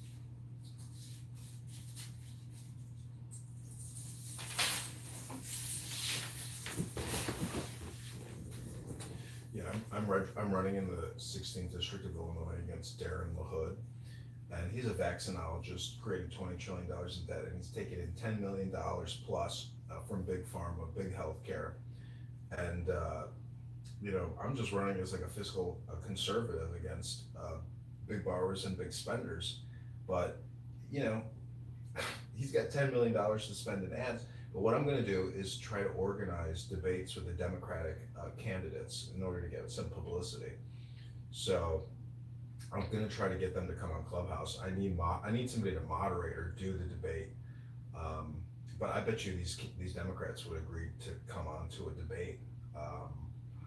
But this guy has 10 million plus, and his father used to work in the Obama administration, and they're just a bunch of lawyers. But it's amazing how a lawyer can do so much business, in terms of lobbying and government involvement, even if you're in office as a congressman, either through families or just doing it. I don't, what is the clause, I guess, that supposedly prevents you from doing business as a congressperson or a senator? Is it do they have like an emoluments clause? And you have they do. And you have to be out of office in order, but because Trump got all of these reparations and paybacks from all these law firms that fucked with him with Russiagate, and he made them donate those hours and tens of millions of dollars, I guess, to pro bono work on issues that he wants, or I guess DOJ is just using them as contractors for free. Anyways, I'm trying to unseat this guy Darren LaHood in the 16th district, which is Rockford and Peoria, Illinois. Good job, bro. Just keep pushing out. takes a lot of courage to stand out there and do that. So appreciate it. Thank you for your courage. Yeah, I mean, at $37 trillion, and the fact this guy goes uncontested, nobody's even gonna run against this guy. There should be 30 people that apply to be a congressperson. It takes 15 minutes to apply on the FEC website. So that just shows you how unactivated and how uninvolved everybody is, whether it's Republican or Democrat. No, it should be a huge competition for these congressional seats, but it's not.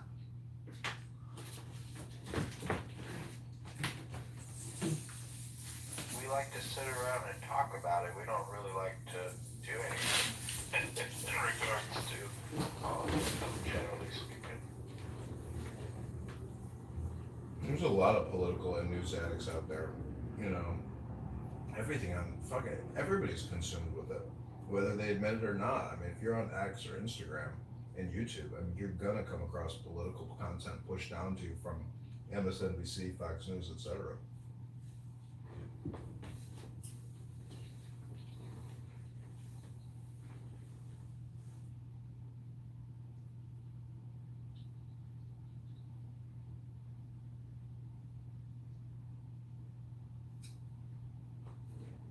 I mean, I feel like this app in some ways got Trump elected because of Kennedy.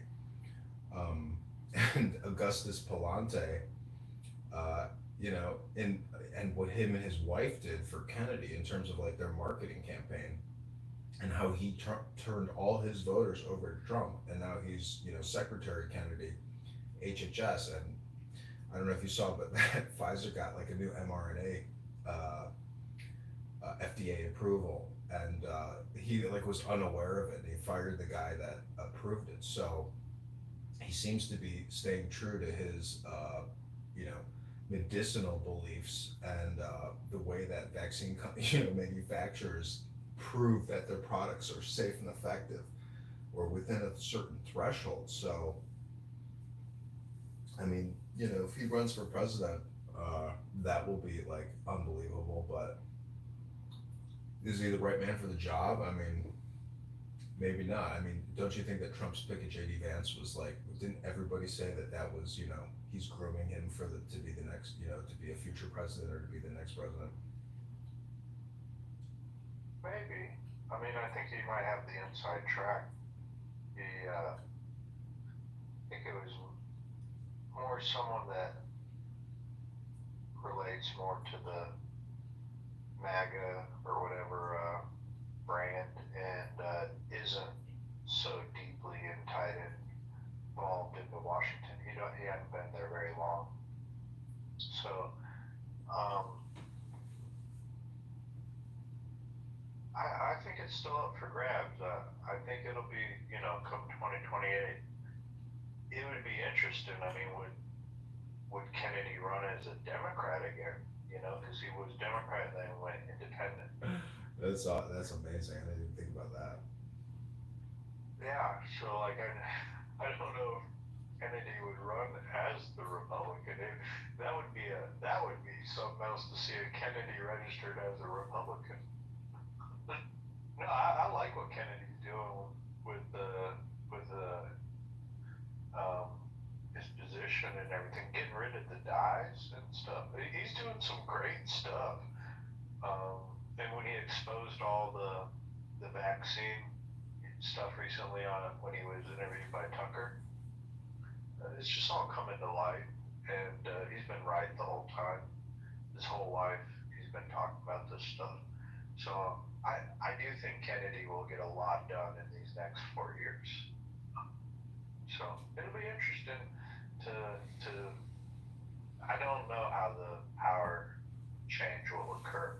A lot of people speculate on it, but I think it'll come down to the people voting for it. I bet we see just what happened in 2016. You know, like what you said for every congressional position, we'll see that again. There'll be 15 to 20 people run for president in 2028, and they'll all be vying for Trump's endorsement. And I don't know what Trump will do. He might not endorse anybody and just let him have at it.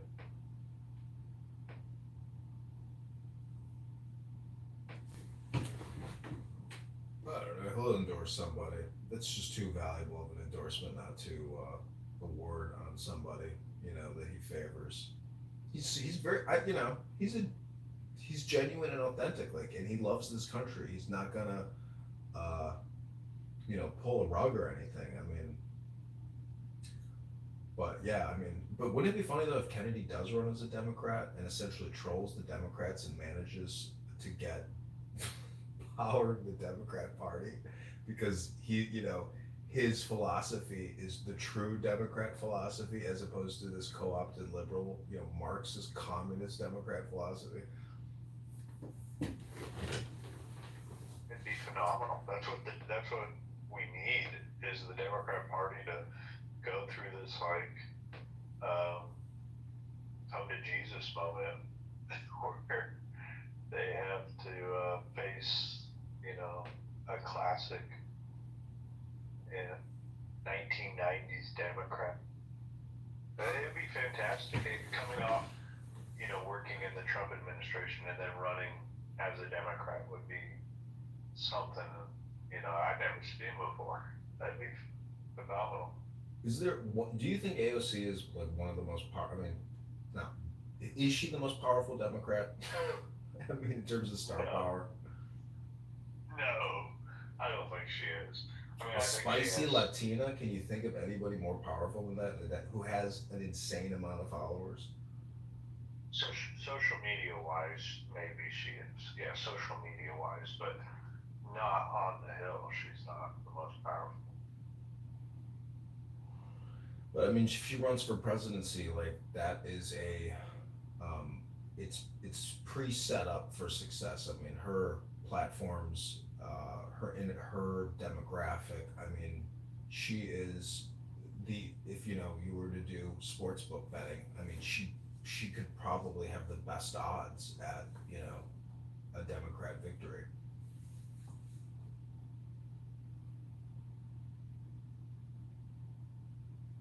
You know, I didn't believe it when I started talking politics online about a decade ago, and I didn't believe there were so many people that were against having a female president.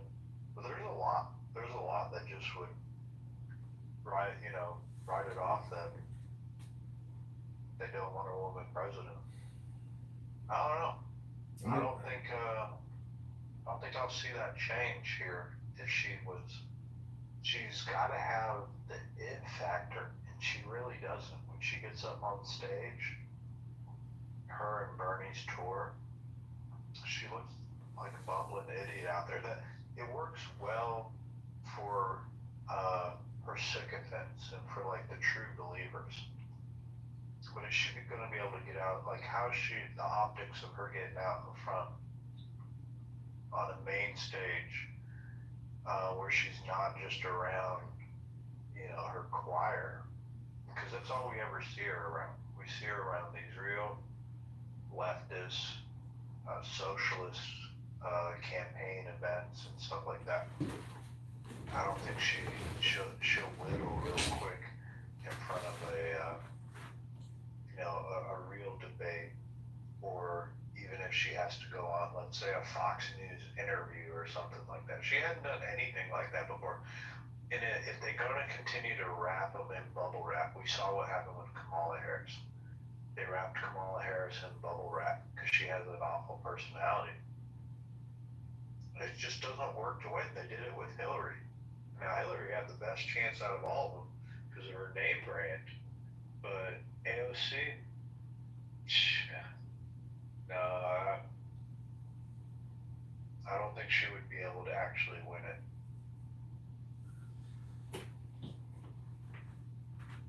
So who do you think was the optimal pick other than Kamala and Vance and, you know, Joe to begin with? But like, who would have been the optimum pick at that time for the DNC? Would have been Gavin Newsom, and who's his partner, or who would have been the optimal Democrat pick? In 2020 or in 2024? 2024.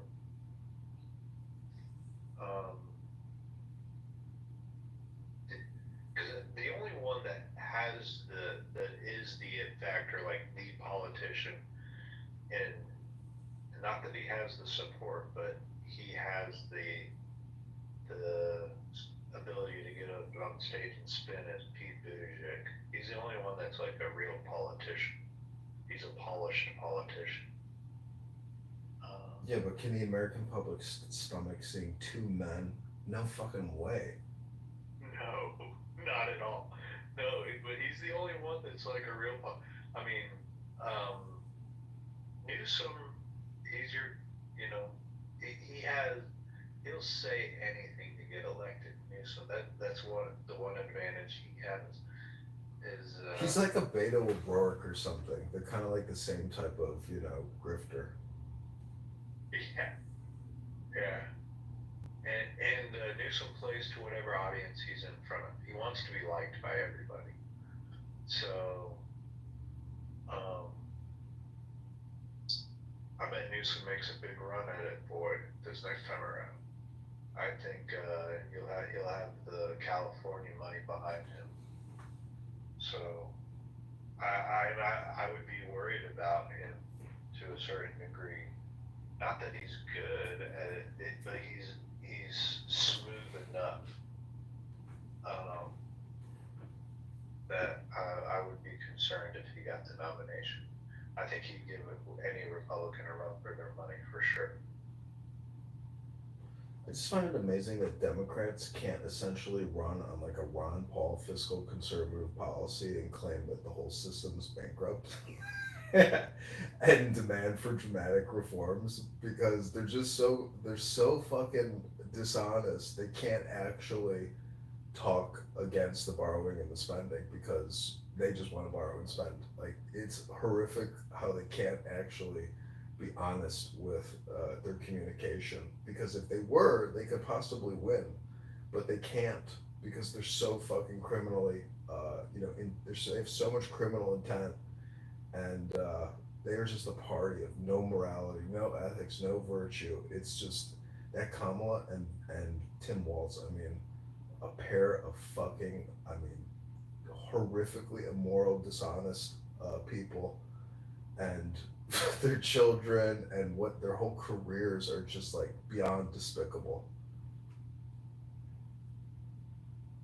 Yeah, if the Democrat Party could actually govern and be honest, that we would have probably dealt with easily a 16-year to maybe even 20-year span of the Democrat Party rolling out of Obama. They were so far ahead after George Bush. In 2008, when Obama won, the Democrats had 60 senators. I mean, I know you remember it. The Republicans were so far behind when Obama got elected. I was truly petrified, worried that they were just going to shove everything down our throat.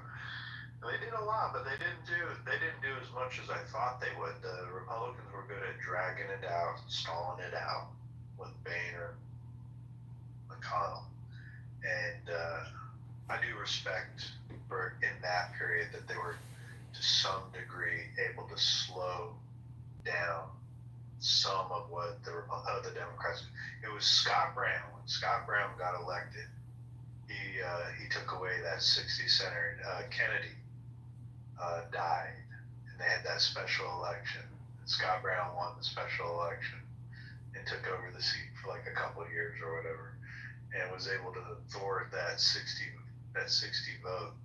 And oh man, I tell you what, that's where we started from. To see where it is now, Trump's second term, we've made a lot of progress.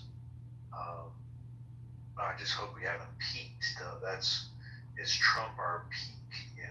That's what I'm concerned with. But a lot of politicians have died and passed on. Back then it was Harry Reid was in the Senate. Now with Nancy Pelosi falling out, Hakeem Jeffries is no Nancy Pelosi. So the Democrats, when they lose Chuck Schumer too, I don't know who the Democrats really have. It'd be another old guy that they don't really.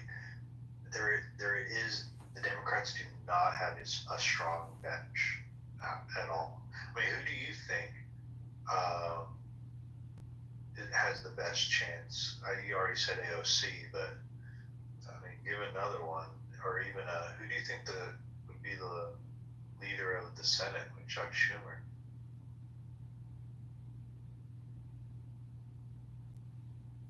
I don't know.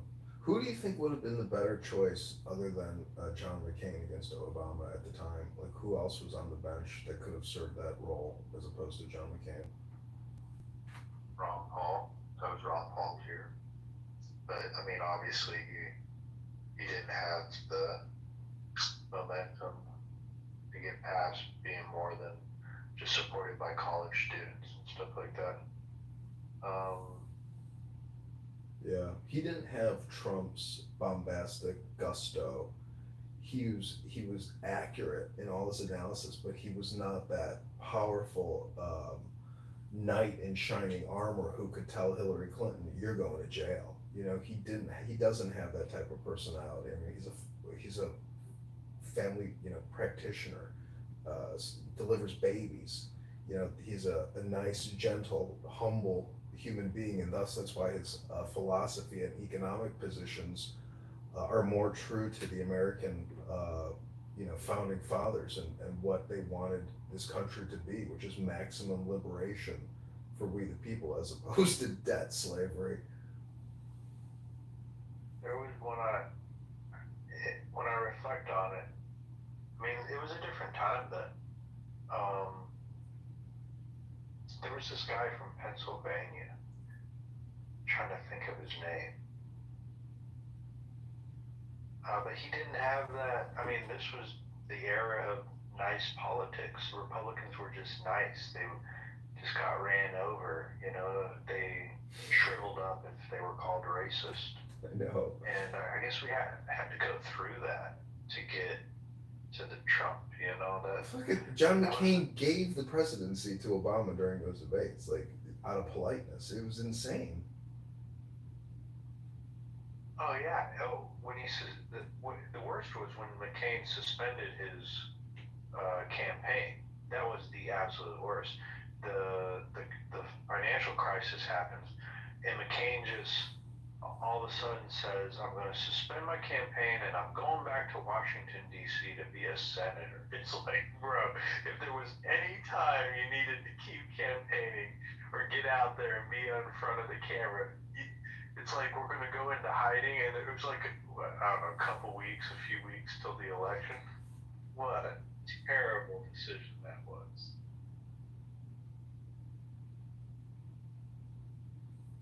People in Chicago, Obama came to Grant Park.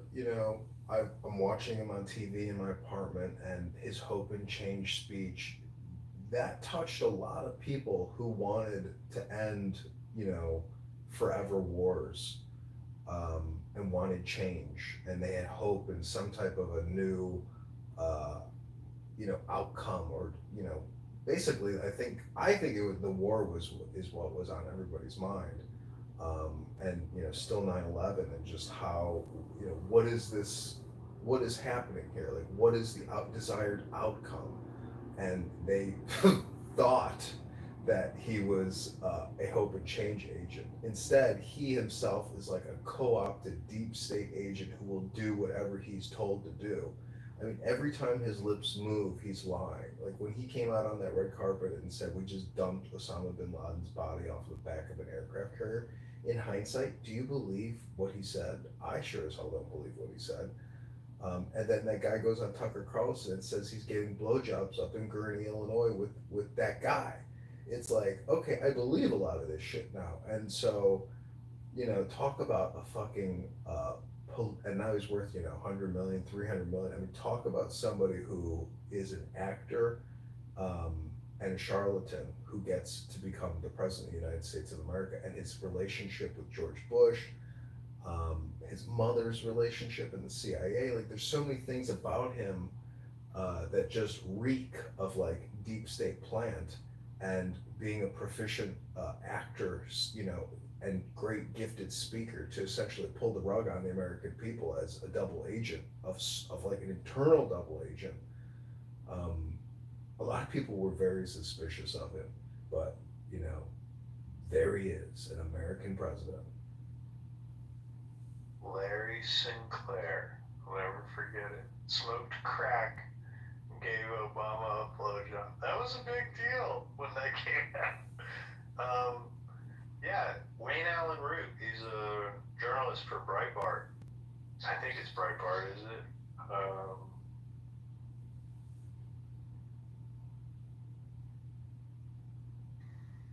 Am I thinking of the right guy? Yeah, Wayne Allen Root. He's a journalist. He went to, yeah, he went to Columbia and is allegedly in the class, the graduating class that Obama was supposed to be in, and they went. So Obama has that's where he allegedly went for law school, was Columbia, and Wayne Allen Root is supposed to, like, that's his class, and he says he knew every single person, or knew of them, knew their name in that graduating class except Barack Obama. Barack Obama was not, like, even though that's what his biography says, he doesn't, for the life of him, he can't, and he has spoken to 30 or 40 or 50 of his classmates, and no one actually remembers Barack Obama at Columbia. So it was certainly a fabricated story. And you know, this was prior to the social media and stuff. It was just the right timing. I don't know if they'd be able to pull it off again like that with Barack Obama, because there's a lot of questions to his upbringing, his raising, and things like that. I mean, if there's a definition of a Manchurian candidate, it's pretty damn accurate for Barack Obama. He was certainly what he sold himself as. I mean, obviously now hindsight, it's 2020. It's easy to tell he was not what he sold himself as, and so many people recognize it today.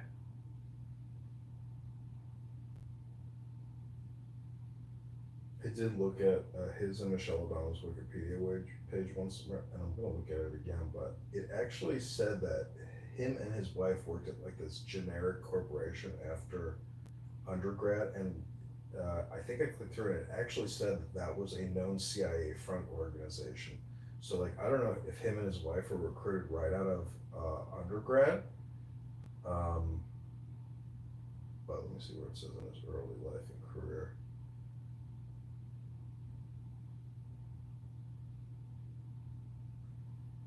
In '63, Dunham met Lolo Soetoro at the University of Hawaii. Anyways. Yeah, Barry Soetoro. That's what he went by half his life. In '81, Obama made his first public speech calling for Occidentals to participate in the disinvestment from South Africa in response to that nation's policy of apartheid. Graduated with Bachelor of Arts in '83 with a 3.7. This is after graduating, Obama worked for about a year at the Business International Corporation. That's the front group for the CIA, Business International Corp. A publishing and advisory firm dedicated to assisting American companies in operating abroad. It was founded in '53. It organizes conferences and worked with major corps. Former President Barack Obama worked there as a financial researcher after graduating from Columbia. In '86, Business International was acquired by Economist Group in London and eventually merged with the Economist Intelligence Unit. Business International was linked to the Central Intelligence Agency. It's right there on his fucking Wikipedia page. Isn't that wild? I'm literally not making this up. You can look at it. It's underneath college and research jobs, in his Wikipedia page. If you click through where it says Business International Corporation. I mean, the fucking guy became a CIA agent in '83 after graduating, supposedly. That's wild. I mean, ask any Democrat on this platform if Barack Obama's first job was with the CIA, and they'll say, maybe, motherfucker, I don't know.